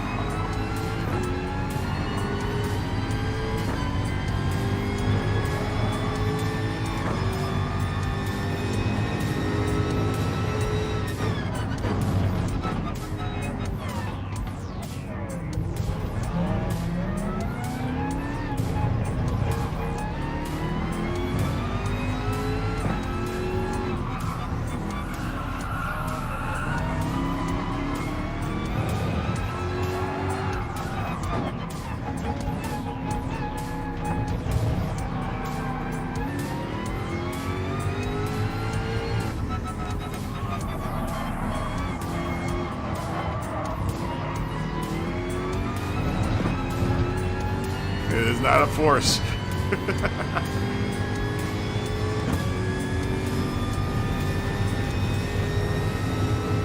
I like this car.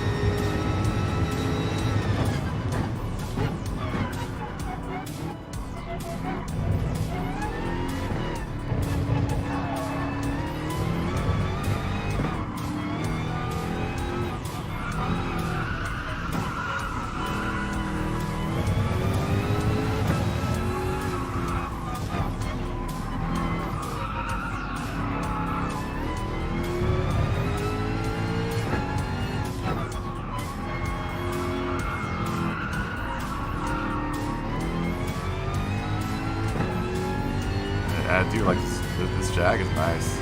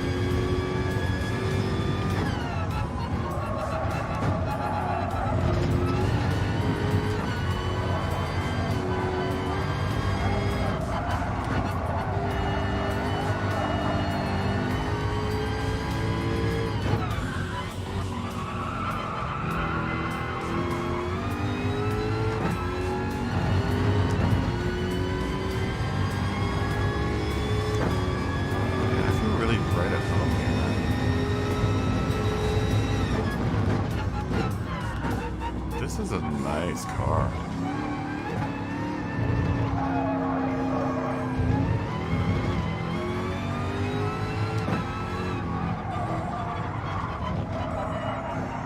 I know why people drive this thing.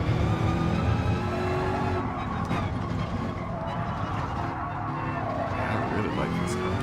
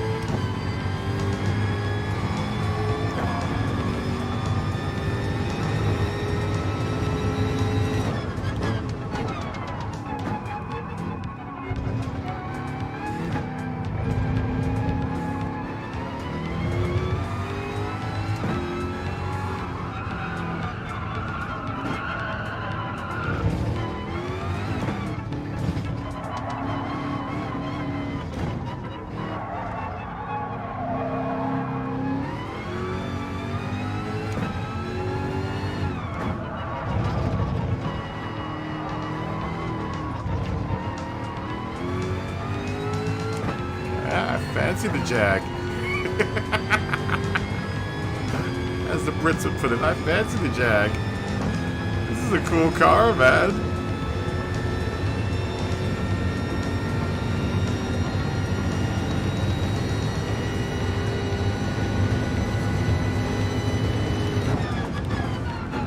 I wonder it's so popular, man. It's a really easy car to drive, man.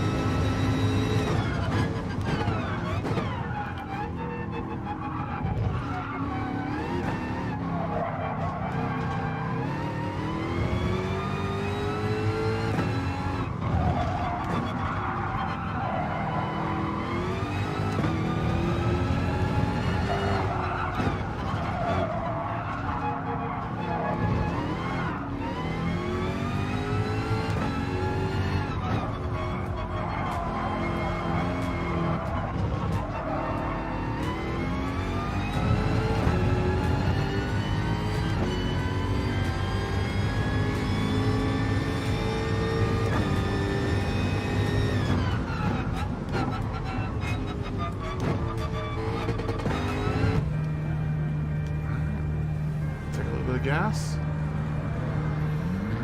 No, I like the Jag. It definitely is not a Porsche. I really like this car. I think I might like this more than I like the Vet.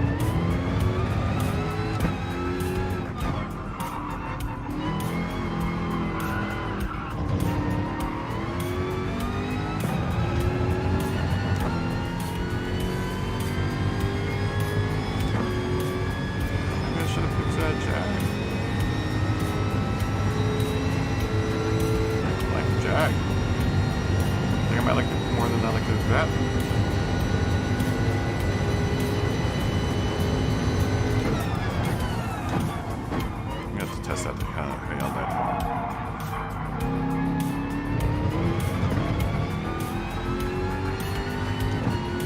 Go buy one of the Mazda Murder Edition cars.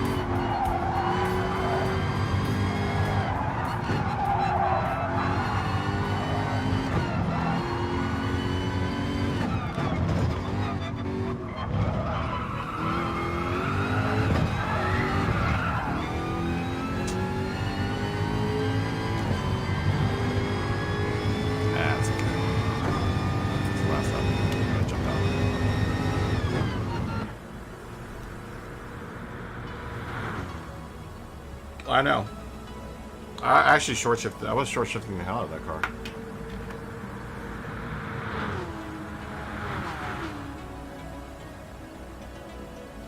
I should try front bias out there. I just don't, you know, like I said, I'm not going to be here next week, so I'm messing around with cars right now. Yeah, I was short shifting the hell. I was actually doing less than 90% res. I was shifting it like half, 75%. Seemed like it was comfortable for the Jag. Like going like 75% into its res.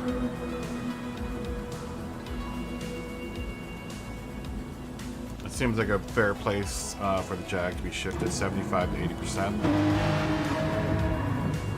Every now and then I would catch myself just out of habit revving it out, but I know that the Jag is a car that you short shift a little bit. A lot of the V8s and V10s seems like you have to short shift a little bit. I mean, that makes sense though, because a bigger engine isn't going to rev out like a, you know, like a 6-cylinder or a 4-cylinder for that matter.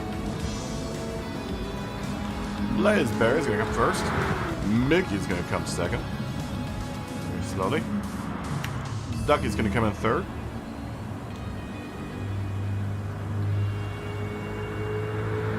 Kevin will come in fourth. Kevin. Scotty will come in fourth. Just saw CSL Kevin come in. Nice. There you go, very nice. Sam will be fifth. Marshall Lebeck sixth. Aaron D seventh. Aaron D sixth. Marshall Lebeck seventh. That was real close. Nitrous Junkie's gonna be eighth. Ninth is gonna be Nimrock. DSLC Nimrock. And 10th will be Malzano.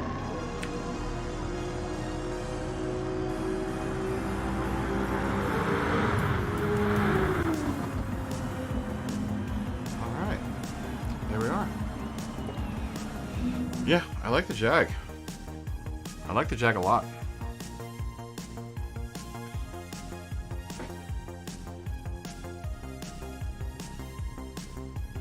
Very nice, Jimmy. Had some quacking good times there, Quack Ducky.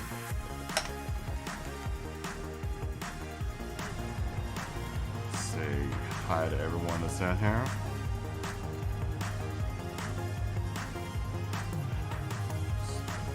See ya.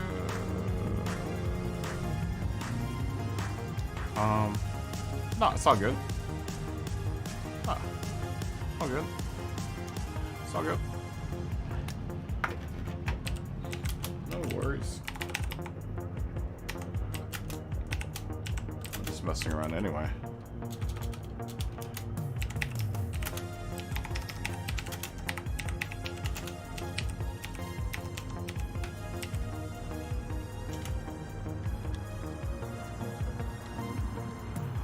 Yeah, I'm not racing this race.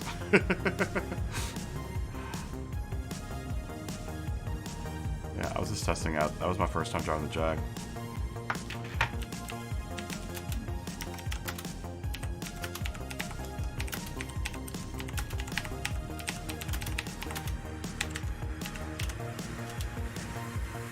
I like the Jag. I like the Jag a lot. Let's qualify in 14 minutes. I like the Jag. 14 minutes. That's 30, 40. Yeah, the Jag is nice, man. The Jag is nice. It's this very, very smooth car. Very, very smooth.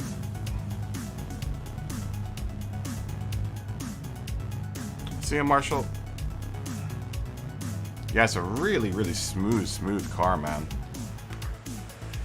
I can see why a lot of people drive that. I would imagine that the Aston is probably the same way, kind of. Possibly. I bet you the Aston's probably somewhere, maybe a little heavier feeling than the Jag, but the Jag is a really comfortable driving car, man. Scotty, have you ever driven the Jag? I don't think I've ever seen you drive the Jag, Scotty. I think you would be really fast in the Jag. It feels like the Corvette in a lot of ways, but a little bit more refined. Where the Corvette can be a little bit more raw feeling, I think. Around corners, the Jag is very refined. At least off of first impressions, you know.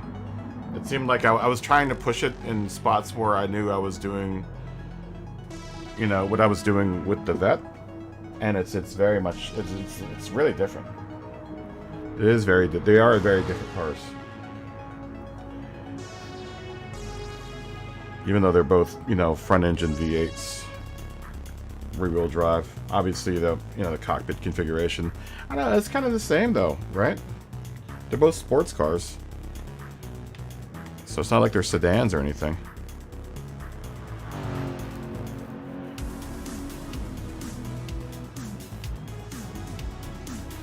Yeah, I would imagine so. Yeah, the Aston's probably pushing more horsepower through the back wheels. So it probably bites you a little bit more coming out of corners. Whereas I think the Jag is a little bit more forgiving. So maybe like the Aston is more of like almost like the Vet in a way, but I think the Vet is very easy exiting corners. I think the Vet's a lot more forgiving exiting corners.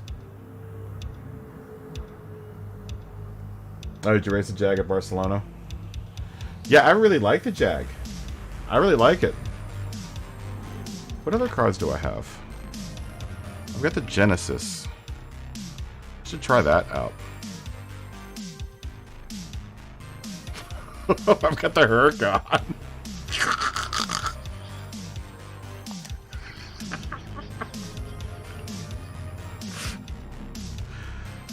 I'm doing this for you, Hovercraft. Look at how I'm gonna drive Hovercraft. We should all drive Lamborghinis so Hovercraft feels like he's surrounded by his own peoples.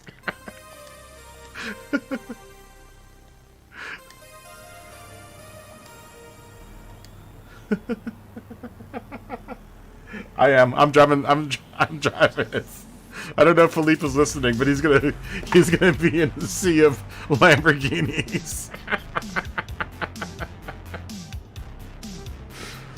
Uh-oh. We're gonna have to test this out. Let me set this car up. Oh, whoa. We gotta deal with these things first. We gotta deal with this stuff first. Did I say what time we're gonna start? We said we're gonna start what, at 40? Yeah, 40. 10 minutes. Okay, let's do this. Okay, and then I gotta do all of that on the racetrack. Let me go out here. This has got a nice view. Yeah. This might actually be perfect. It doesn't have that much of a nose. Oh, no. I didn't want to do that. I didn't want to do that. Let me adjust my seat.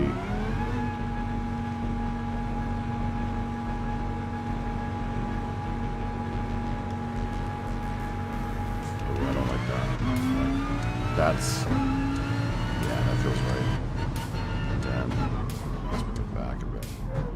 I guess I'm not going to ever get to use... where is the rear view mirror in this thing? Does this thing have a rear view mirror? What? How am I supposed to see what's behind me? Oh, that's right. It doesn't have a rear view mirror because it's got a big engine back there. Damn it. Well, I guess that's going to have to do.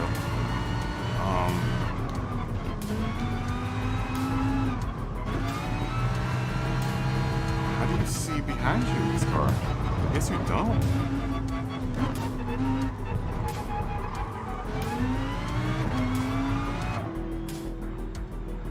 Yeah, I guess you have to use radar. It would be nice to have a camera.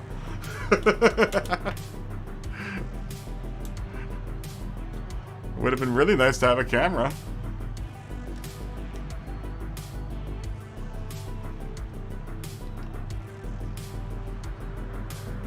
Oh, is Melon is saying hi to everyone. I gotta say hi to everyone too. I just remember he came in. These guys. Did I already say hi to everyone though? Didn't I? Did I say hi to everyone? Did I not? Am I being rude? Here, we'll just say hi to everyone.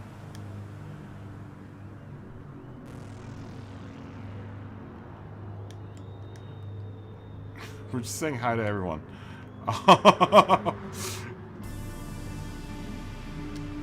Qualifying in 7 minutes.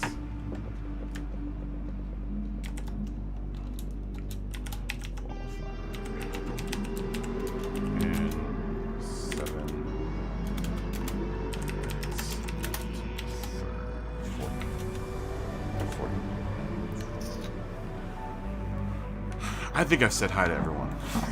I think. Let me try this again. Let me wait till everyone goes by. Let's see what this car is all about. Let's see what you're all about. Lamborghini. What are you all about, Huracan? Huracan. It's like Shaka Khan.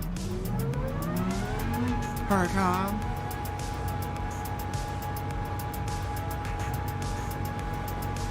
What is the Lamborghini all about? I imagine it all about a lot of death.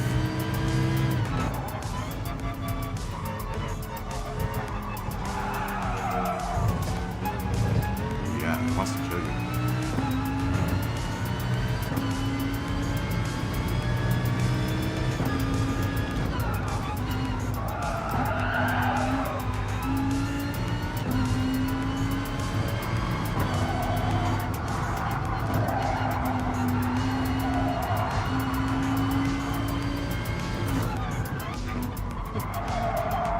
They just asked Duck to be actually a duck. Ooh, this isn't bad, guys.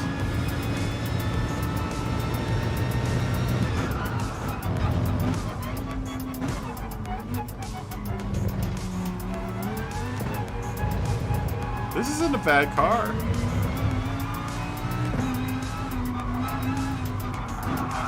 It's a little twitchy.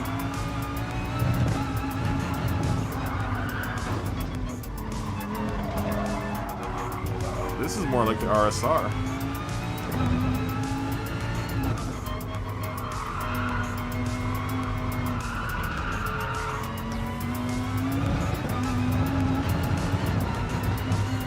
both Volkswagens, so.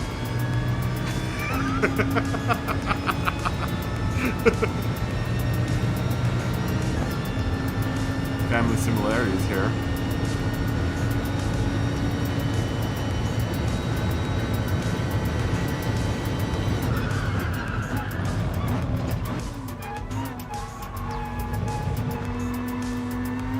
Oh, I wish I had the Bugatti. We could have a Bugatti race, Scotty.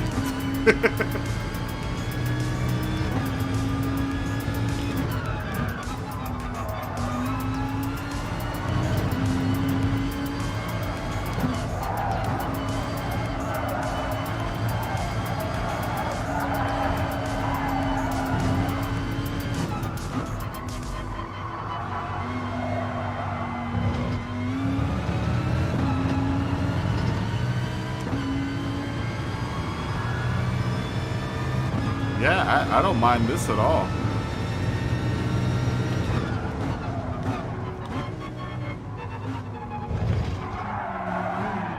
That's kind of unforgiving.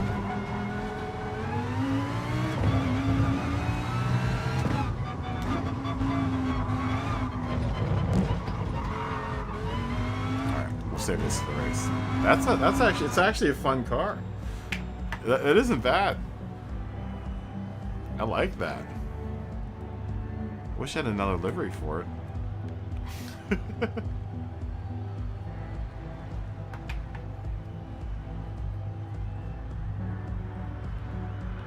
Wish I had another livery for it. I do like the Jag though. What other cars do I have? I can run this race. Oh, I do have an Aston Martin. We're gonna do the Jaguar. We're gonna do the Lamborghini on this one.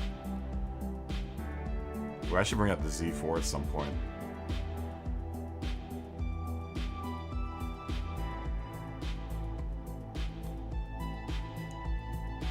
.458. At some point, maybe I'll try the .458. I know who you are. You're Wolverine, dude. I've known that.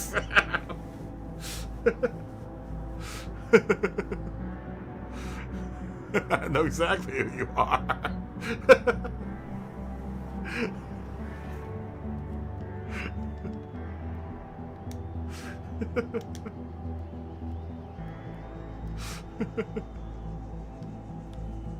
All right, I'll keep it top secret.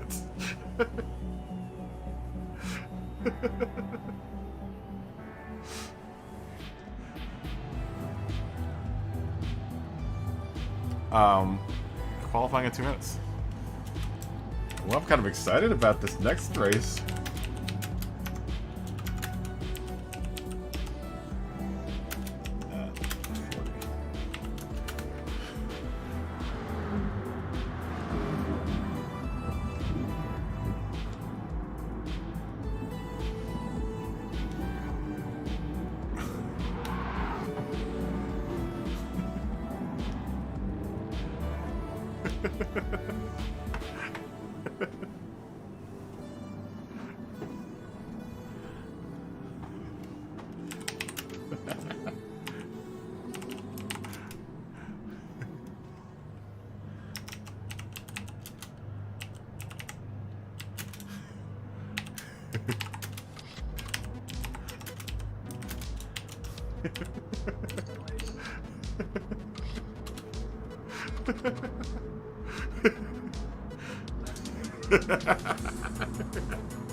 You better look at the fields.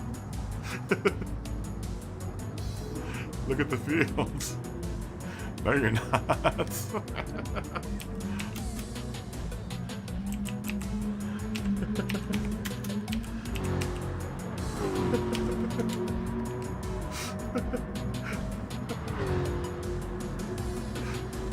This is... How many more? So yeah, some of these Scotty are Huracans. Everyone should drive a Huracan this next race.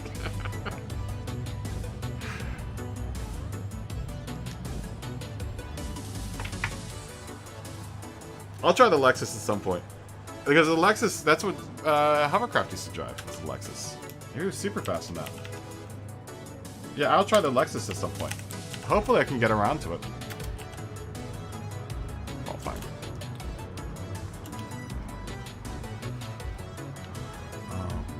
Are you racing this one? Are you gonna race? I don't want to ask in the chat so I don't blow your cover. Are you racing?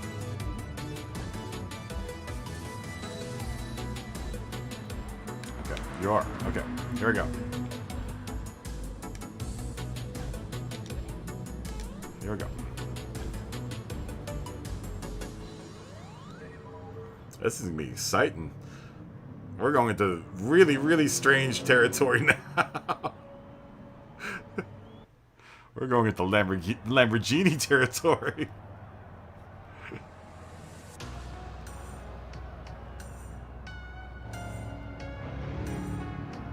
Let's try three.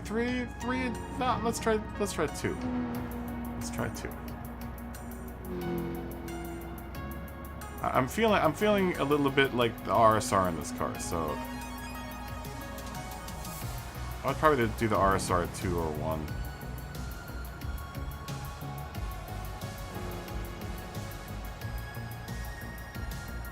Yeah, we're gonna try this out. Everything is on. Everything is off, right? Everything that needs to be off is off. Shut all that off. We're on soft tires, or okay, everything's set. This is literally the first time this car's ever come out.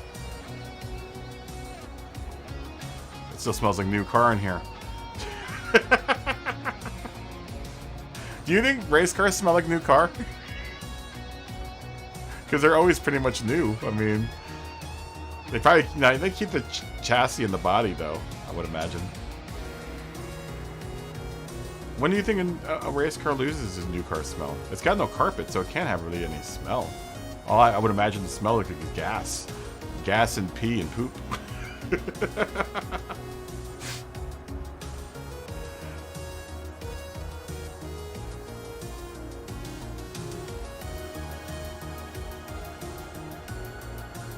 Is it really hard on its rears? You think? Alright, well, let's try forward. How about just 0 for now?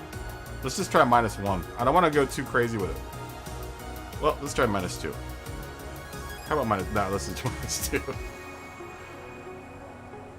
Because it feels like the rear end gets really squirrely if it gets disturbed too much.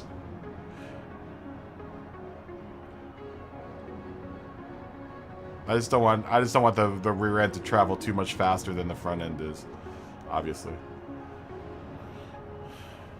I don't want to destabilize the rear tires too much more. So you're probably right. -2 would probably be better.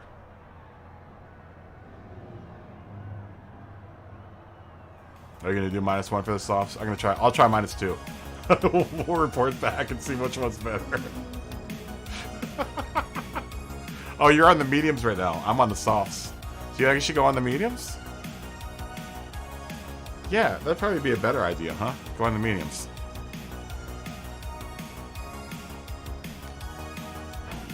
I don't know, though. This is the first time I'm ever driving this car, and I want to get totally left out in the dust.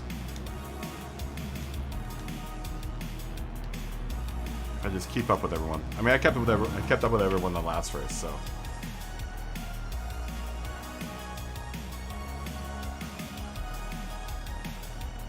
Yeah, I want to try the Lexus out.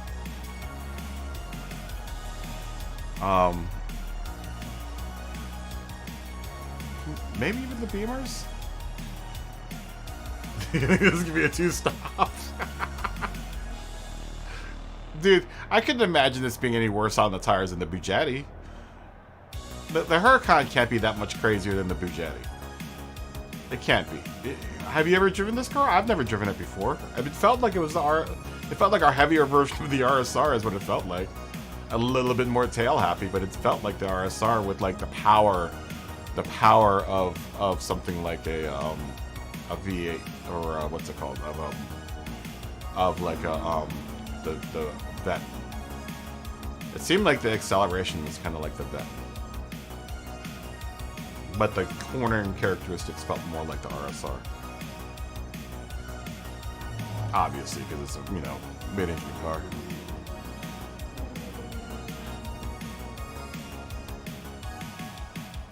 Yeah, we'll see anyway. We'll find out. We'll find out how many stops this might be. This could be a 3-stop. No, I think why did my thing change? I think this is gonna be all right. I think this is gonna turn out all right, Scotty. I think this is gonna be better than you think. We're gonna end up 1, 2, and 3. You, me, and Hovercraft, dude. 3 Lambos. You're gonna take the whole field. 3 Lambos for the win. Team Lambo engaged.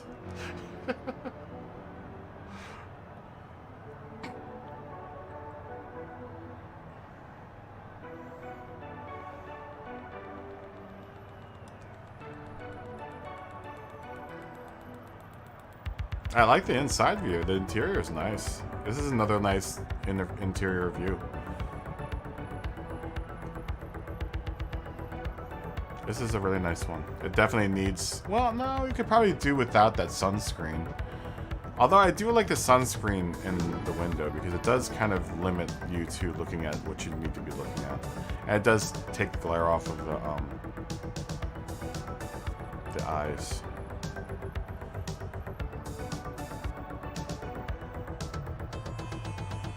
There's nothing to look at in this pit crew. I can't even look at my fat self. What if I've migrated, it looks like, to the other team? I'm now on the black team. No, that guy looks a lot thinner than me. Yeah, that guy looks a lot thinner than I am. That dude over there to the right.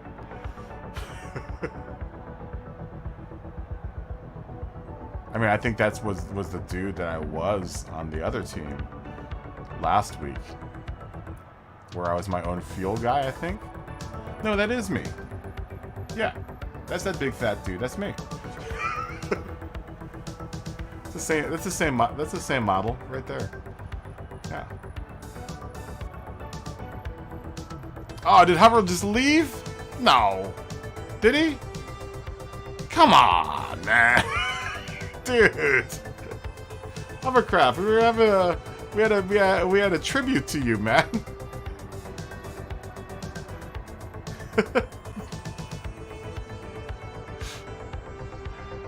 Oh, he must have got disconnected. He must have got disconnected. Oh, this. Yeah, he catfished us. Now he's just gonna laugh at us. He's gonna spectate and just laugh at us.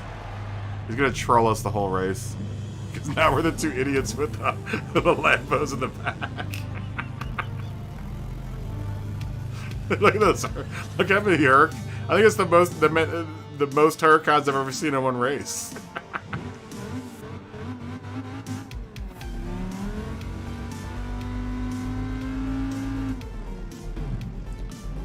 I probably shouldn't be wasting my gas right now. I don't know how this car's gonna be on gas.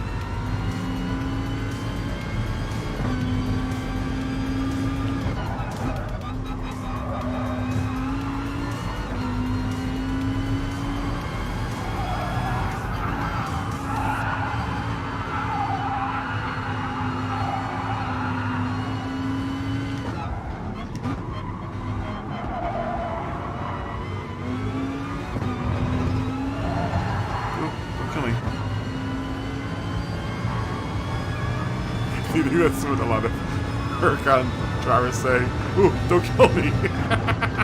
Oh no! Don't kill me! Don't kill me! Don't kill me, Huracan! Don't kill me! Oh, sorry, Scotty.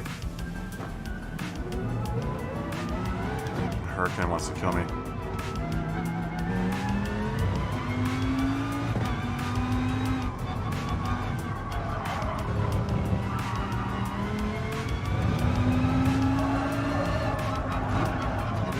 It is very sharp. It's really sharp in the corners. He likes this corner. These corners. Wow.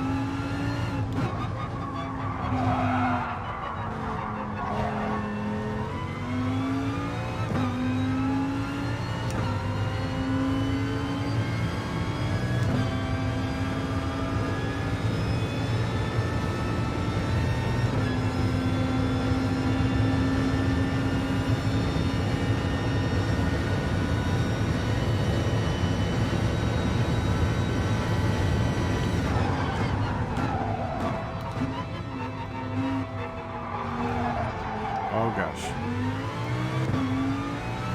I really don't want to go all the way down the first with this car.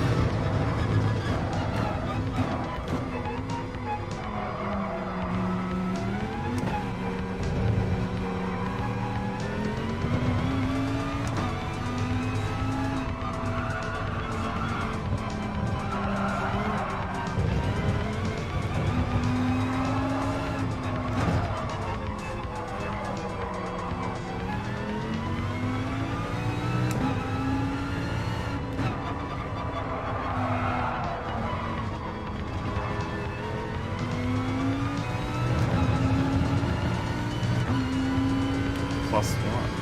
Plus one to the front? Alright. That's to the front. That's minus one.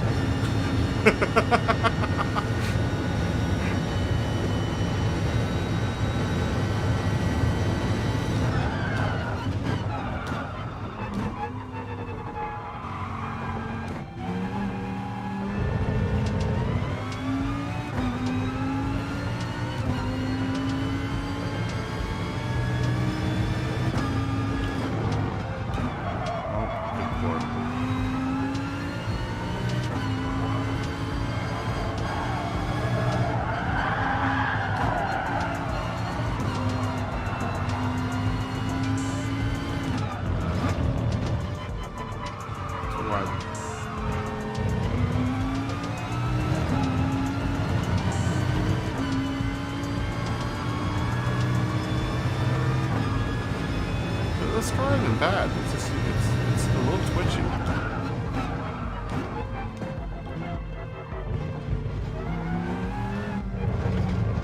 It's actually really nice. It's just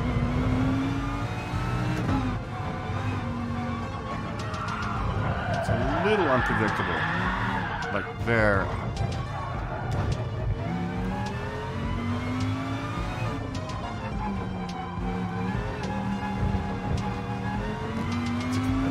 It's exciting though. Definitely an exciting drive.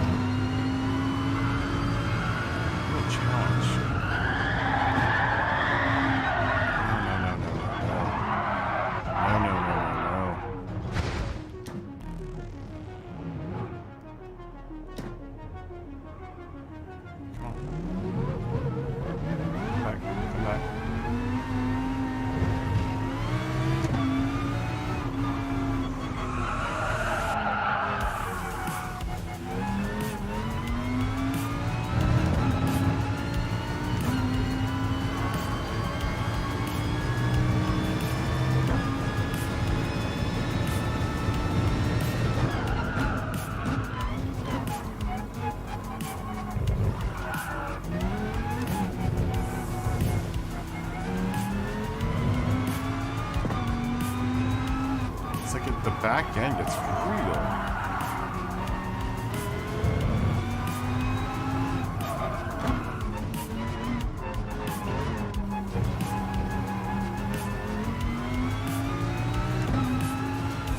It's real, like, jumpy.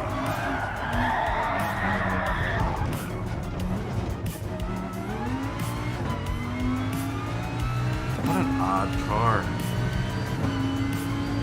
The back tires pretty worn out already. I'm on the mediums right now. Wow.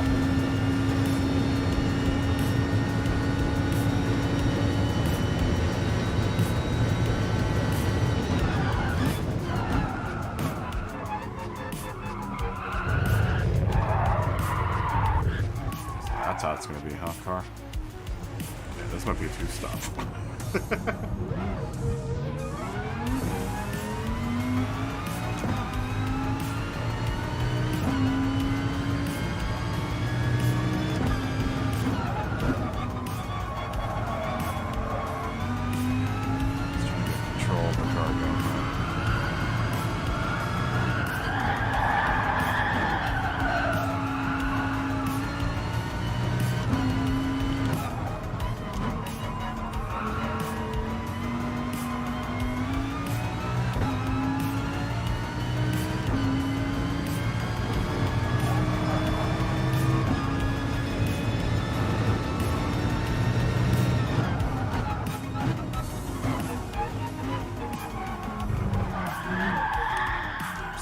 It doesn't like first gear.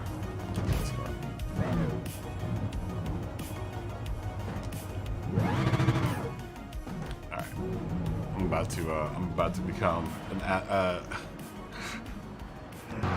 to become a liability on track, so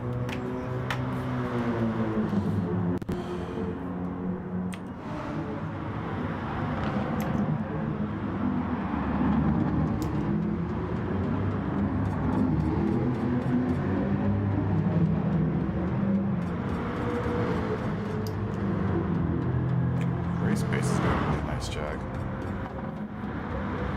Is it a Virgin? Yeah.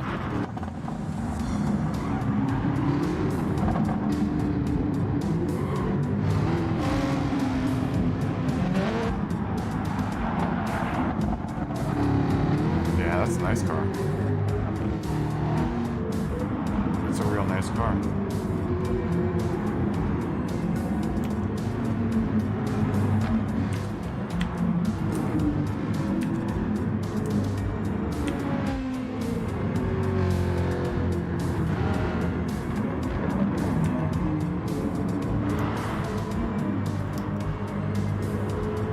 Who's stuck on the side of the road? Is that?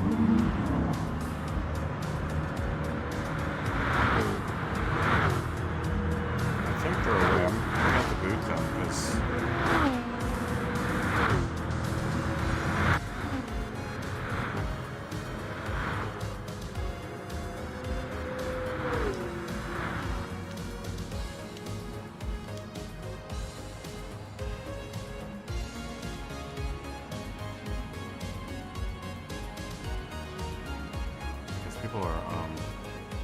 People try to pass there, then they're gonna dock. Oh, what's it called? Yeah, I didn't mind it. It's a little twitchy. It's really unpredictable. I mean, I think if I had some time with it, I think I could probably figure it out. But it's really unpredictable. It's weird. It was weird because I would take it into corners, and I swear I'd be kind of doing it the same way that I did the turns. And I thought I was doing it the same way I did the lap before, but it was different the second lap, the second time around in certain spots. It was weird.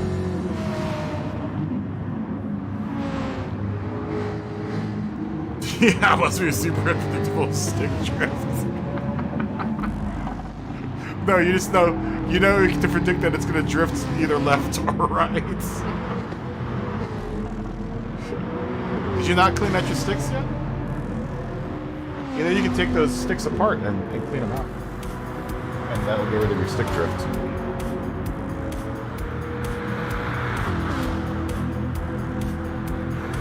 We need to get you on a wheel, son.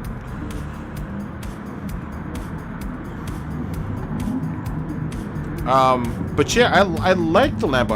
I would need some time to get used to it, I think. Oh, you did, but it wasn't a complete fix. That sucks. Well, I guess you might have to get new controllers, huh?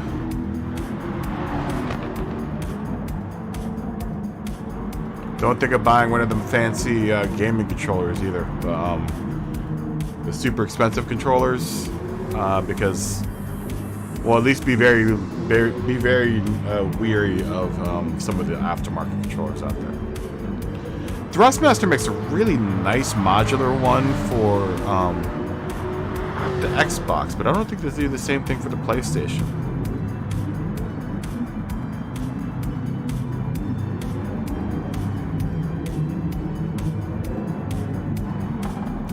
Well, that's good.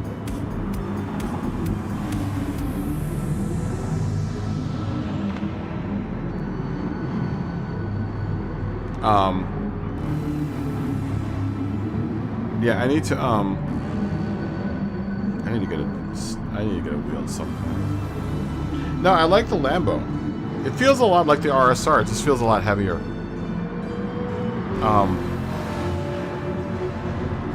The tires wear out really fast, though. That's the one thing I noticed. The tires wear really fast in that car. I think at lap 5 there was already pretty decent wear on my tires. My rear tires definitely were taking a hit with the mediums.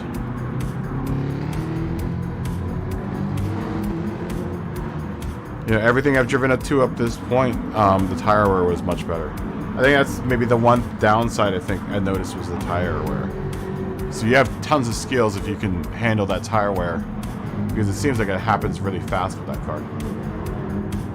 You think it's only for this track? I don't know. The multiplier is at ×5, so I mean it's the lowest we've ever had so far.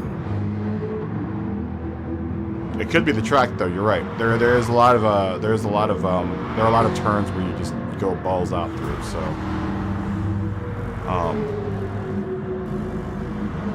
you're right about that. It could be the track.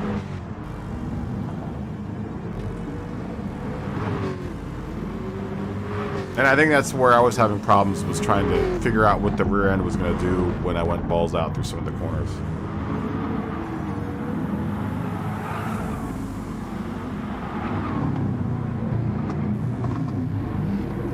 Yeah, that's what it seemed like. You know what I also felt when I was braking in the corners? I felt it more so than I felt in any other car at this point, is the back end coming out. All that inertial weight from the back end wanting to kick out, you know, because the front end is slowing down faster than the back is.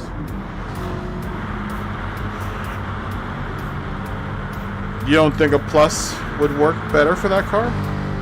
In that case? Like a +1? Maybe even 0? I mean, that's your driving preference. I mean, that's really depends on how you drive, right?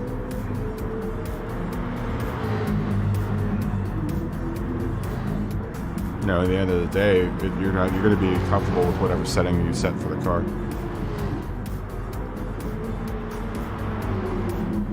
Have you ever tried running it on plus? Yeah, I guess that makes sense. Yeah, those rear tires die fast, dude. Dude, I was on my mediums and I was already down to like almost where Nico is here. 5th lap. I was probably, was Scotty still out there? Where are you, Scott? Oh, you went in for tires. Let's watch Scotty as he does it.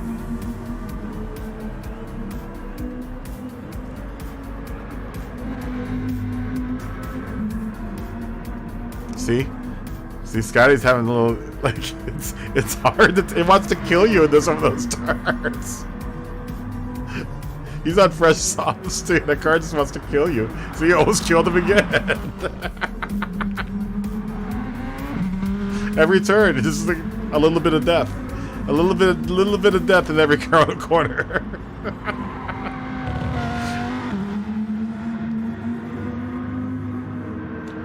I think, and it looks like he's having the same, like, when you come out of the corner, the car does this thing where it goes like, it just feels like it's on air for like a split second. And that completely throws me off. It's either when I'm making the turn, I can't tell if it's while I'm making the turn or whether or not it's like right when I'm about to accelerate. I can't figure out where it is, but there's a point in every corner or every turn where it feels like it just doesn't know where it's like on air.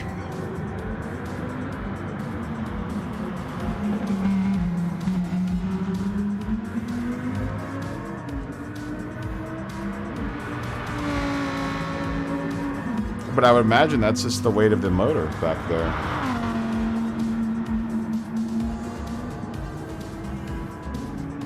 Scotty's got definitely a better handle on it than I do at this point.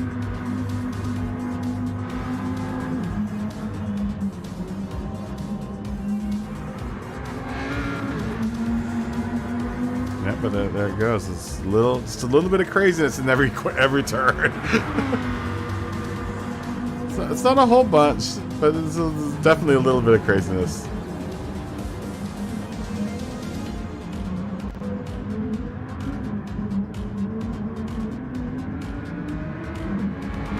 Which part? Down here at the bottom of the hill?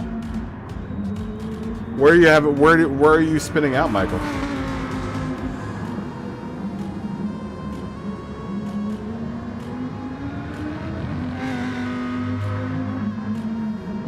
Are you talking about down here at the very bottom of the hill? That entry's pretty hard. Actually, that whole section is very tricky. It's really, really tricky.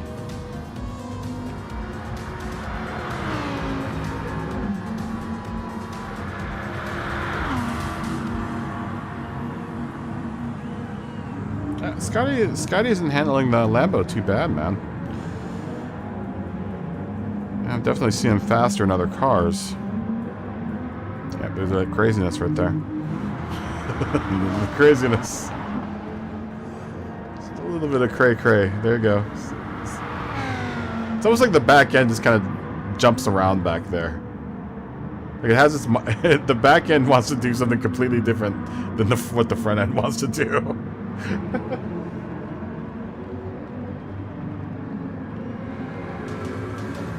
Yeah, I noticed that.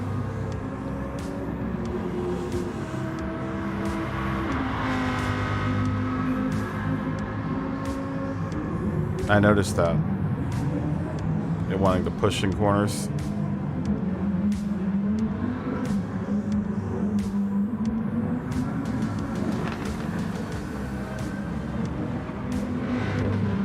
A little squirreliness. Oh, there goes the squirrel. The squirrel's about to come out and play.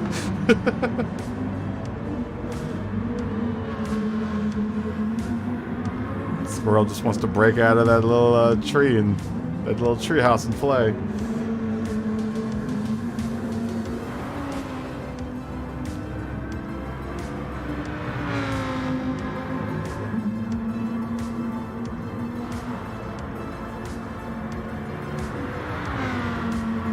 Yeah, it's an interesting car, the Lambo.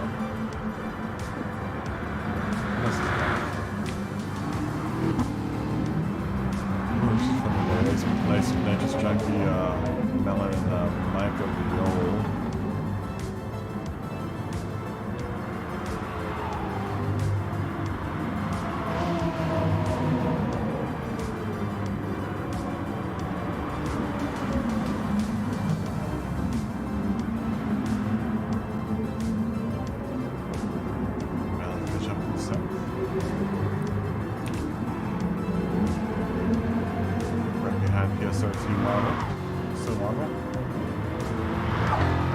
President of the Horsepower Club. Evil Melon. Oh, turn one.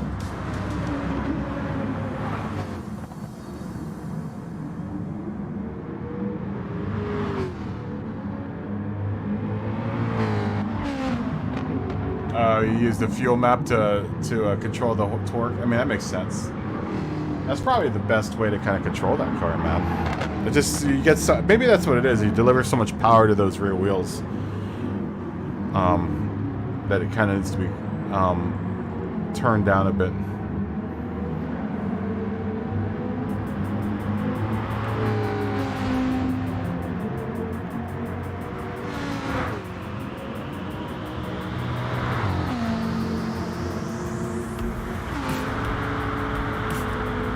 So what's going on with Duck and Race Pacer?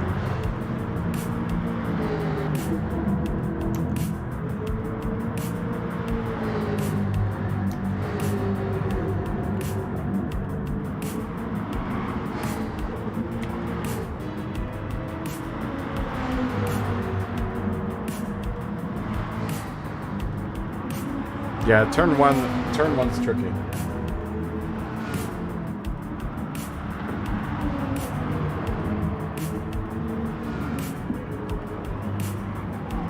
It's funny, since I've been taking a tour of the cars, it's funny how the braking point is. You really realize how different the braking point is for everyone going into that turn. It really, obviously depends on what car you're in.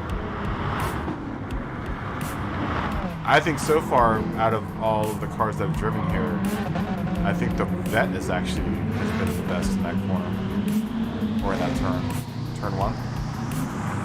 It feels like the Vet, I don't have to put as much brake in, and it turns in faster and recovers out of the turn much faster. It's easier for me to carry speed through that turn with the Vet.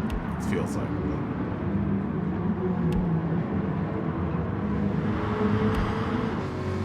It makes me happy that Melon's driving the Mustang. No one drives this Mustang, the Group 3 Mustang. Everyone always opts for the Ford GT, but I think the Mustang is a really cool car. You know what? I'm gonna follow suit, man. I'm gonna try the Mustang out next. I've got a nice Mustang too. Where are you? There you go. There you are. I'm gonna try you out next.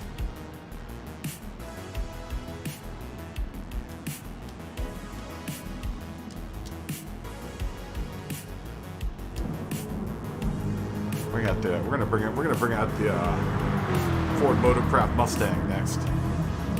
It's gonna be next up on the tour. Tour of cars. This will be my first time ever driving the Mustang. And a race can... Actually, no, I've driven this Mustang before.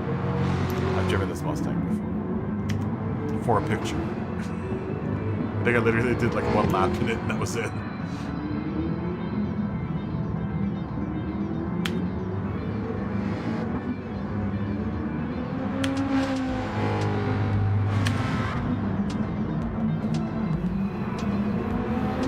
Scott is still doing it. Now he's in 9th. Scott's in 9th, man.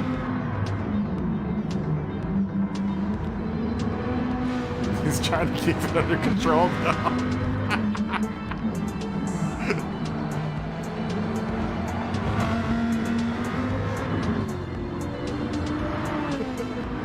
He's doing a good job of it, though. He's right behind Melon. We all know Melon's fast.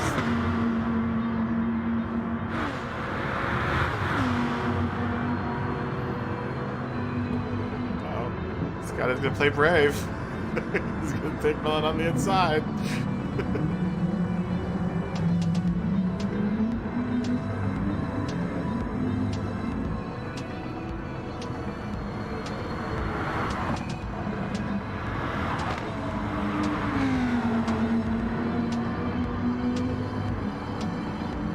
I'm gonna be driving a really old livery. I haven't driven this car in forever. I built this car. Actually, yeah, there's a video of this, the next car I'm going to drive, of me building it. That's one of the livery cars that I built in one of the livery videos. You check the livery video, my short livery video collection there. 3 videos. This is the Motorcraft, this will be the Motorcraft Mustang.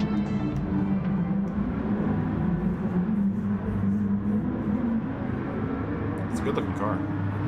I did it a long time ago. I should make a revision of this one. This livery.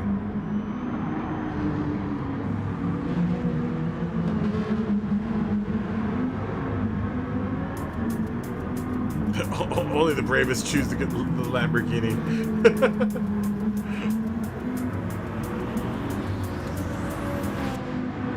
That is correct. Only the bravest of the brave choose Lamborghini.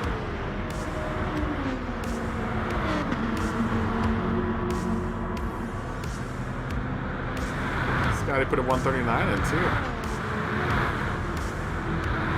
Very nice. This put in several 139s in. Second one, it looks like.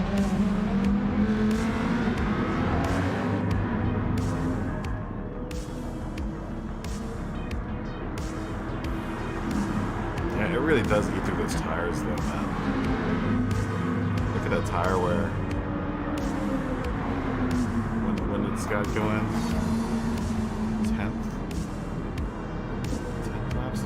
10 laps on the softs. Going out at like a 38, 39,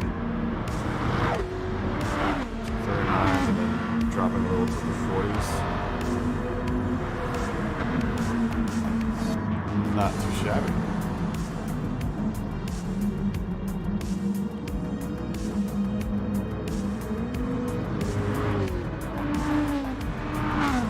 If I feel the same way about the Mustang as I do with the Vet.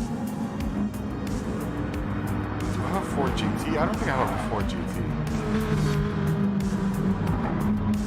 I would love to A/B the Mustang versus the Ford GT. But I don't think I have a Ford GT. Do I? Do I?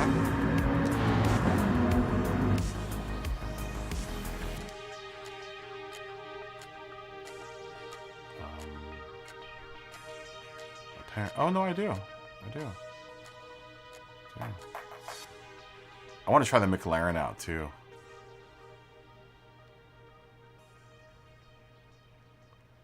You know, the NSX too. Well, you know what? I'm gonna try the NSX out.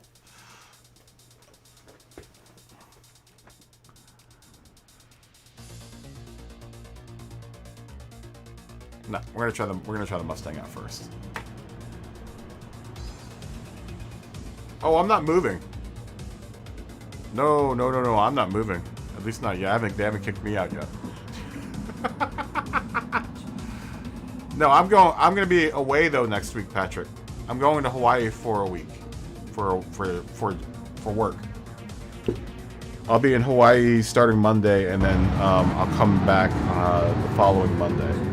So I'm gone from Monday to Sunday next week. So tomorrow's gonna be the last day for a week. I'll make sure to post a video or something, you know. I'm definitely gonna try to post a video next week, just to give like a little update. Maybe I'll do it on FIA day, so you guys have something to watch on the day of the Nations or of Manu.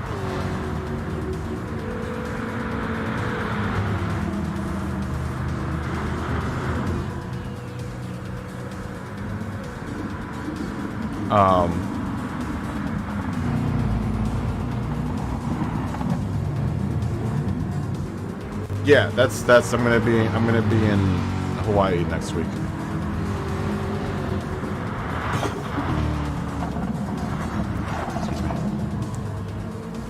Yeah, I'll be in Hawaii next week, starting Monday to next Sunday. But I'll be back.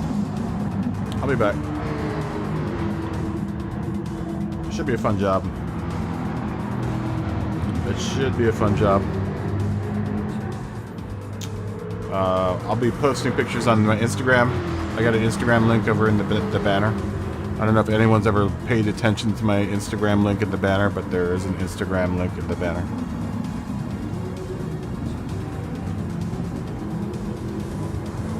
Yeah, it should be fun. It should be a fun trip. I'm just waiting for my COVID-19 test to come back, so I can, I apparently need, Hawaii wants us to all have COVID-19 tests from Walgreens specifically. I don't know why.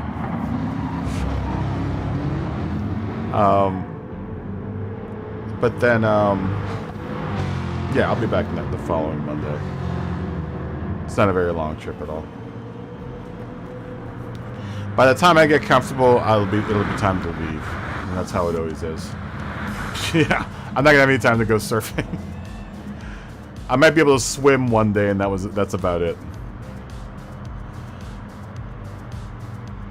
Oh, very nice. Everyone's coming in. Oh, Melon, I just missed it. This junkie is gonna be 10th. Here comes Scotty in 11th.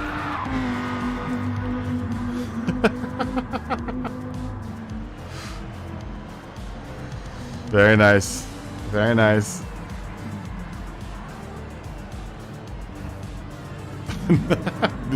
Scotty just disappeared into the pits. No, I'm not gonna have any time to go surfing. I wish. I wish. So yeah, so come surf in Ireland instead. Yeah, I hear you guys having a great break in Ireland.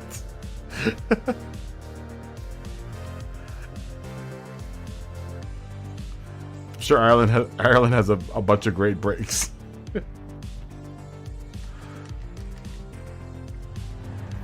All right, let's say the next race is in 15. Yeah.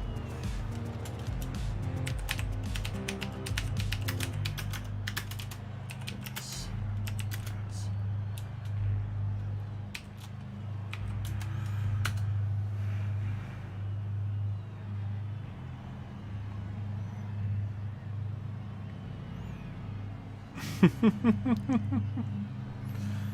think that's the next car I want to try. Do I want to try the Mustang next? Anyone drive the Mustang yet? I want to try the Supra too.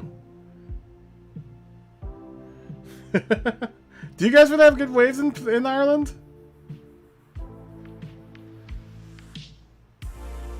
Really? Interesting. I mean, your waters can't be much colder than the waters here in the Pacific. Our water's terrible.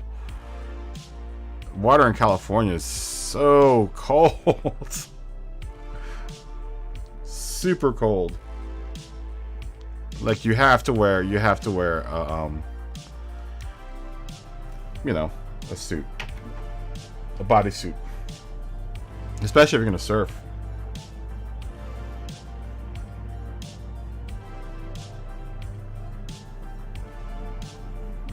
You know, but surfers will surf anything, you know. I just didn't know you guys had a drop off like that off of the shelf. Off the continental shelf. But I guess, you know, a break is a break wherever a break is.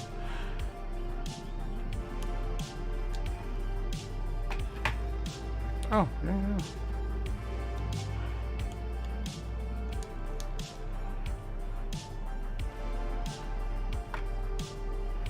See, peace. I guess.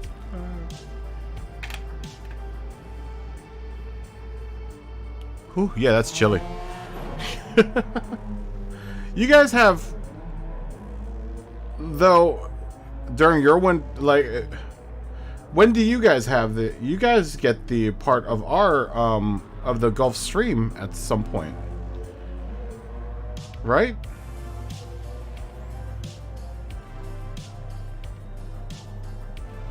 You guys get the Gulf Stream at some point. Because it flips, right? I think we're in winter when you guys get our Gulf Stream. At least the UK does. I mean, at least migrates toward that way.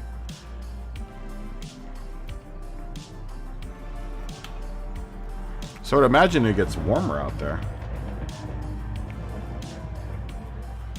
I think that's when it gets really foggy in, like, you know, that part of the world. Is when the Gulf Stream migrates that way, yeah?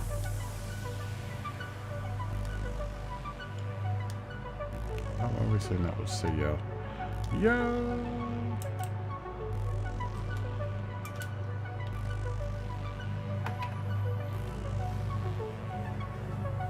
Oh. Well, that's still pretty warm for 17 degrees Celsius.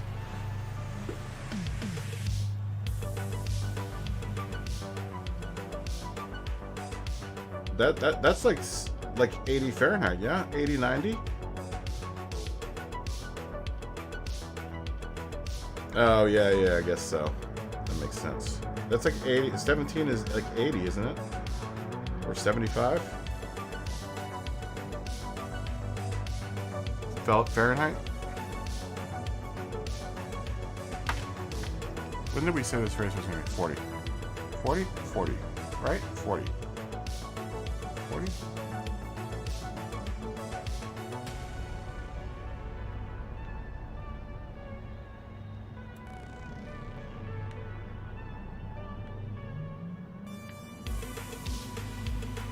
Or we're going to say 40. Alright, Scotty. See you tomorrow.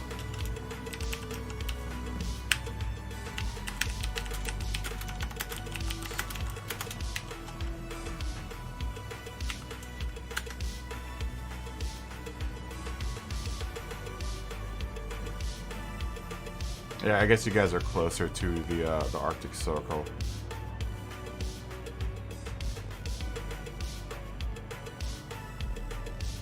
That makes sense. Yeah, because, I mean...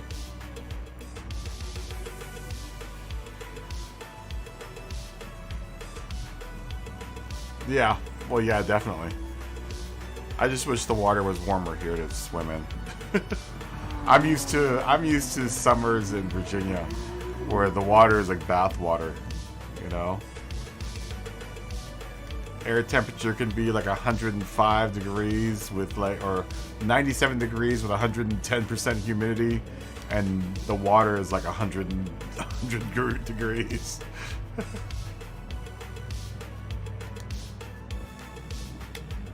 No, I wouldn't say 100. Probably like more like 90 or 80 degrees.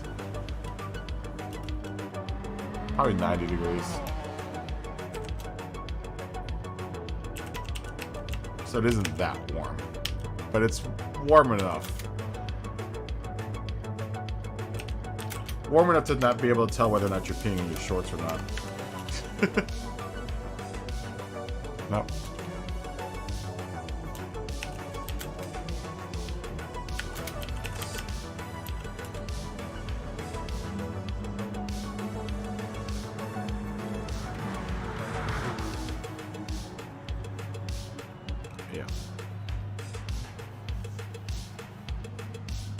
Yeah, the water on the East Coast gets really warm.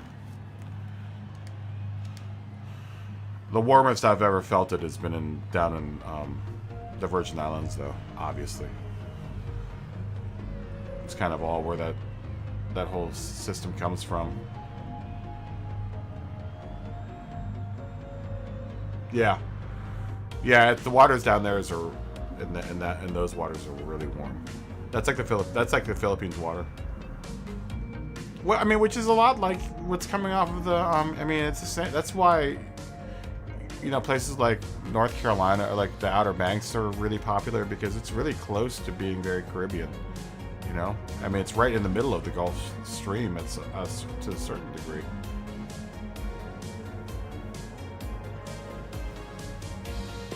You know, there's that sweet spot between South Carolina and North Carolina and Virginia, honestly, and Maryland. It's a little bit where the waters are right. They're perfect. Perfect. I would imagine the Carolinas, I think, get the best water. And oddly enough, I just think some of the best beaches are down there. And then Florida, obviously, because the Gulf Stream goes down through Florida too. I guess I can't count out Georgia and Alabama and all whatever. Anything on the East Coast pretty much has a pretty decent beach, up until about Virginia and Maryland.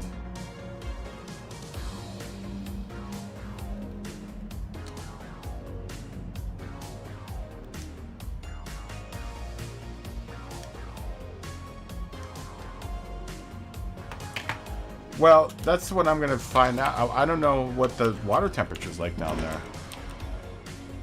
Because it's going to be a lot like California.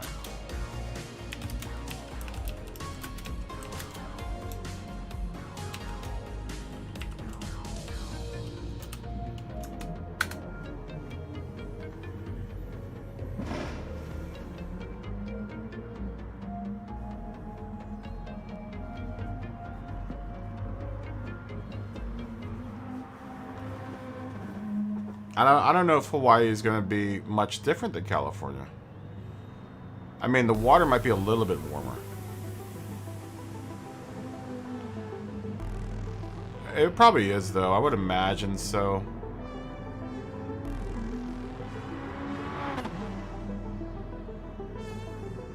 Maybe, I guess.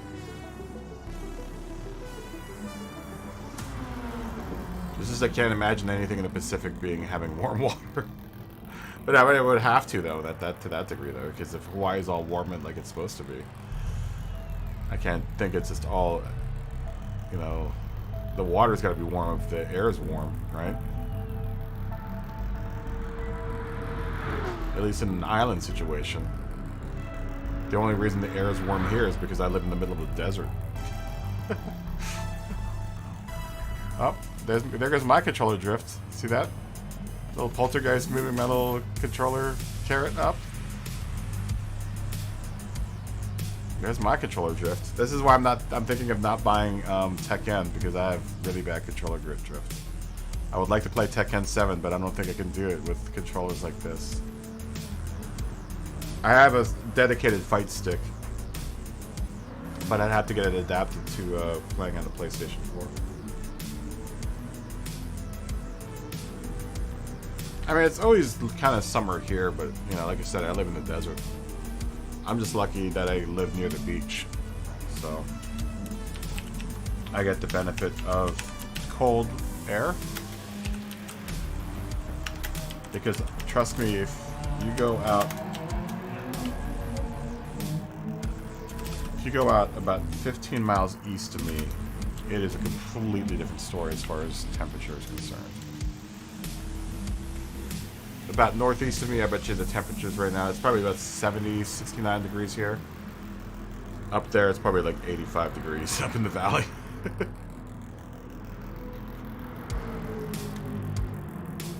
That's why I don't believe in living in the valley. I don't understand why people would want to live in the valley. Nothing against you, because I know... What, 40's in the valley? DSLC 40's in the valley. He lives in Simi Valley. But I figured I moved to California. I moved to Los Angeles so I could live by the beach.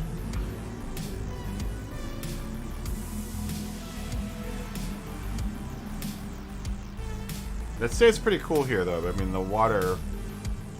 The breeze off the ocean really keeps this area cool. But like I said, you go 15, 20 miles east of here and it's another story. It's sweltering hot in other parts of Los Angeles.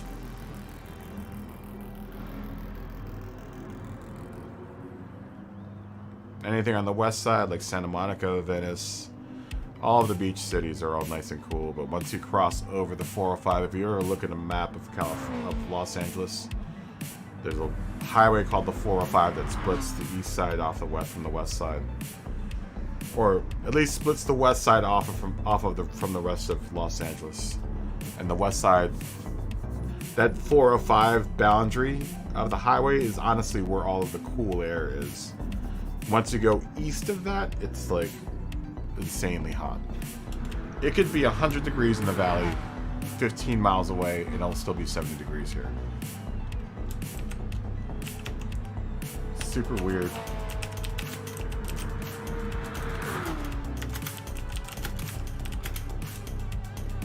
But that makes sense. I mean, that's all at a higher elevation. You know, that's why they call it the valley. It's you literally go up a mountain to get to the valley, and then you drive into the valley. You drive back down into the valley. Yeah, the west side's definitely on a very, very low elevation compared to the rest of Los Angeles. I mean, obviously, because we're at sea level here. But it grades up. It grades up pretty quickly. Like the grade up to going up into the mountains, it's pretty steep. I'm actually above sea level where I'm at here because you have to go several, like within like 3 blocks, it drops like considerably down to the ocean from where I am here versus to where the ocean's at, which is like 3 miles west of me right now.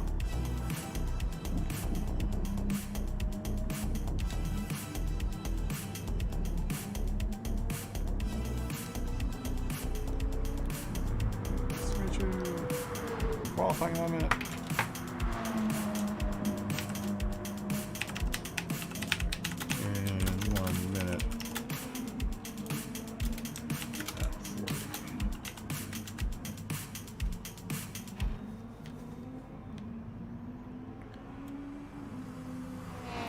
Alright, try the Mustang out. See how the Mustang is. Ah, good night. Good night, Philippe. Have a good night, ma'am.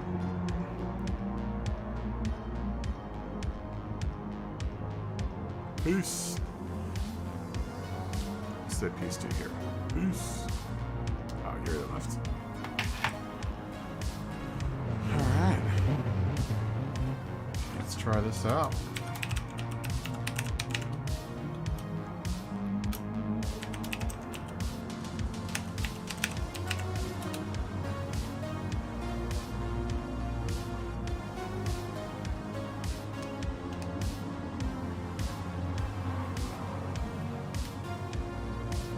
Let's try this out for size. See how this goes.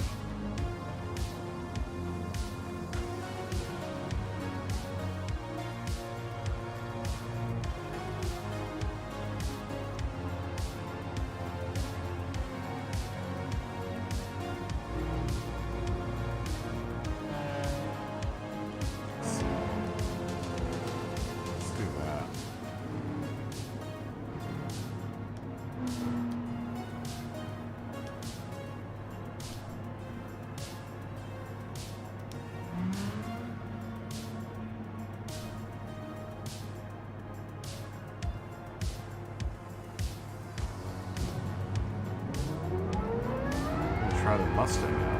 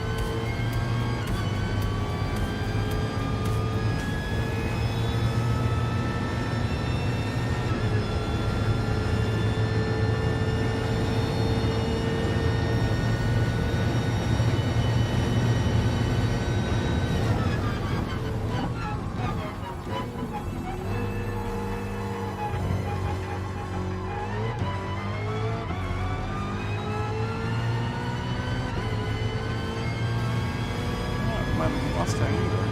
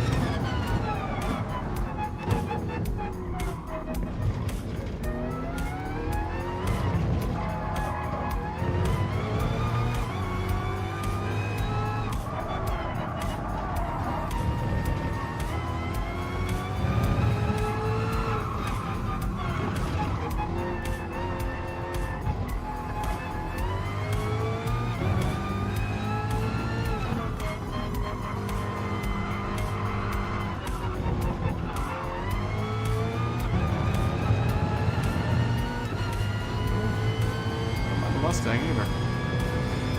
Mustang isn't bad.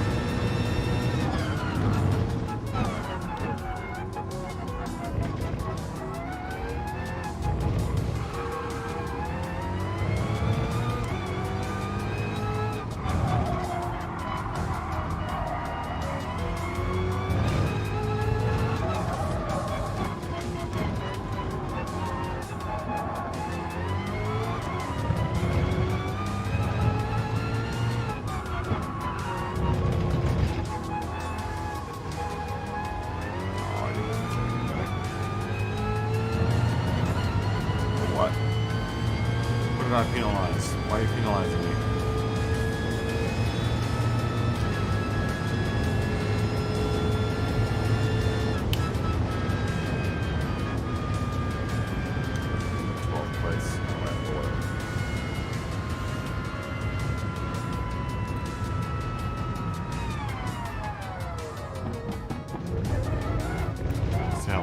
Last. Do need to air the room out. It's kind of warm in here.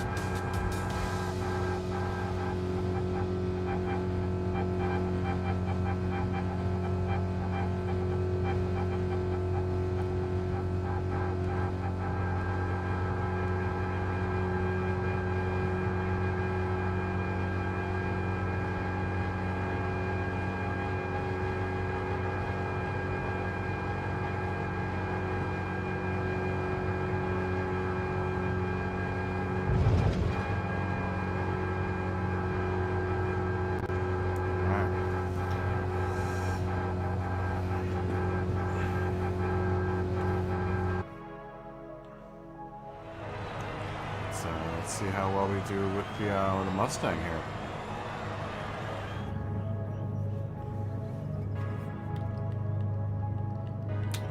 Thanks for the man. Dang, I got 20 likes, man. I just realized that. Everyone like and subscribe. Hit the notification bell if you like the stuff that you see. Lots of links down below in the description there. There's a Patreon subscription or a Patreon membership. Welcome, Patrick and Michael, to being new Patreon members, along with Smoggy and Jared Freeman. Also down below is this Streamlabs donation bucket. And Discord links. That's free. Join us in Discord. It's a fun time.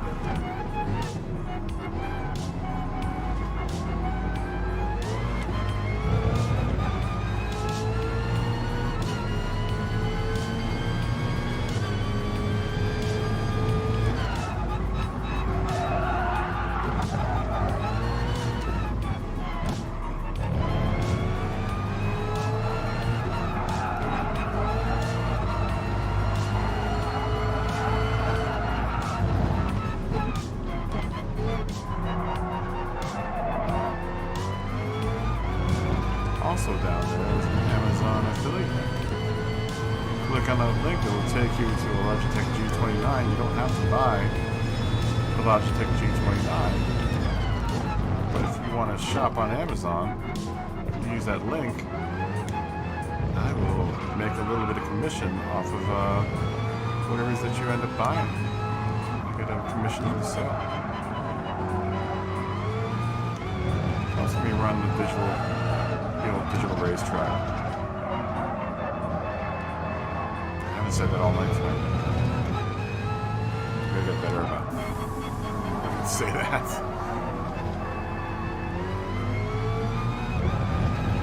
Bad YouTube.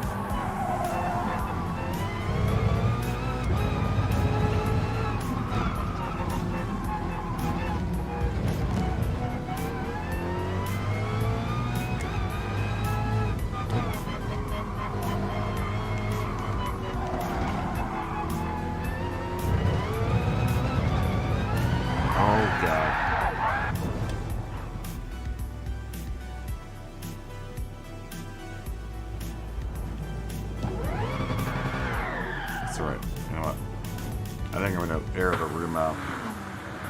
This is getting warm in here. Not to mention my audio is glitching out like crazy right now. So I'm gonna leave you guys for a split second. For this real quick. Let me do this real quick. I'll be back.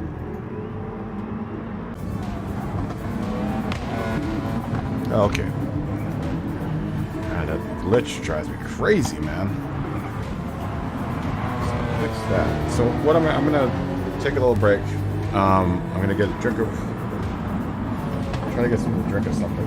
A drink of water or something. I don't think the water cooler is filled. But I'm gonna also air my room out because it's really warm in here, and maybe that's the reason why my audio card's going crazy. I don't know. But I will be back in a second.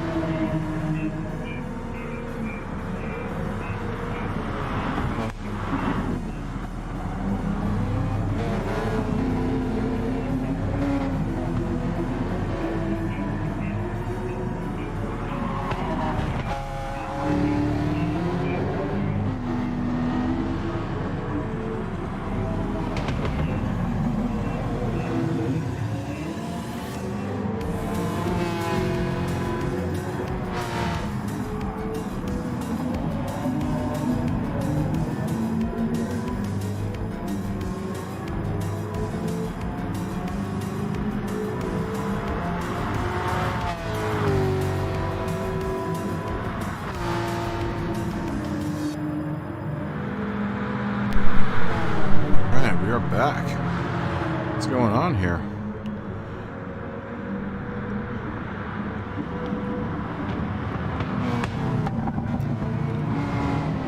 Alright, Mickey. See you later, man. Have a good night. Let's see, where are we at? 6:44 before that, huh?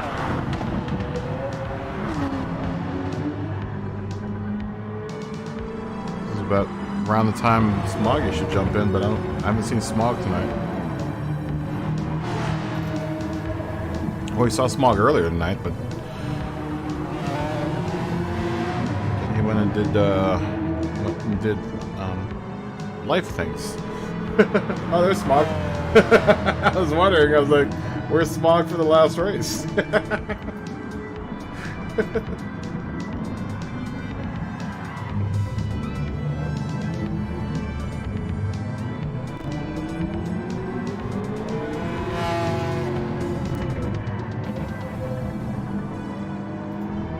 I was wondering where you were, Smoggy.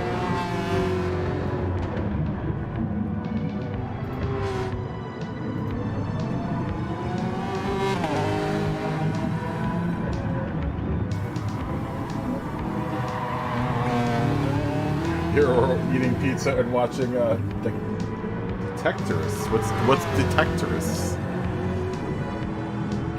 What is that show? Is that a TV show? I've never heard of Detectorists.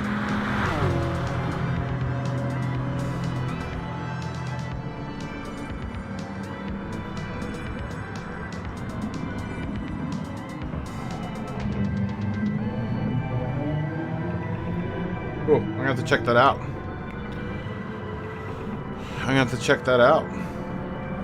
You know what I found out, Smoggy? I really like the Jaguar.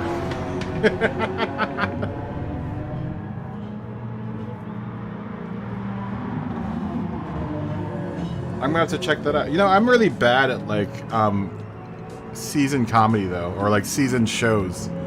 Like I always like get really into it. I think the last time I watched, like I binge watched all of The Good Place. I like that a lot.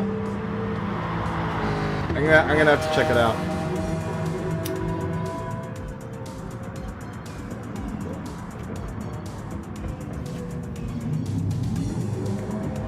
I'm gonna have to check that out.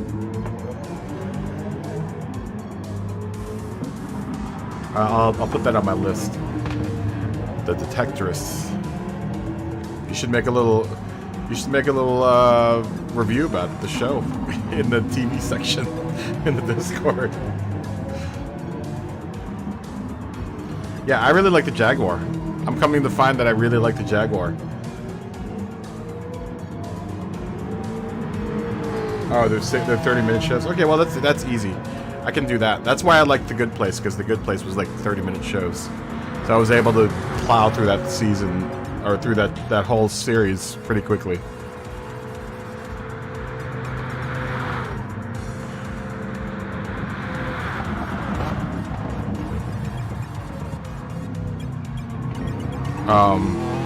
The Good Place is actually a really good show. I think that's on Prime as well, I think. There are a lot of things that I want to watch on Prime, like the Sound of Metal looks really, really good. Yeah.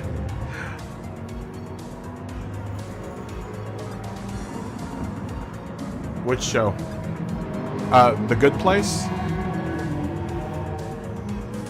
I think it's either on Prime or on Netflix. So one of the two. I managed to do that whole show. I tried to do The Expanse. Like, I'm really bad at like episodic TV.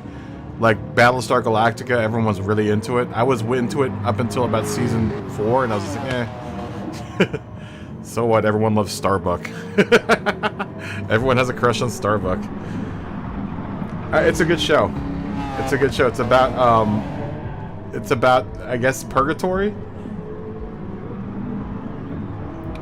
Yeah, I couldn't finish all of Battlestar Galactica. I think it's because, you know what I like about Star Trek? Star Trek is contained in every episode. Every episode's contained. So I could just watch one episode of Star Trek and be cool, right? I don't have to watch the whole season in order to, you know, kind of understand what's going on. That's why I wasn't really good. I never got into Game of Thrones. Because number one, those shows were like 3 hours long. And there's like 9 million seasons of Game of Thrones. Man in the High Castle? I've been looking at Man in the High Castle. That's like a dark comedy. That's supposed to be really good too. But there was another, The Expanse. I tried to get into The Expanse, and I'm still trying to get into The Expanse, but I'm finding it really hard to empathize with any of the characters. I find it very, very hard to empathize with any of the characters in The Expanse, and I don't know why. I would think that it would, just because of the nature of it. It seems like it would be right up my alley, but I can't get into it. Maybe it's because I don't have the first. I didn't watch the first several seasons of it. It's on Prime now. I think they're on season 4 or 3.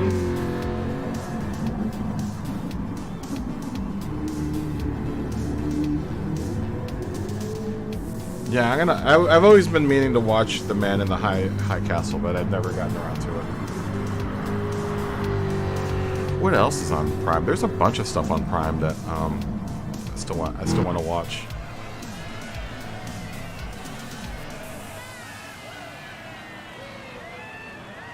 Prime actually has a really good selection. That's why I kind of started doing the movie thing in the movie section, because there are movies that people don't know are available on Prime that are available on Prime. There's a lot of good content available on Prime if you have Amazon Prime and use the video service.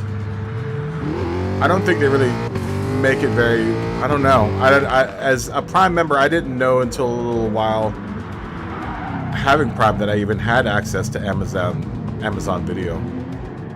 But they don't make it really apparent to Prime members that you get Prime Video along with your Prime membership.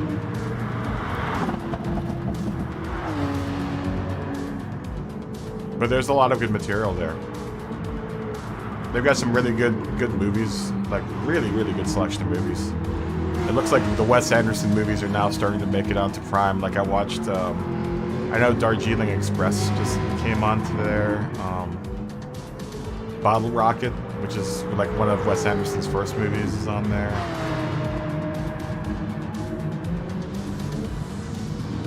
Early Luke Wilson and Luke and what's his name, Wilson? Owen Wilson.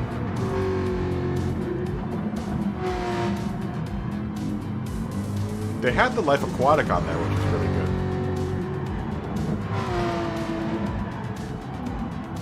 Yeah, Vikings was Stars? Was that on Stars? It was a Stars show? Was that good? Yeah, I never watched Vikings. That's another one I kind of wanted to watch, but I just don't get. After a while, I just get very disinterested. I guess I have a short attention span, so I like. That's why I like movies.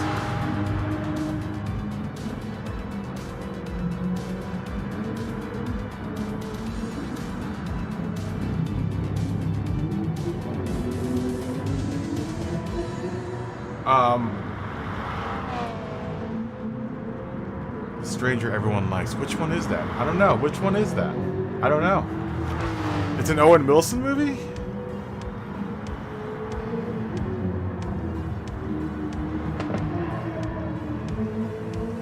Is it called The Stranger? I don't know. I've never seen it. I really haven't watched many Owen Wilson movies, honestly. Unless he's been in a Wes Anderson movie, I haven't really watched many Owen Wilson movies aside from that. I know he did that Jackie Chan movie. Was it Shanghai Cop or whatever? The one with the twist at the end.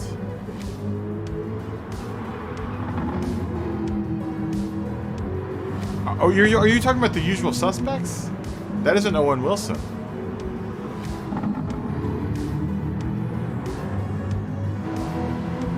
That's what's his name? Are you talking about that movie? That's Kevin Spacey.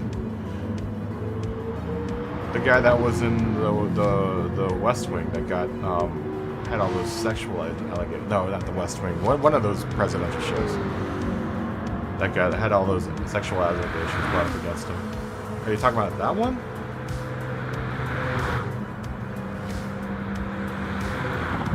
Okay. I was about to say.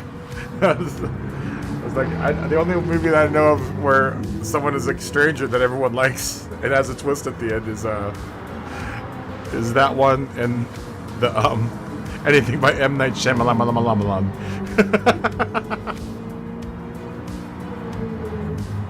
Okay, yeah, I get the title. Yeah, anything by M. Night Shyamalan. All of those movies have twists at the end. I see dead people. Spoiler alert. I see dead people. I see dead people. Are they cold?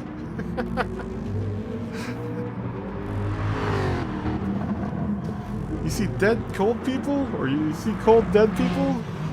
Dead people are already cold, kid.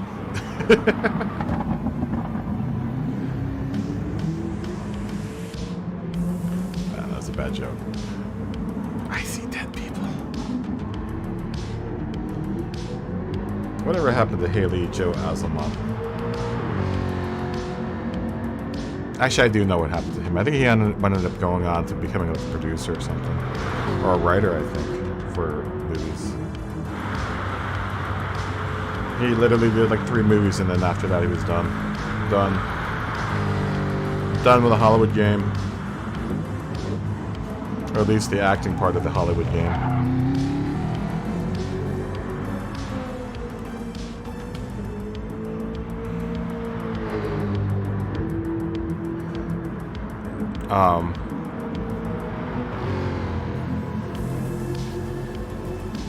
What's the thing about?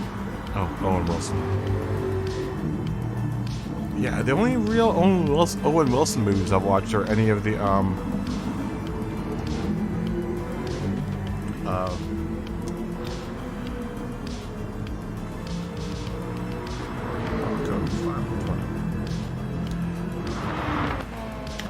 Oh, 15, that's right.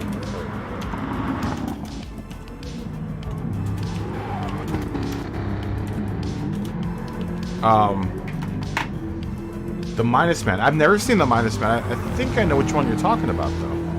I've never seen that one, though. I've never seen The Minus Man. Is it good? Yeah, I've never seen that movie.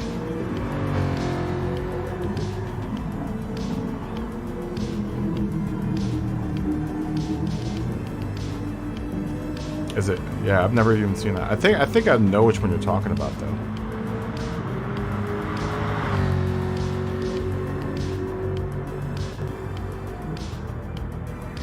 What other Owen Wilson? Rural Tenenbaums. He was really good in that. That's another Wes Anderson movie. It's a little hipster. The Royal Tenenbaums. I still like it. Actually, my favorite Wes Anderson movie is The Fantastic Mr. Fox, which is a adaptation of the Roald Dahl book.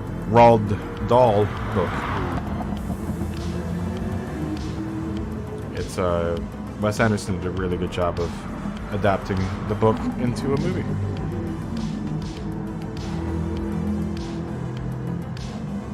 Huh. Don't tell me the twist. Now I want to go watch The Minus Man. Oh, stop. Stop drifting. Controller.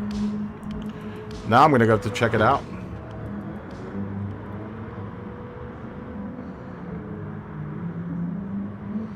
Every time I see The Minus Man, I would think of the Gemini Man, that Will Smith movie.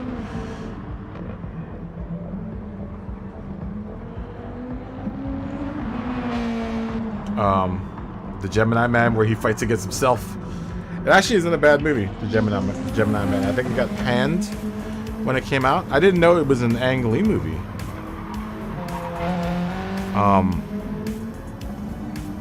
after watching that, I didn't really have any kind of, thoughts about it either way going into it. I heard it got panned, but it actually is a pretty decent movie. The Gemini Man. That's also on Prime. And it is an Ang Lee movie. I find very interesting. Really well shot. There's some really impressive like stunt scenes in that movie. Really impressive stunt scenes. There's a whole like motorcycle chase scene in that movie that's just like mind-blowing. I don't know how they pulled it off.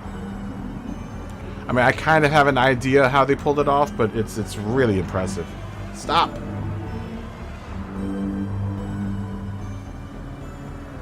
Yeah, sometimes getting panned by the critics is a great recommendation. Yeah, you're right. You're right about that.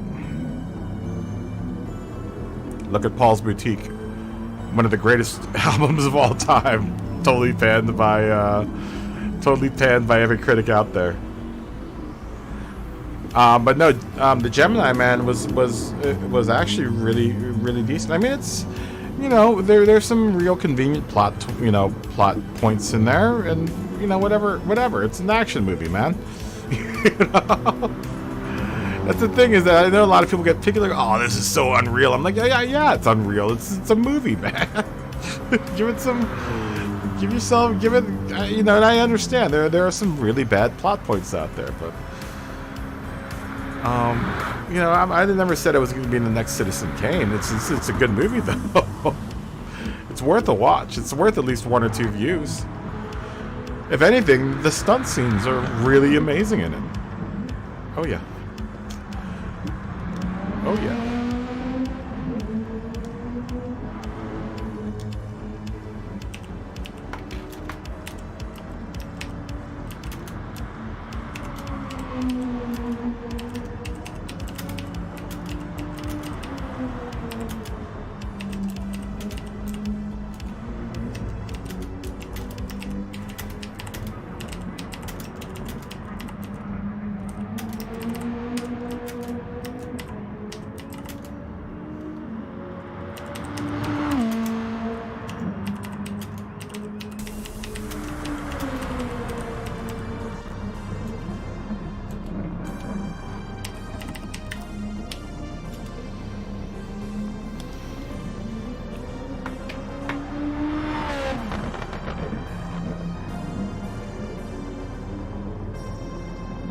Yeah, right?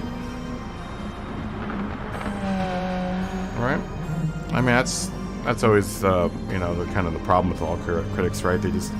They have the liberty and the entitlement to be able to just sit there and talk about something that they didn't have to work on. But everyone is a critic in their own right, though, at that point, Yeah, we all have a critical vein in our bodies, or running through our persons, right? So we're gonna all be a critic to some degree.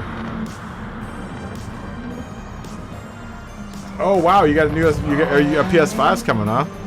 Congratulations on obtaining a PS5. I hope you didn't buy it from a scalper, man. Please tell me you just paid regular price for it.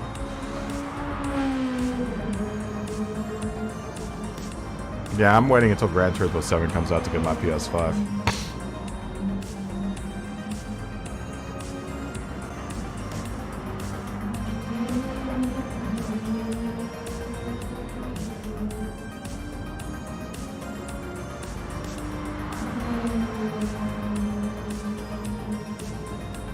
Oh no, you getting called away for work? Aw, dude.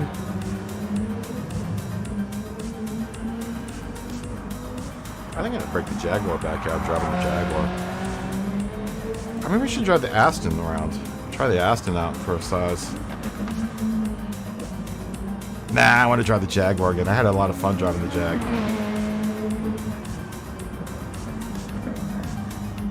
Oh, you're talking about critics? Okay.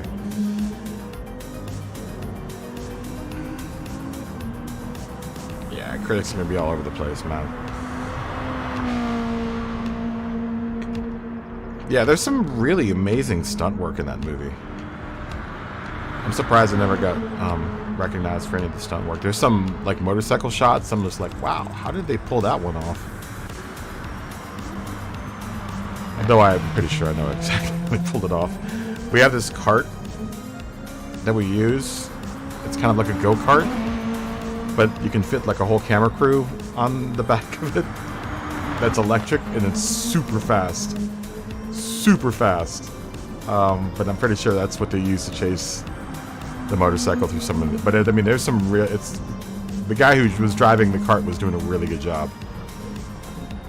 Because there's some really precise like camera work during some of these like during the one motorcycle chase scene.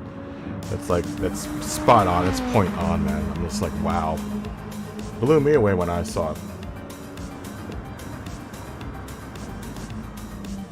Oh yeah, totally.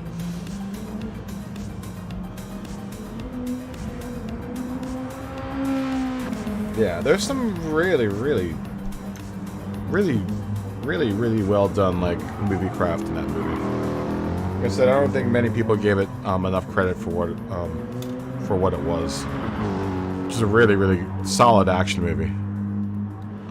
Like I said, there's some, you know, obviously some plot holes, but whatever, you know. I'm willing to excuse them.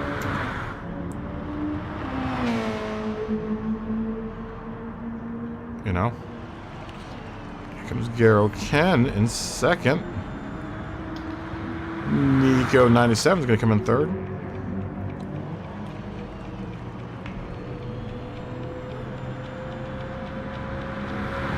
Fourth is going to be Melon. The evilest of melons.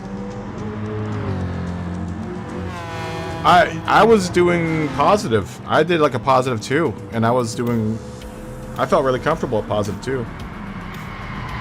Nice, Melon. Marshall Webb X 5th. Lightning Casmy 6th.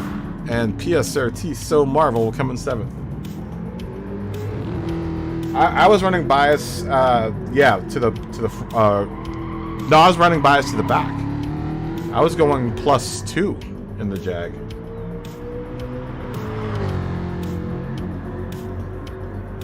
I was kind of driving like I was driving the Vet, honestly. It felt a lot like it, but just a lot more refined. And it's a really balanced car to drive, man. It's really surprisingly well behaved in corners and turns.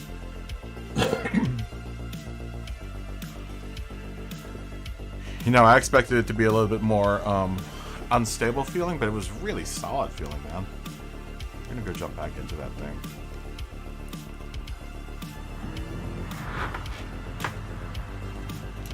So qualifying in 12 minutes.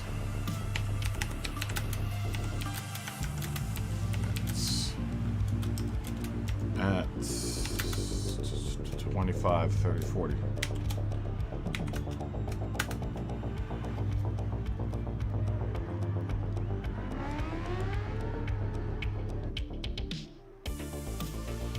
Let's see. Where did you go? Yeah, I've been driving around your proto Jag. This is honestly your Jaguar. You forgot to put fuel in your stop, Marshall. Yeah, oddly enough, the Jaguar I'm driving right now is your proto Jag. All I managed to put on was the number plate, but actually I only put the number plate there as a guide for another for your number plate, the number 7.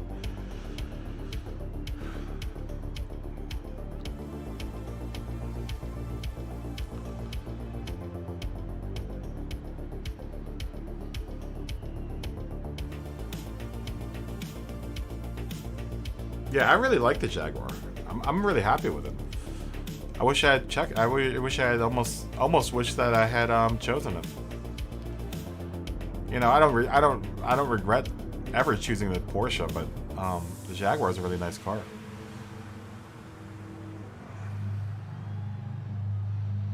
This is kind of nice taking a vacation away from the Porsche.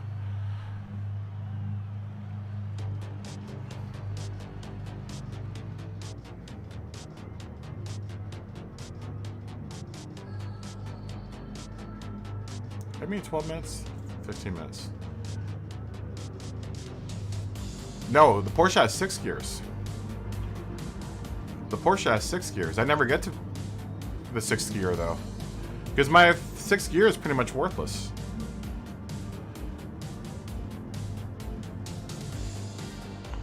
Although, the Porsche is a weird car. Both of the Porsches are weird cars. They're both very odd cars. What? You never seen me use the Porsche? Oh, you never watched me use the Porsche. You've never watched any of my races? Oh, well, I guess you're racing usually the time on when I'm racing. You've never watched me drive on the show? No, surely not. You've had to at least see me drive a little bit.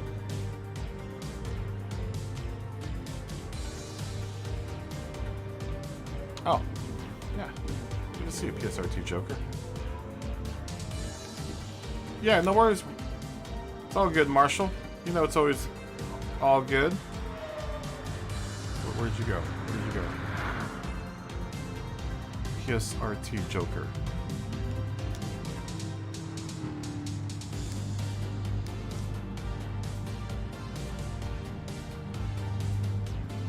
Oh yeah, I rarely ever use 6. Because there's no reason to get into 6th.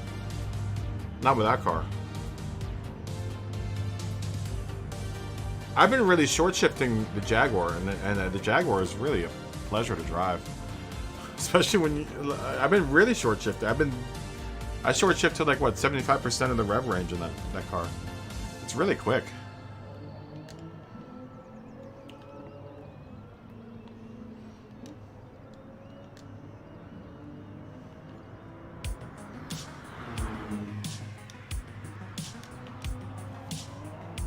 All right.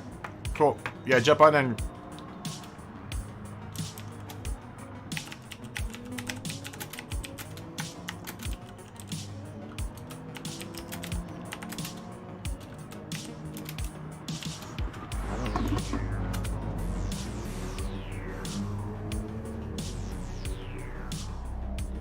Oh yeah. Always, my friends.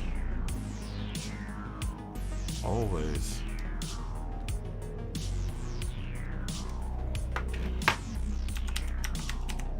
Always.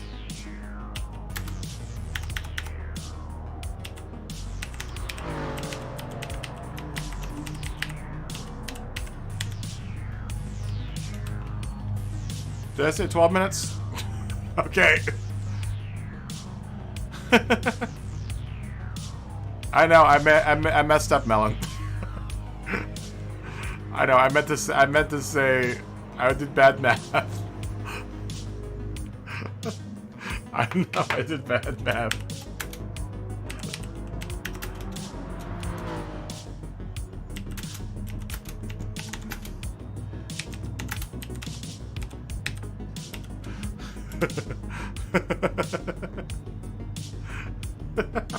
Yeah, exactly. No, English minor. Get it right. Get it right. Get it right.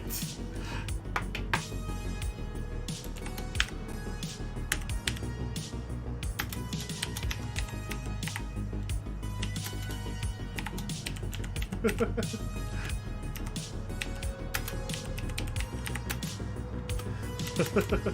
it right. Get it right. You should know that. Hey, Chris, good to see you, man. Yeah. Oh yeah. Dude, I got the skills, man. No, actually, I had my buddy set it up. It just hyperlinks you straight to my channel. It's the easiest way to get to people to my channel. Dude, you're awesome. Thanks, Chris. You gotta. Are you on YouTube or are you on Twitch?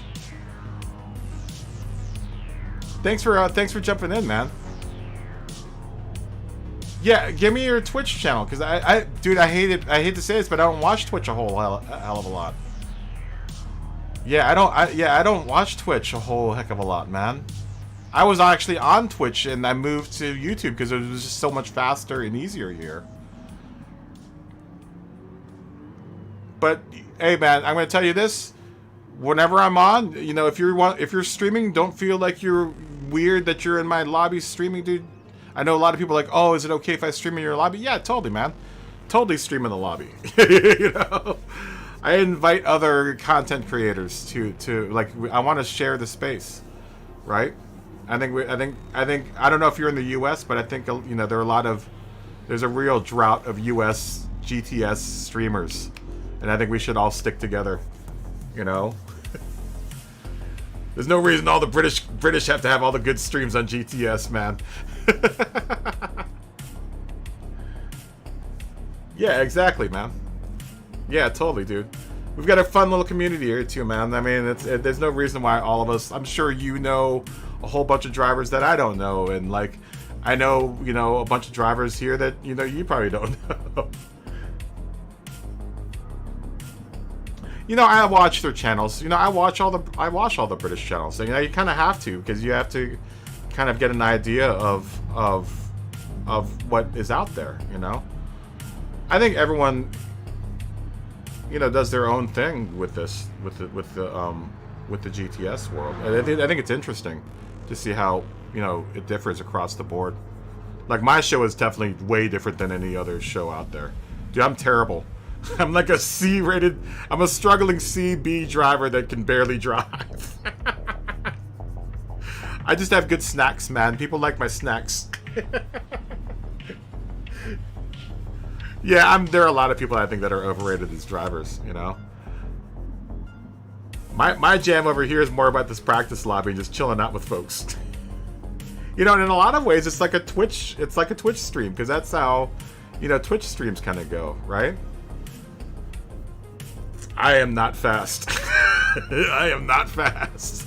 I'm very fast at going slow. But yeah, man, I was on Twitch. I did Twitch for a little bit. Oh, you do coaching? I might have to take you. I might have to take that under consideration, my friend. But I kind of like the journey, man. I think that kind of is part of the mystique of the show. Is it's my journey as just a regular driver, just a regular dude trying to make it. Oh, really? Wow, that's awesome, dude. That's dope. Yeah, I definitely don't have $100. Yeah, man, I definitely don't have $100. I wish.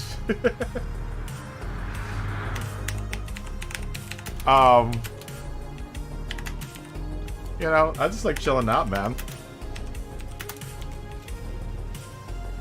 Yeah, we're just a bunch of big kids that want to go fast, right? You know, I don't take myself very seriously either, so. You know, I know there are a lot of people like, oh man, yeah, blah blah, I'm the best. I'm like, no, I know I got good snacks. That's all I got the jokes. Sometimes I sing. Yeah, that's dope. That's really dope. Do you have a Patreon thing going and all that too?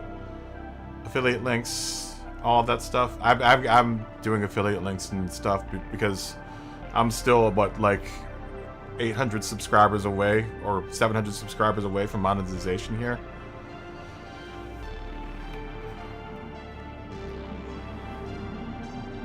Oh, you do the donations. Yeah, I've got a Streamlabs donation bucket. But I've got like an Amazon affiliate link. I've got Patreon members now. I've had Patreon members, but now I've got like 4 of them now.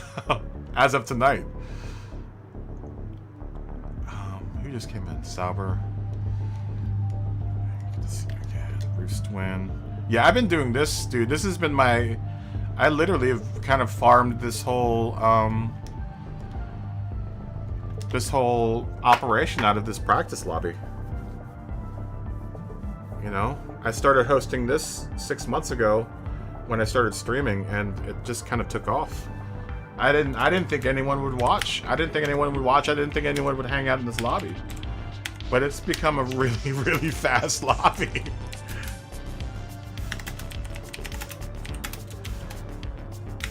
You know, we had Stagger and Lloyd's Elite and Ant what's his name in here last night. Last night was, dude, check out last night's stream. Last night's stream we had a bunch of aliens in here, dude. It was crazy. Like half the field was all just A+s. All like World Tour A+s. It was like ridiculous.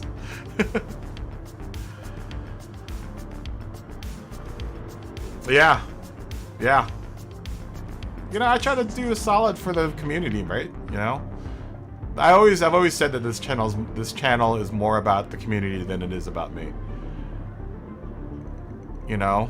I guess I think there should be a place that everyone should go to, you know, get a fair chance to practice.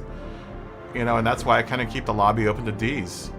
You know, I know I've had some D guys that come in here and they're like, dude, your lobby's helping me get up to C. And that's dope. That's dope hearing that, man. That's kind of what I want to hear. Yeah, I try to run a real chill lobby. You can tell by some of the names that roll through here, like THC Evil Melon. The president of the Horsepower Club. Oh, man. Yeah, we're a chill bunch, man.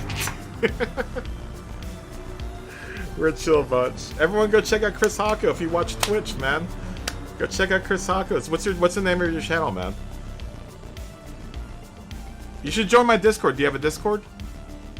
There's a link down below for the Discord. Join the Discord and dude, totally, you feel free to spam your when you're streaming in there.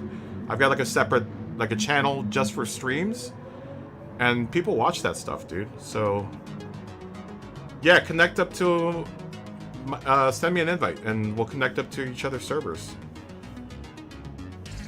I'd love to have you. I'd love to have you, man.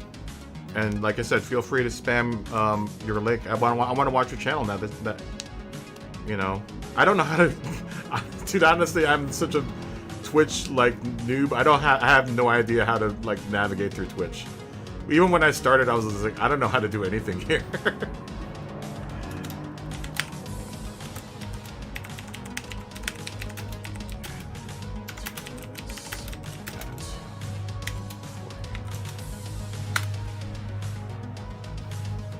Yeah, let's connect up on Discord, man.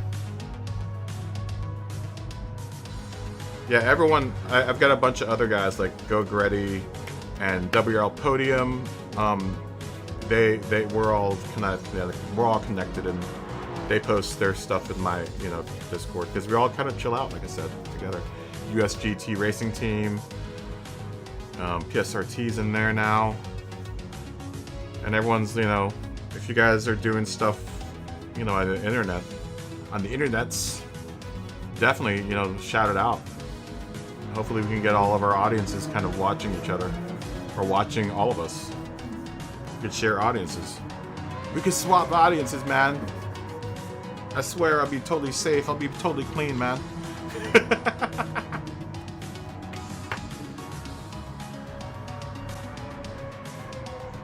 Oh, you can only see shit. Okay, hold on. Give me a second. That's probably because, give me a second. Give me a second. Server settings.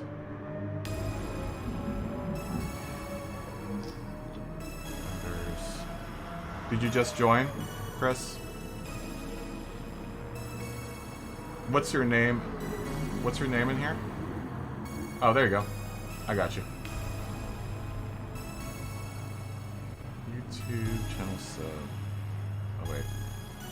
Verified.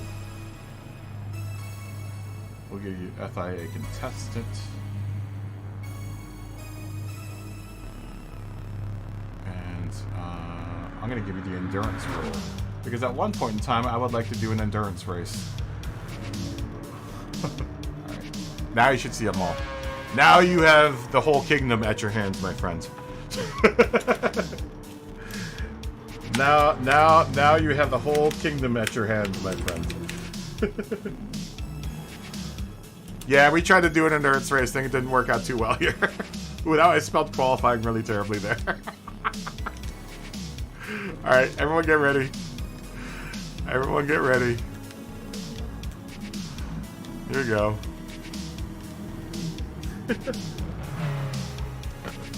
Oh, you have a 10 race series. Wow.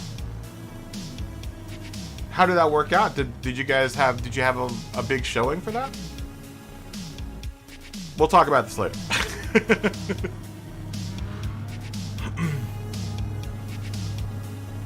Hopefully no one glitches.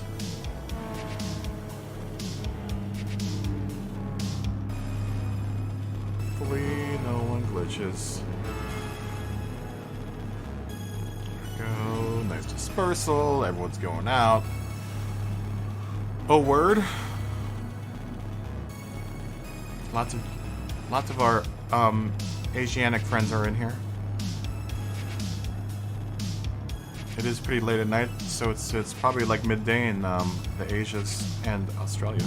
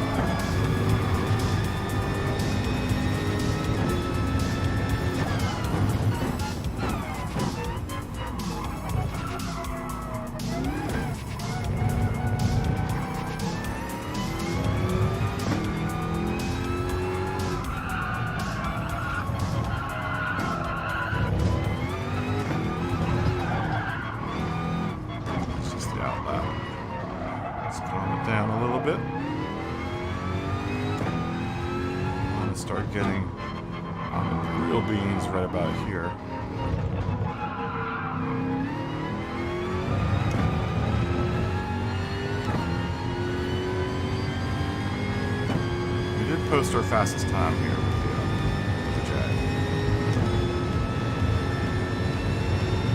Let's see if we can do it again.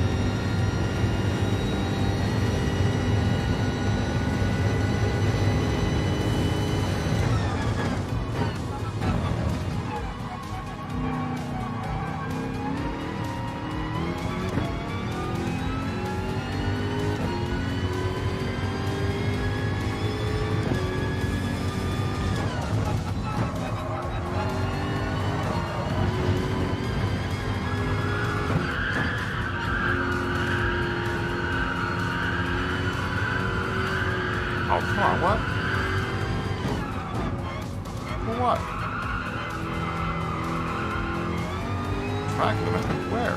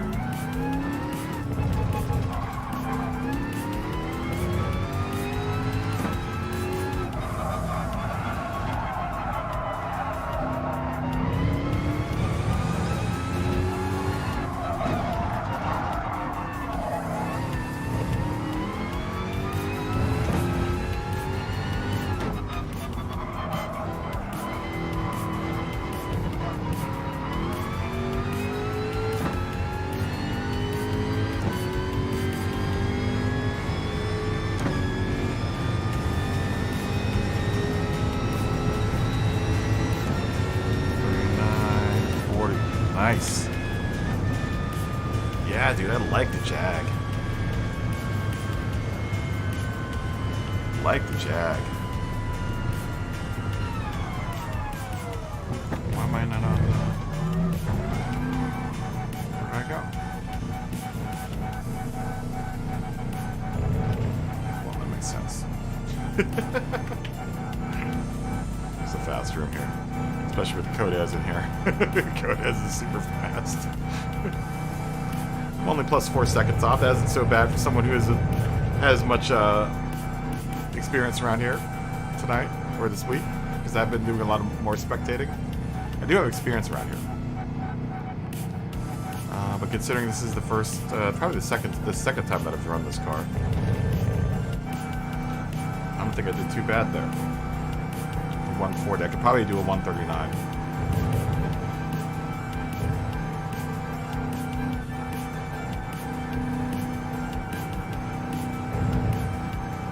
Probably pull off a 139. Wow, this is a full field too. Awesome. Awesome. Oh, word?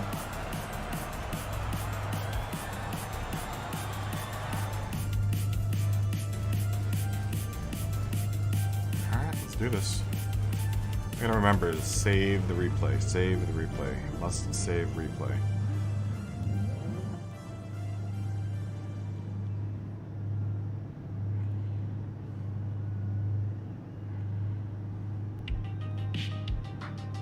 You know what else I like about the Jag? You see the whole rear view mirror. It's really nice.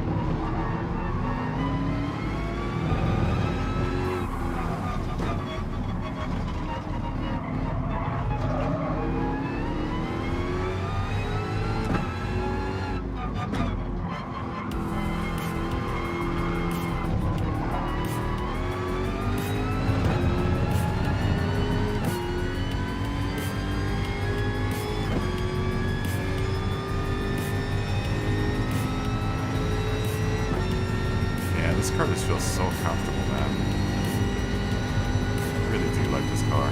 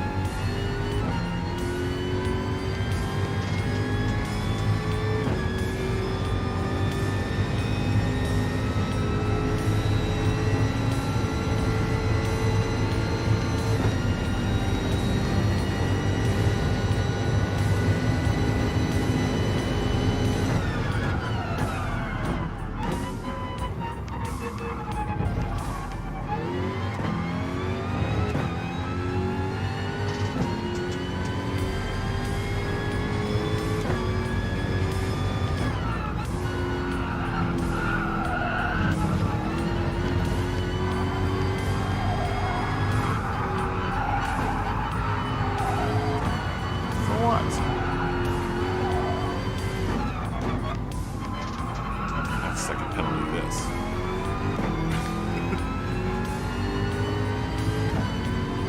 Track limit. What track limit? Dude, I was right in the middle of the track the whole time.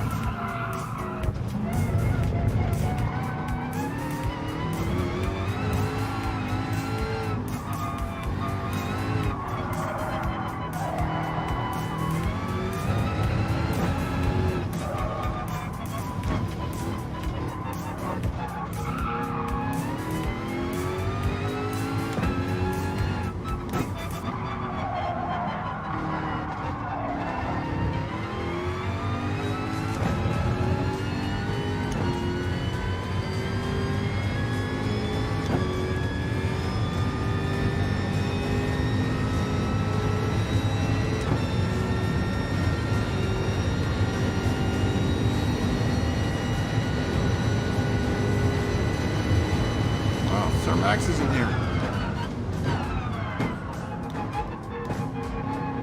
You see a Sir Max Turbo?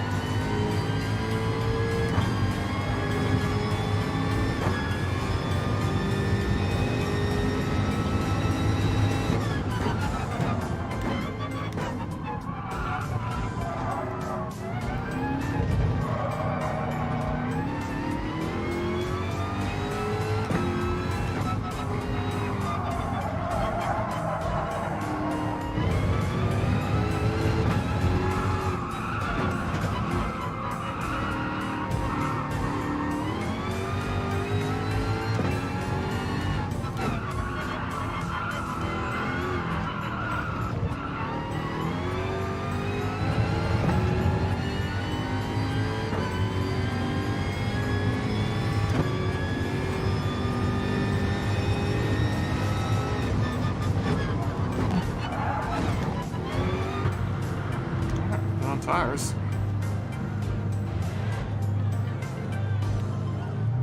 Put on tires and fill some gas up.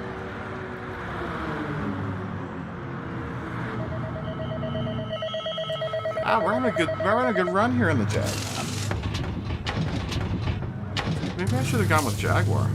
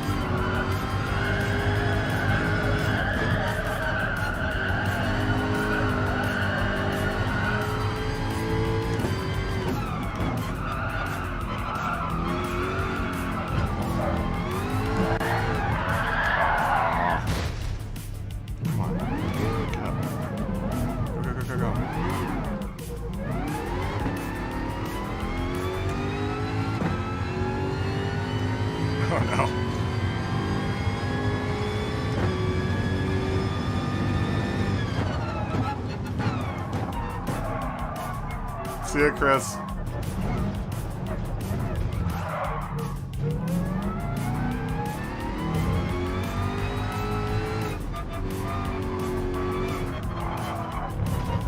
Yep, we got a number take fuel.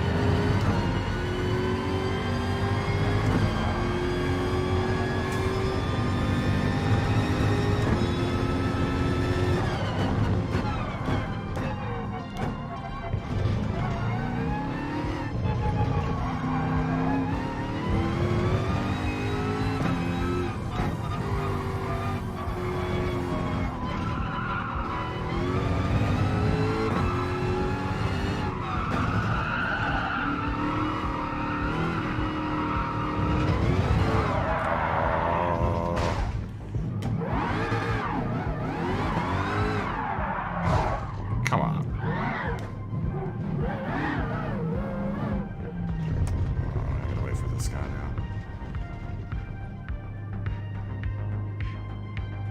Another track where he's going up.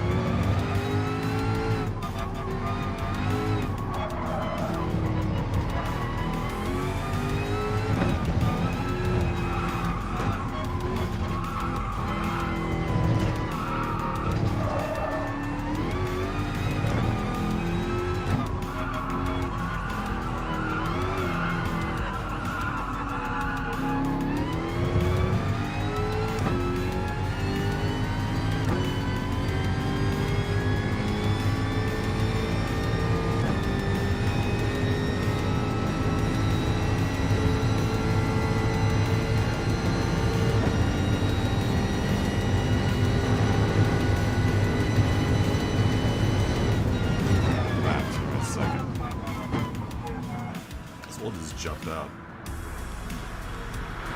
Let everyone finish off there. I really do like the I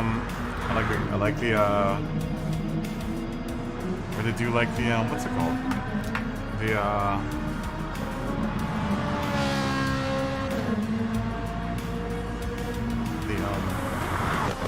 Jaguar.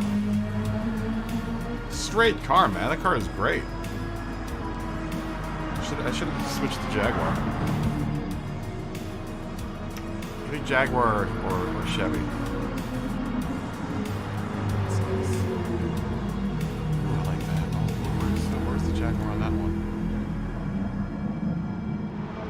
You know what? That's a good idea. Hold on. Let's take a look at your car. That's nice. I could do something like that.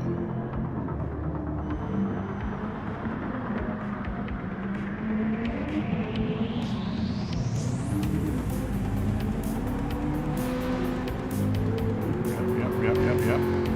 I see you. I see that work. It's nice work right there. It's very nice work.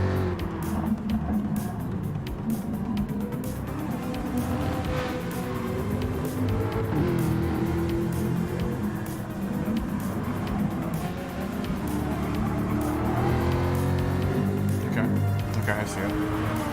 See, that's really nice. The Jaguar's that's a really good looking car. Sierra Ken will come in second. Show 203 Forgetful will come in third. Roostwin 69 will come in fourth. YTK 4254 will come in fifth.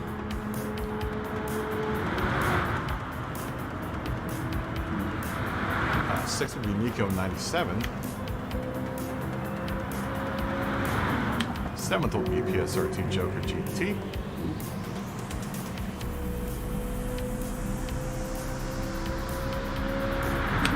Eighth will be Smog Baxter.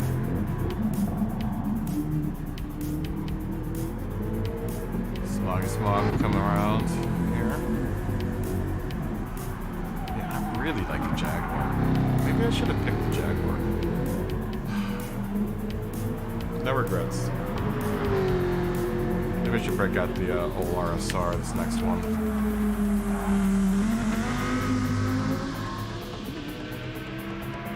Smog will come at 8th with a nice E-brake turn.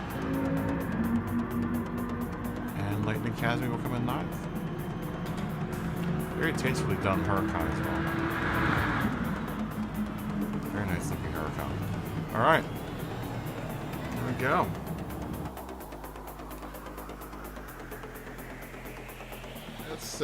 Let's do another qualifier in 12 minutes, I guess.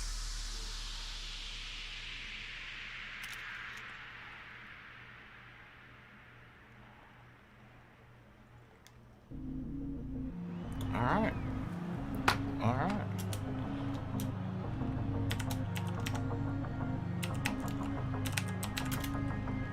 Actually, no, let's do 15 minutes.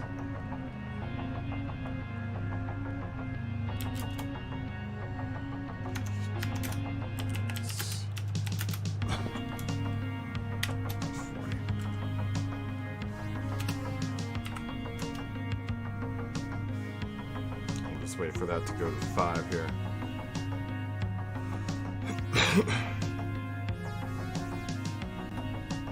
Should be soon here.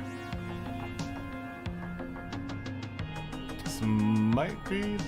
Well, no, it looks like we've got a lot of the Asians in here, so this is really interesting. I think this is the most we've had from the Asiatic area, so... See, this is interesting. Normally it's South American, but or British, but we've never had a whole bunch of Japanese drivers in here before. So this is really interesting. It's like cultural exchange. We'll break at the RSR again. See ya, Melon. Are you gone? Done for the night? Dude, I really like the Jaguar. I'm almost feeling like I should have probably picked the Jaguar. Oh, there's Dagger.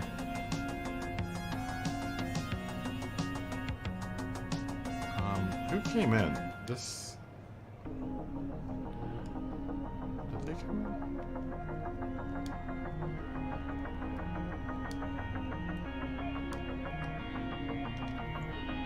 in? Fruition YZF. R1. Oh, I don't think we've met them before.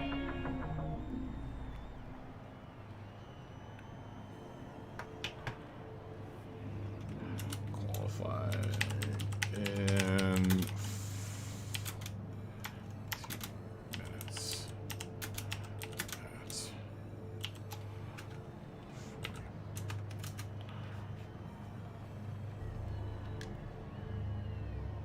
tell.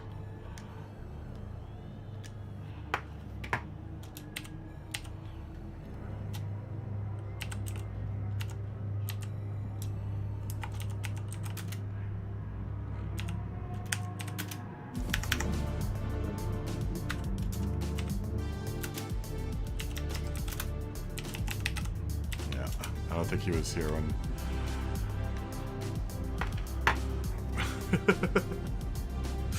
Yeah, I don't think he was here when Lloyd's Elite hit 3301 last night.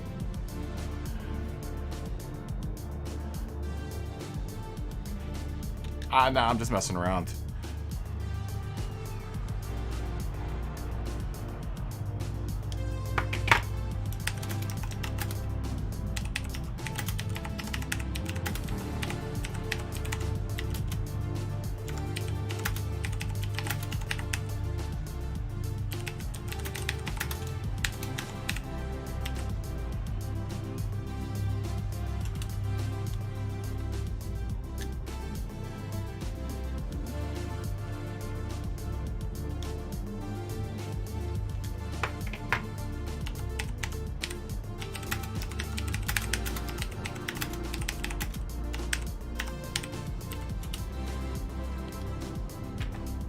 All right. Oh, that's right. That's right. The race is tomorrow morning. Awesome, dude. 10 seconds faster, dude. You were quick. You were really quick there. I mean, you kept up with the pack.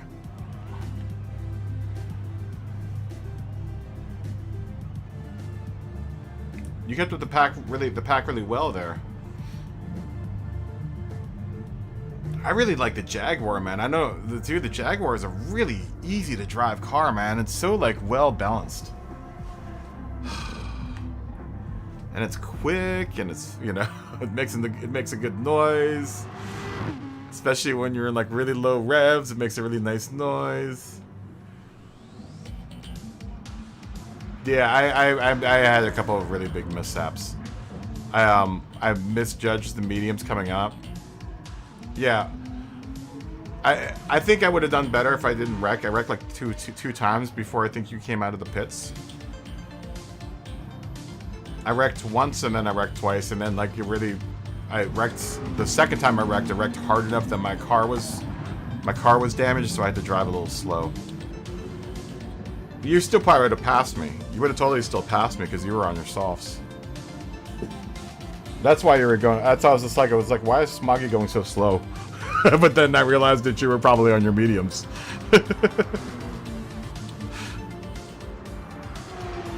And I was like, I remember like 2 or 3 laps into it, I was just like, wow, what's his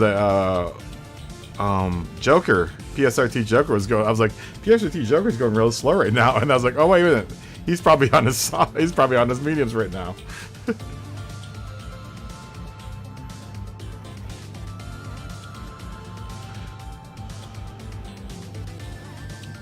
Yeah, you gotta. Yeah, I don't think you need to save fuel. I don't think you need to save fuel.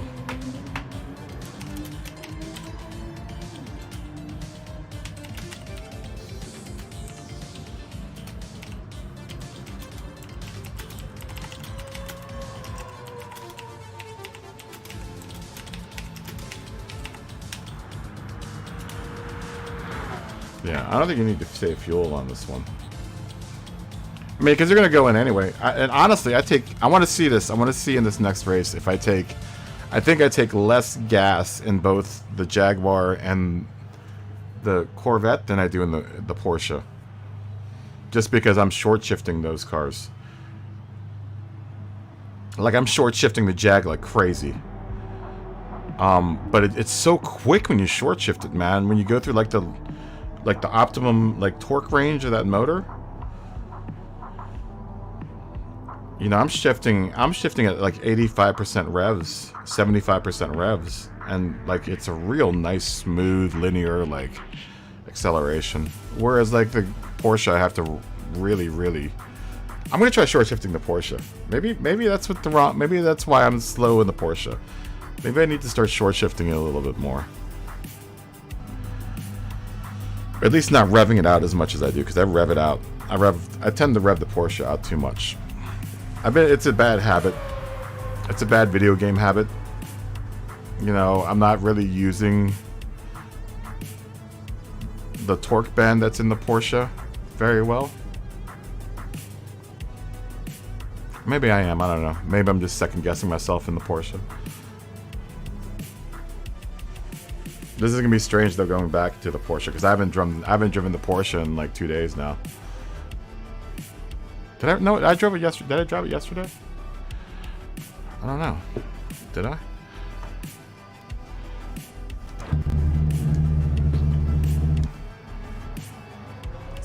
Let's go out for a couple laps in the Porsche just to get back into the habit of driving this car.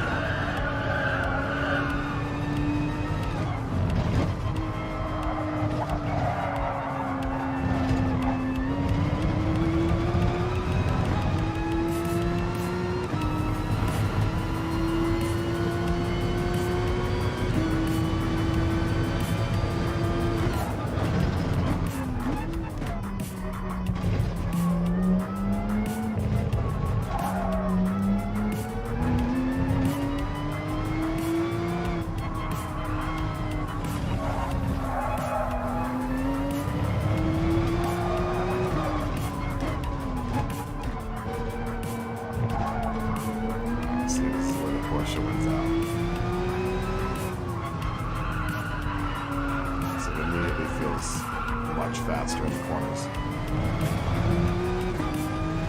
Albeit a little bit more twitchy.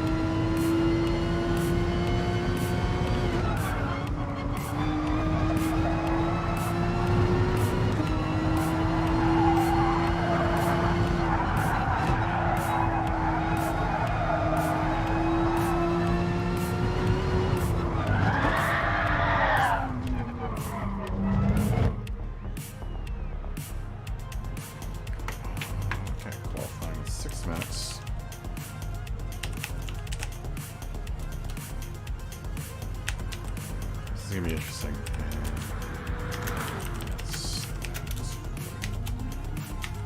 This is gonna be interesting going back to the Porsche, because I haven't driven the Porsche all day. I've been driving other cars this whole time, so it's gonna be really interesting going back to this car. I'm already seeing ways that I could probably drive this car differently.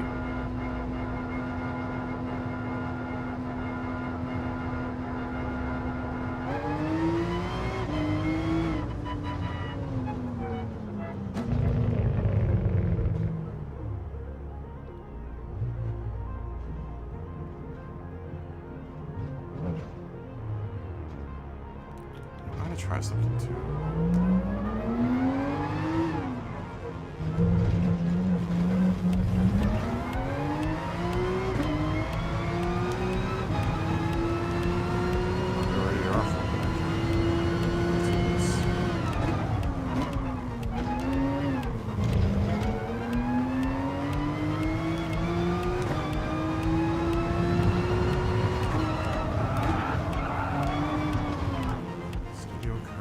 See you. I think we know Studio Curve. I think we've met them before.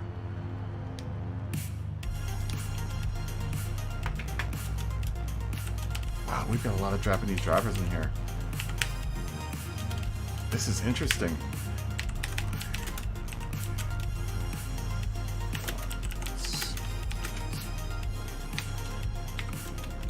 How interesting. Look how many Japanese drivers we have in here, guys. Wow. This is so interesting. We are, what, 11:30 in the PM?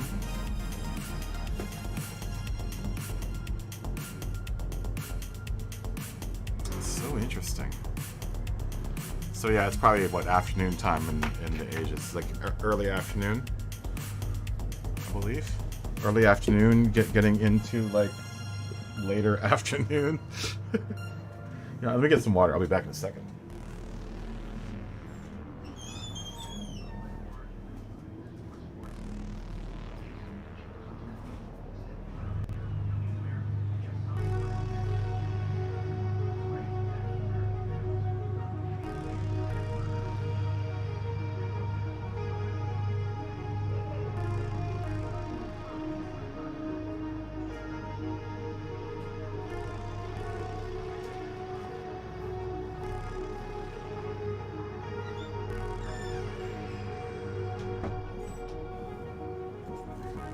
Alright.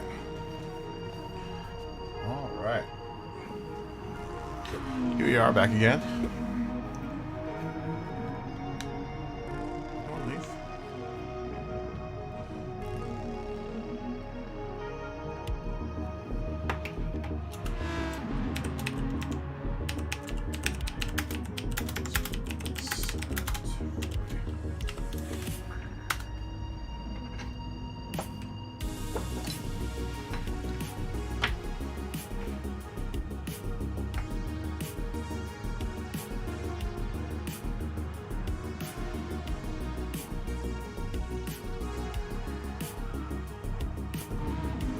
Yeah, this will be interesting going back to the Porsche.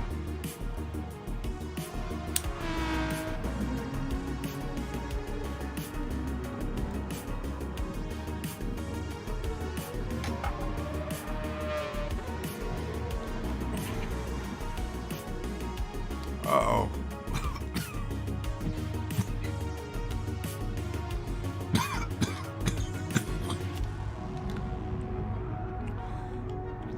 Nice. Staggered at 35.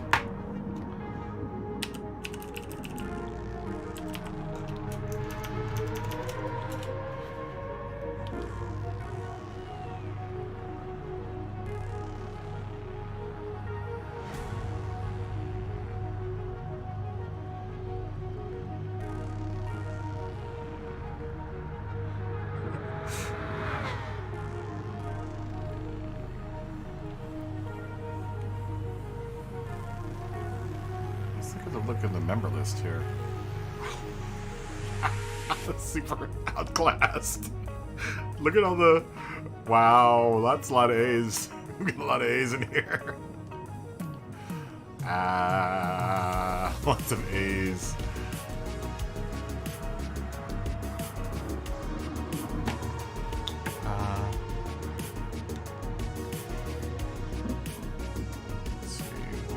Ken and YTK, YKT. Where'd you go, Gara Ken?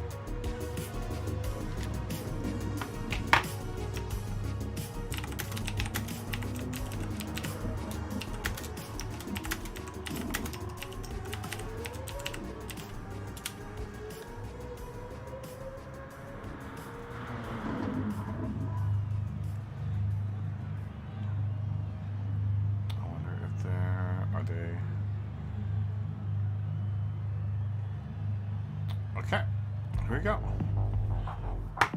1 1,000, 2 1,000, 3 1,000, 4 1,000, 5 1,000, 6 1,000, 7 1,000, 8 1,000, 9 1,000, 10 1,000. No worries.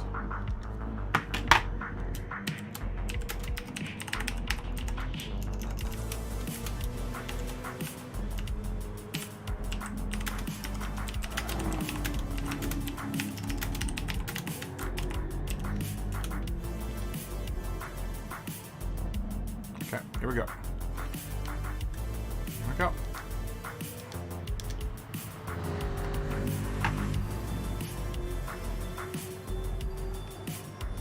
Here we go. See ya, Smog. Have a good night. I'll see you tomorrow.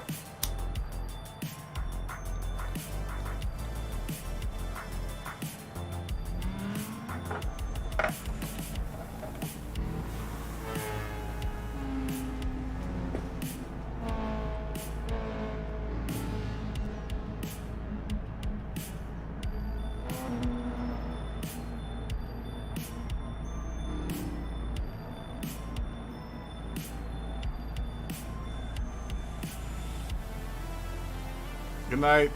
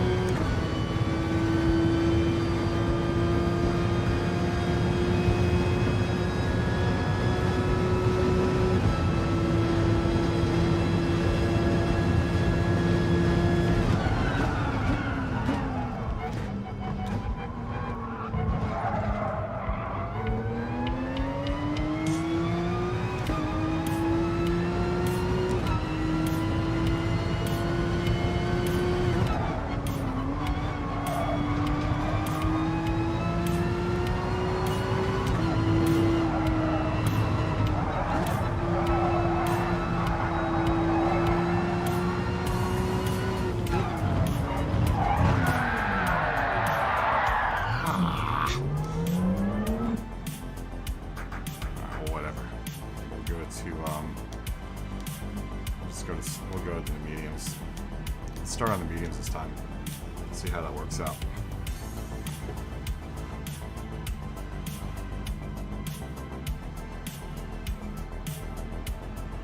See how this works out here.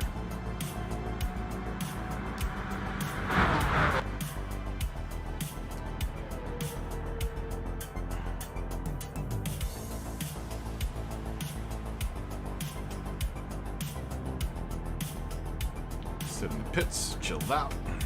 Chill out skis. And watch everyone do their laps. Or do their last lap, I guess. This is probably about the last lap, yeah. And make sure brake. I'm gonna run the brake balance at +2. You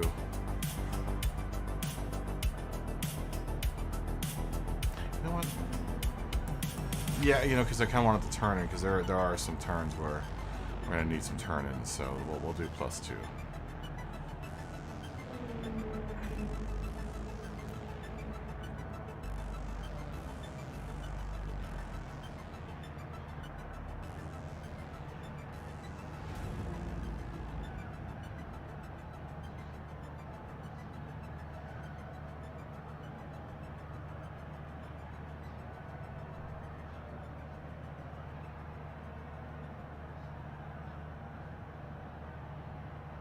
Should be the last lap, I think. Or is there... No, there's an extender. That's right. Well, it should be the last lap, though.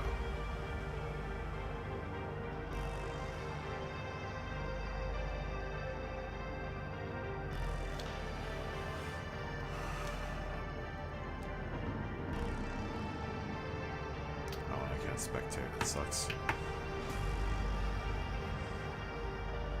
It's alright. It's alright.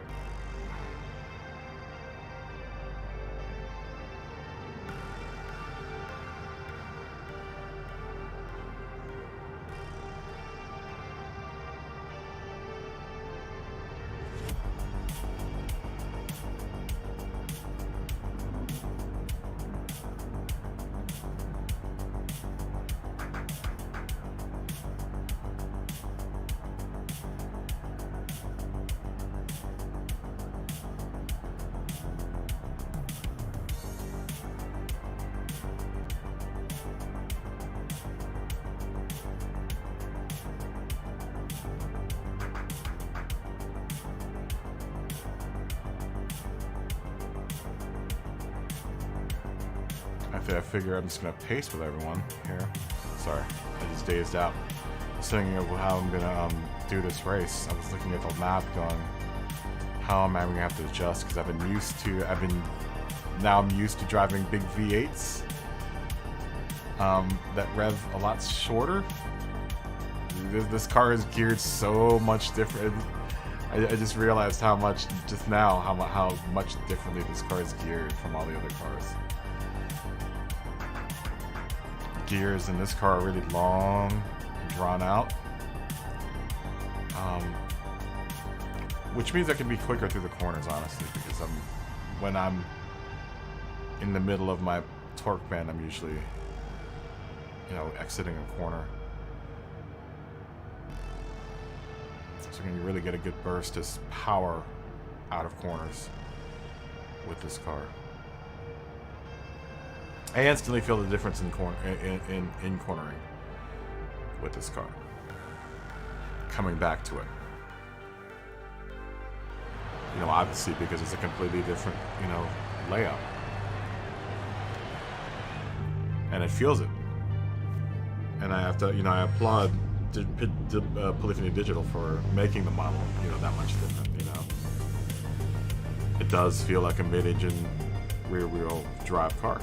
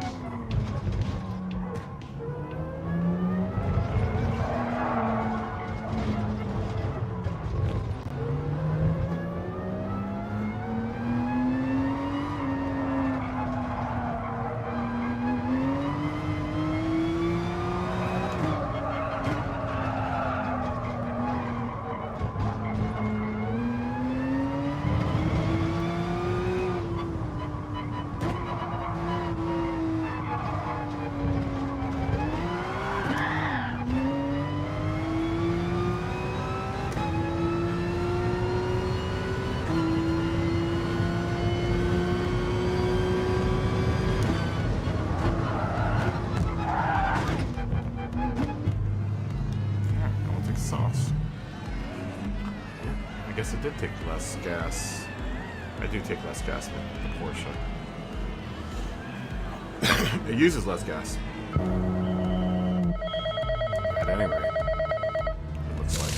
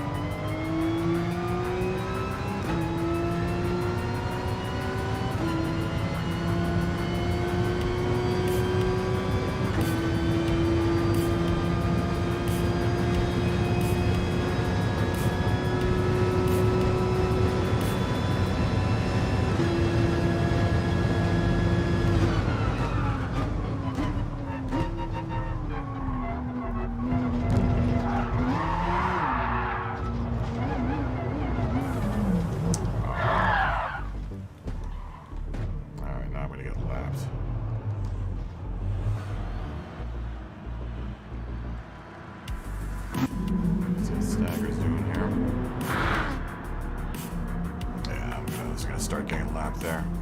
Wow, I'm a lot slower in the Porsche. I mean, granted, it's probably maybe the second time I've raced on this track this week in the Porsche. No, probably the second or third, fourth. But yeah, I like how the Jag feels around here way better. It's just so hard to keep up with the Porsche. I mean, it's so much slower than all these other cars. Or at least I feel so much slower in it.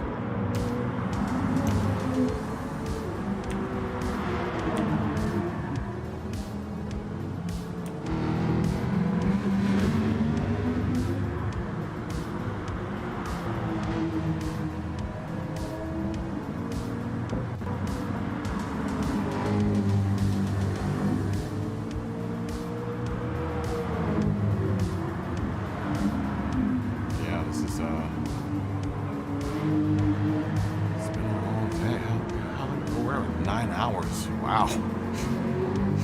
Maybe this will be the last race for the night. Wow.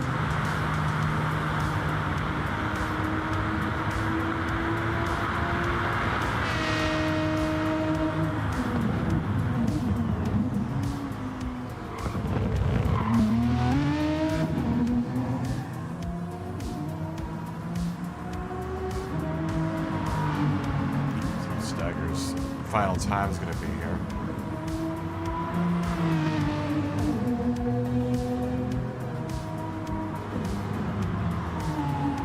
He's trying to get a 33:01.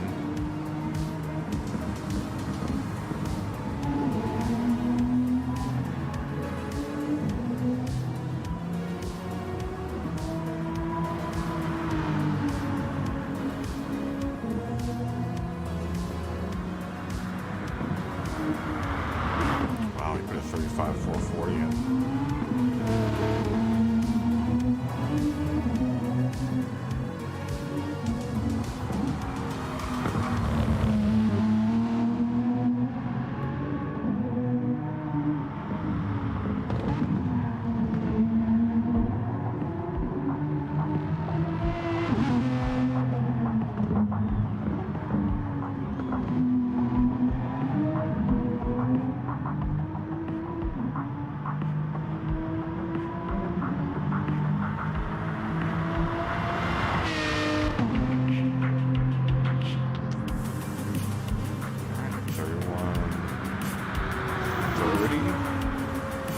Crosses the line here.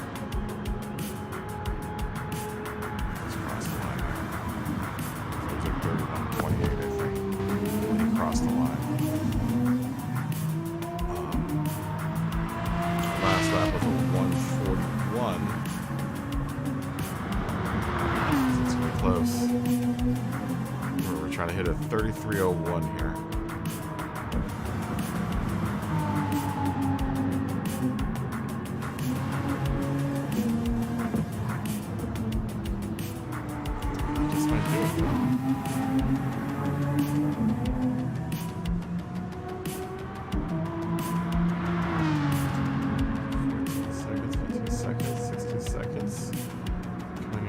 Bottom of the hill. 21 seconds.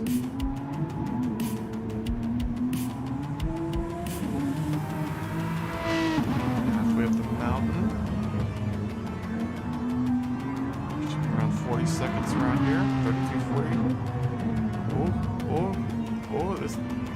Oh, okay, this might come close. 6 for 7, 48. 50, 1, 2, 3, 4, 5, 6, 7, 8, 9, 0, 1. Oh.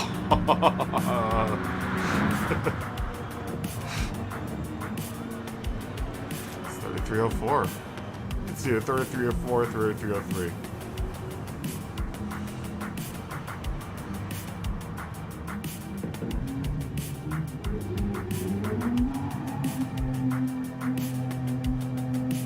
Wow. All right. Purasan YZF-R1 will come in third. Fourth will be Show 203 Forgetful. Fourth will be Carol Gen 444. Garo Ken 4444. Cornello is going to be 19 is going to be 6.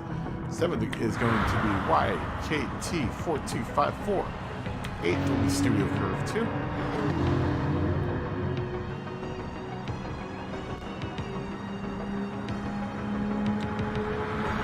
Ninth will be Nico 97. 10th will be Lightning Catsby.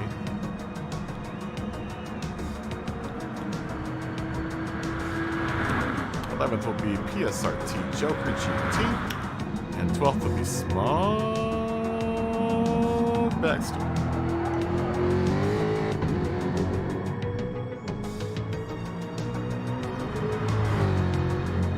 Alright, yeah. Good race. Good race, y'all. Smog's gonna come in, take a bow for the evening. An extended bow. Encore bow. And that's it. That's it. Congratulations, Dagger, for winning again. Congratulations on tying your last best time.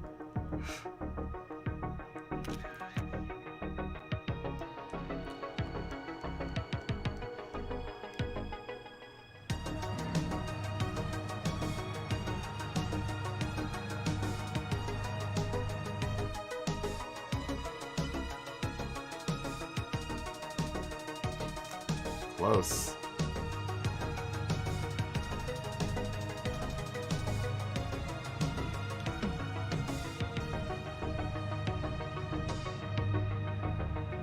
Very nice.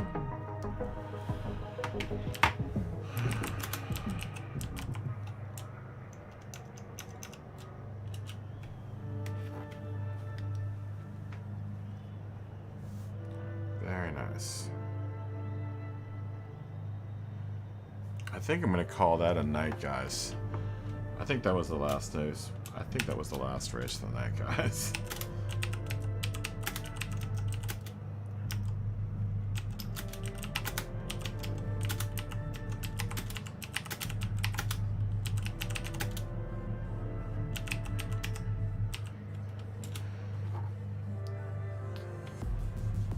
It was close. I know, I was pulling for you. I thought you almost had it at the bottom of the hill.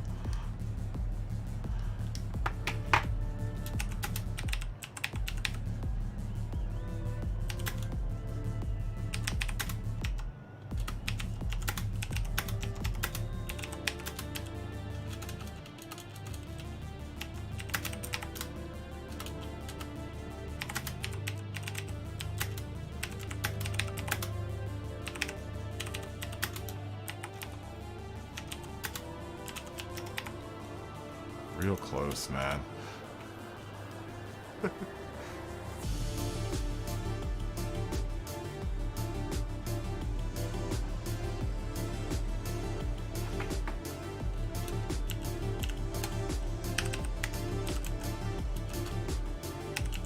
Night, everyone.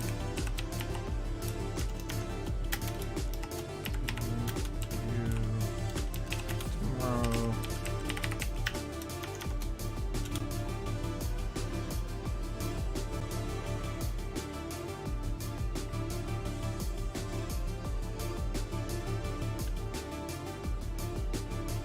Yeah, you might as well. You might as well, right? There was enough people in there to run a race, right? Alright, I'm gonna jump out too. Yeah, I was like, I saw you. I was like, yeah, looks like you're signing off, all right. You're signing off on the last race. It's all good though. We had a good race going there for a little bit. Dude, you're so much faster than I am. Oh, please give me that Ferrari. Oh, no, that's not a Ferrari. That's, give me this car. Give me this car. No.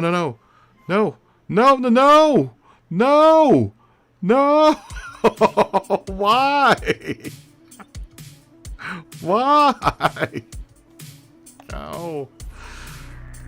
Oh wait. I'm getting another car. They felt sorry for me. Give me this car. Give me the Miura. Give me the Miura. No! No! This me twice. Why did I get two different cars? That was weird. I got two different cars. Oh well, whatever. Whatevs. Alright, Smog, I'll see you tomorrow. You guys are always the best part, most excellent part of my day. I'm hoping that was a good part of your day. Tomorrow, last day of practice with me before I leave for Hawaii. So make sure you be here, be square. I'm gonna try to maybe come on earlier, just because I'm gonna have to pack tomorrow, or I'm gonna have to wake up, the next morning.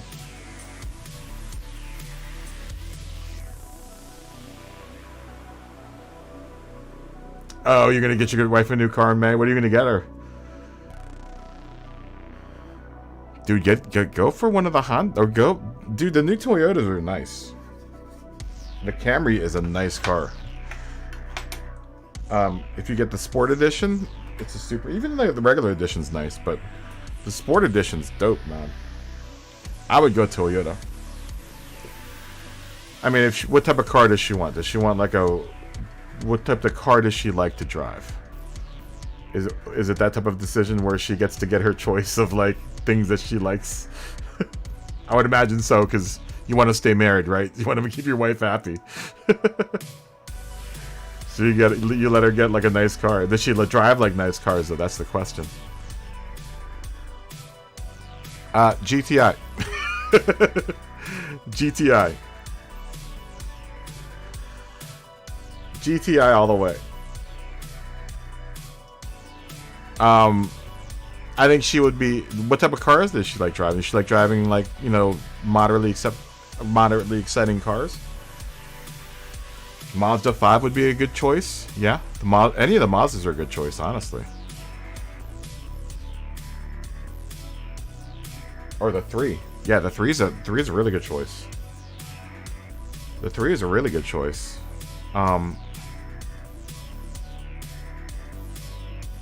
Oh, dude, don't let her do the Mini Cooper.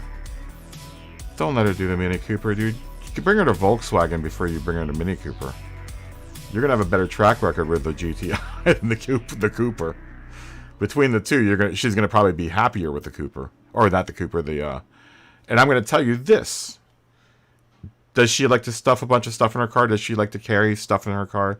Because the GTI, by and far, exceeds a lot of hatchback size areas. Right? It's a lot bigger on the inside than it looks. Especially if you get the 4-door, because the seats fold down. Dude, the trunk is huge once you fold down the seats. So not only is it a fast, sporty, fun car, it's also very utilitarian. Well, then there you go. GTI all the way. GTI all the way. It's nice. It's a really young person's, young at heart person's car. Yeah, GTI. Go test out a GTI. You won't be disappointed at all. Lots of space, lots of creature amenities, real simple interface on the inside. They're peppy. They get up and they go. They're like, depending on which model you get, they start at like, I think 275 horsepower now.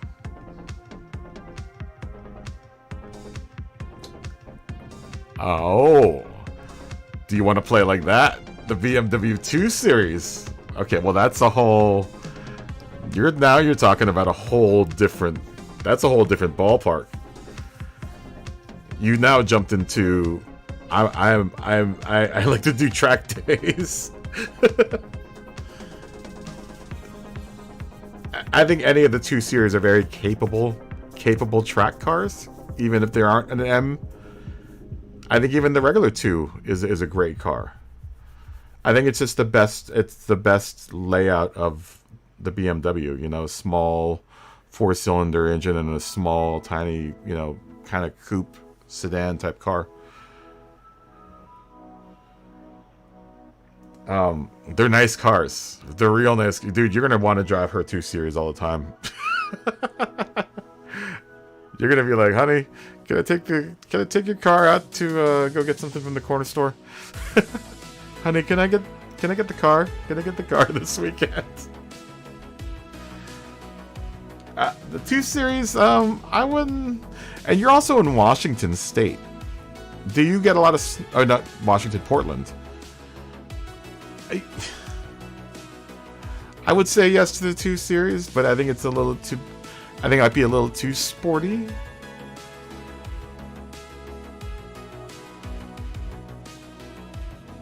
Yeah. I think a good starting point would be the GTI. It's very utilitarian. It gets great gas mileage. I think it gets like 33 miles per gallon, but it goes 0 to 60 in like 4 seconds. It's damn quick. It's damn quick, and it can be very, very, very modified. But your wife isn't going to modify her. She ain't going to slam her. She isn't going to slam her GTI and throw it on dubs. Right? Or maybe she is. Who knows? But she can if she wanted to. I've been a long time Volkswagen owner, so I'm kind of biased. You know, I'm on my own, on my 9th Volkswagen at this point. I drive a Volkswagen all-track wagon.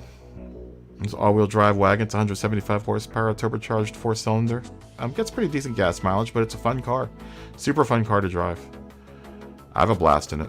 I have more fun in it than I did my R32. And that's why I think the GTI would be a good pairing for your wife. I mean, that's you know.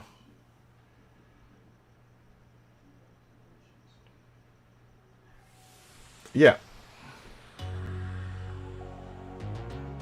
Yeah, they're not. They're very, very, well-priced cars. For options packages too, man. I mean, you get a lot of bang for your buck with the GTI.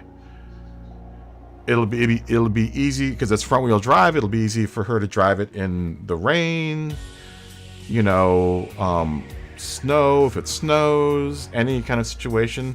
Dude, I used to drive my GTI like crazy in the snow, and it would never get stuck. I never got stuck in my GTI ever once. I don't think I've had any of my GTIs ever get stuck in the snow. Lots of room. Dude, you won't be able to tell with the GTI. I mean, you will.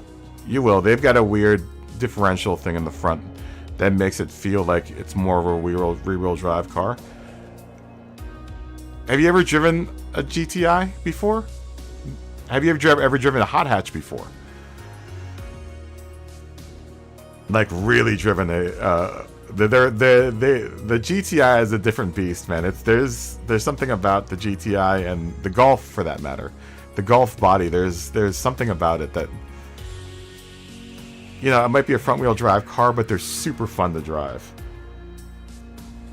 Oh, you had a cabriolet. The cabriolets are different though. The cabs were always different because the cabs had a reinforced tub.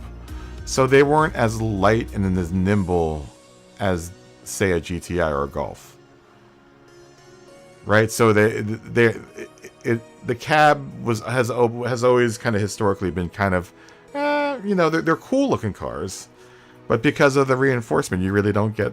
I mean, they're good. Don't get me wrong, but I don't think they handle as well as like a GTI or a Golf. Just because of the unibody construction and everything. And it doesn't have to be reinforced and all that other stuff.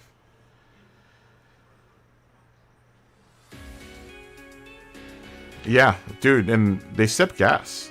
They're fun cars, dude. They're super fun cars, man.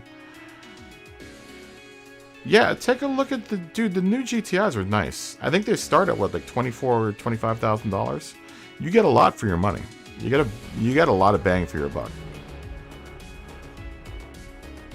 And the best thing about it in the end of the day is it's very, very functional. It's super fun, but it's really, really functional. She can get the 4-door. I think they still offer a 2-door, but she can get the 2-door or the 4-door. That way if she wants to drive people around, like maybe her sisters come back into town, They can all look sexy inside the GTI because the GTI is a sexy looking car. You know, there's all kinds of pluses to the GTI, man. I think she would like it. But if that's where you want, what you want to do for the hatchback, I think that's where you should go. The 2 Series might be a little too much. You know, and then she could also get in trouble with the 2 Series because it's a rear-wheel drive car.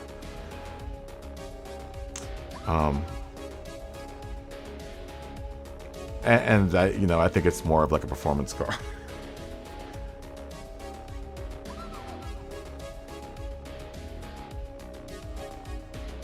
Yeah, do that.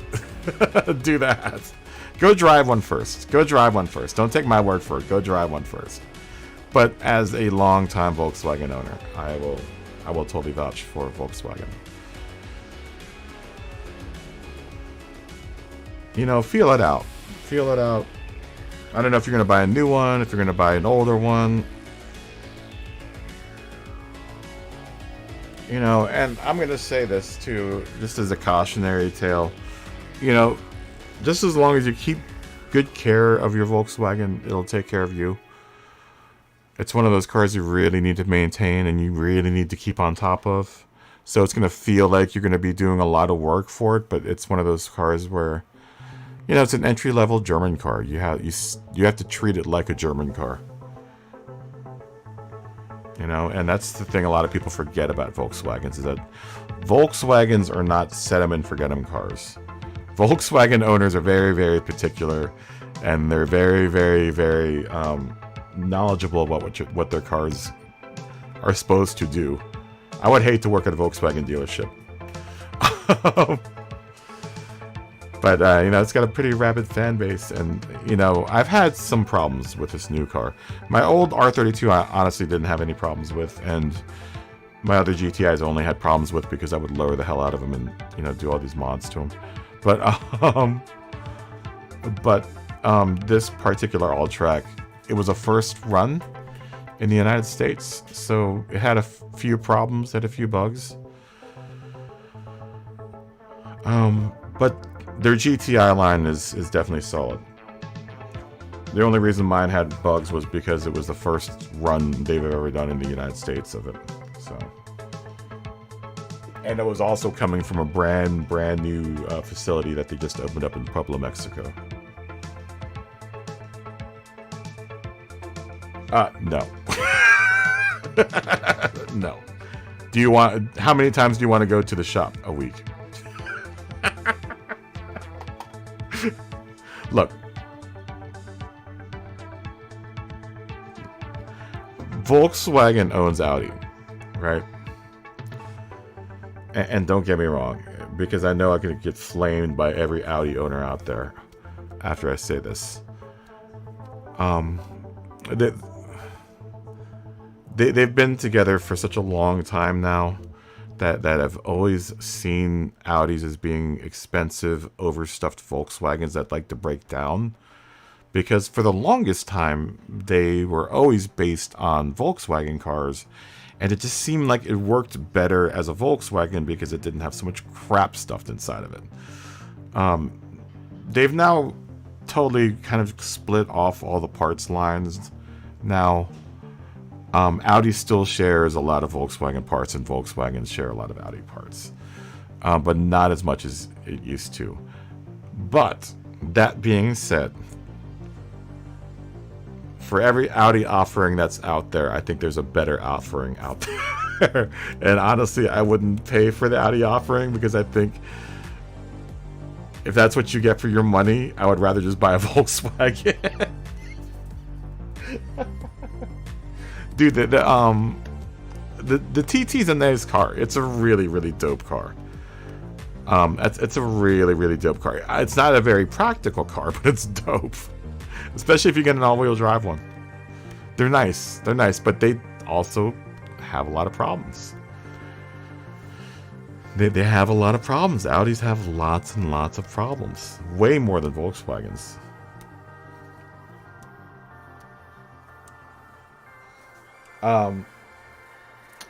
Yeah, the 8.6 is a nice car. The 8.6 that was on the screen. Yeah, I just wouldn't. Friends don't let friends drive Mini Coopers. Dude, seriously, this car is supposed to be dope. The Yaris is supposed to be a pretty cool car. You might even want to check one of them guys out. That might be a little too Japanese, you know, kind of boxy Japanese city car. The Yaris is pretty small. I don't think if your wife kind of wants to feel like she's being kind of like catered to, I think the GTI is probably the beginning size where you want to start off with. You know, that's the car feels big enough on the inside that you feel like you're being like catered to, right? Not like you're stuffed inside this little, you know, metro box, like city car box. I mean, we're looking at this anyway. Let's look at it. Let's shop for cars here. We'll do this for a second. They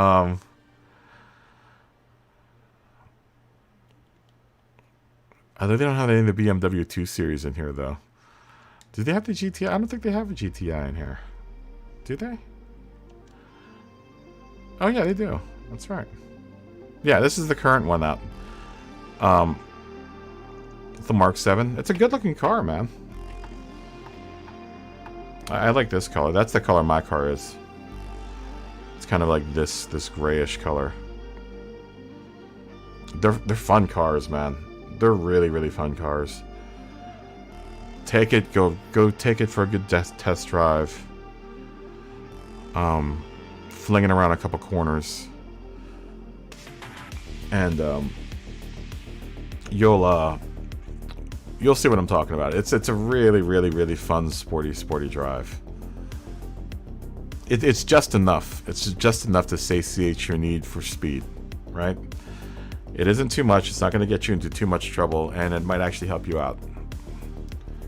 It's a really good all-around car, and it's also a reasonable price.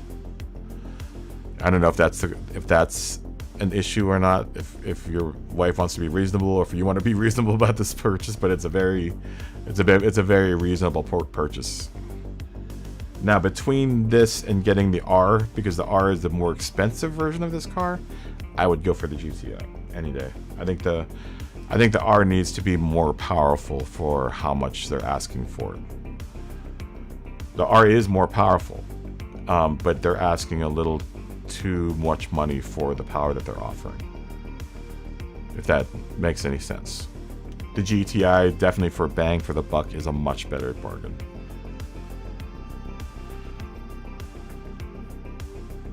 A much better bargain. Oh, they definitely make it. I think they make a two-door. Let me see. Do they still make the two-door? The thing is that, you know, our market now is so SUV ridden.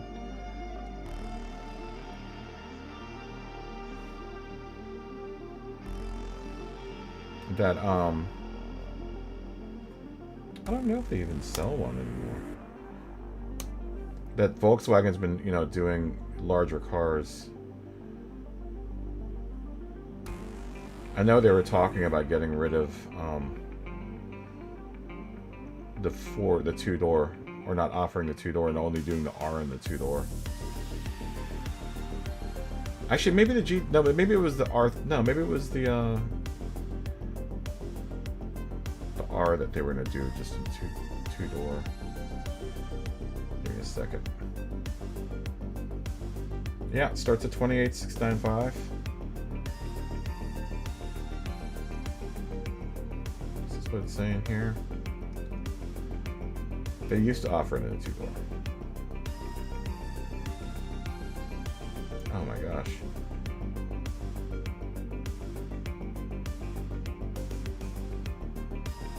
Can I build one? Can I build one?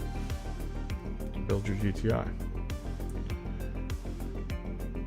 Nah, it looks like they only offer four-door now. Yeah, they got rid of it. They got rid of their four doors or their two doors. Now they only sell four-door in the American market, which blows. Still, it's a fun car. It's still a super fun car. It doesn't really detract too much from its funness.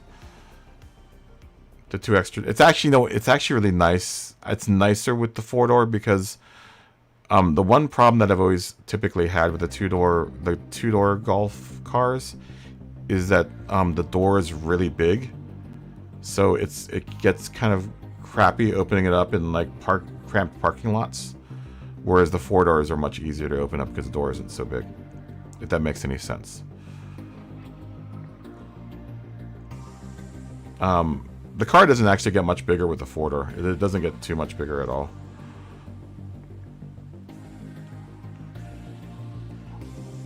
I actually think that it's the same size, honestly. The 4 and the 2-door. You know, it's a much smaller door to open up. And one thing that was always a typical problem with Golfs is the hinge. They fixed this a long time ago, but the hinge, because the door was so big and long that it would get, you know, that if there was a place that the door was going to fail, it was definitely going to be at the hinge because it was so big. All right, Smoggy, go to sleep, man. Yeah, I gotta go. I gotta pack actually, so, and I gotta make dinner. But anyhow, you guys are, like I said, are always the most excellent part of my day. I'm hoping it was a good part of your day. I'll be back tomorrow. We're gonna do this again. I'm leaving for Hawaii on Monday. I'll be gone until Sunday. Like, subscribe, all that other stuff. But I'll see you guys tomorrow before I leave. And we'll do another day of practice. Stay healthy. Stay happy. Continue being excellent to each other. And I will see all of you guys tomorrow.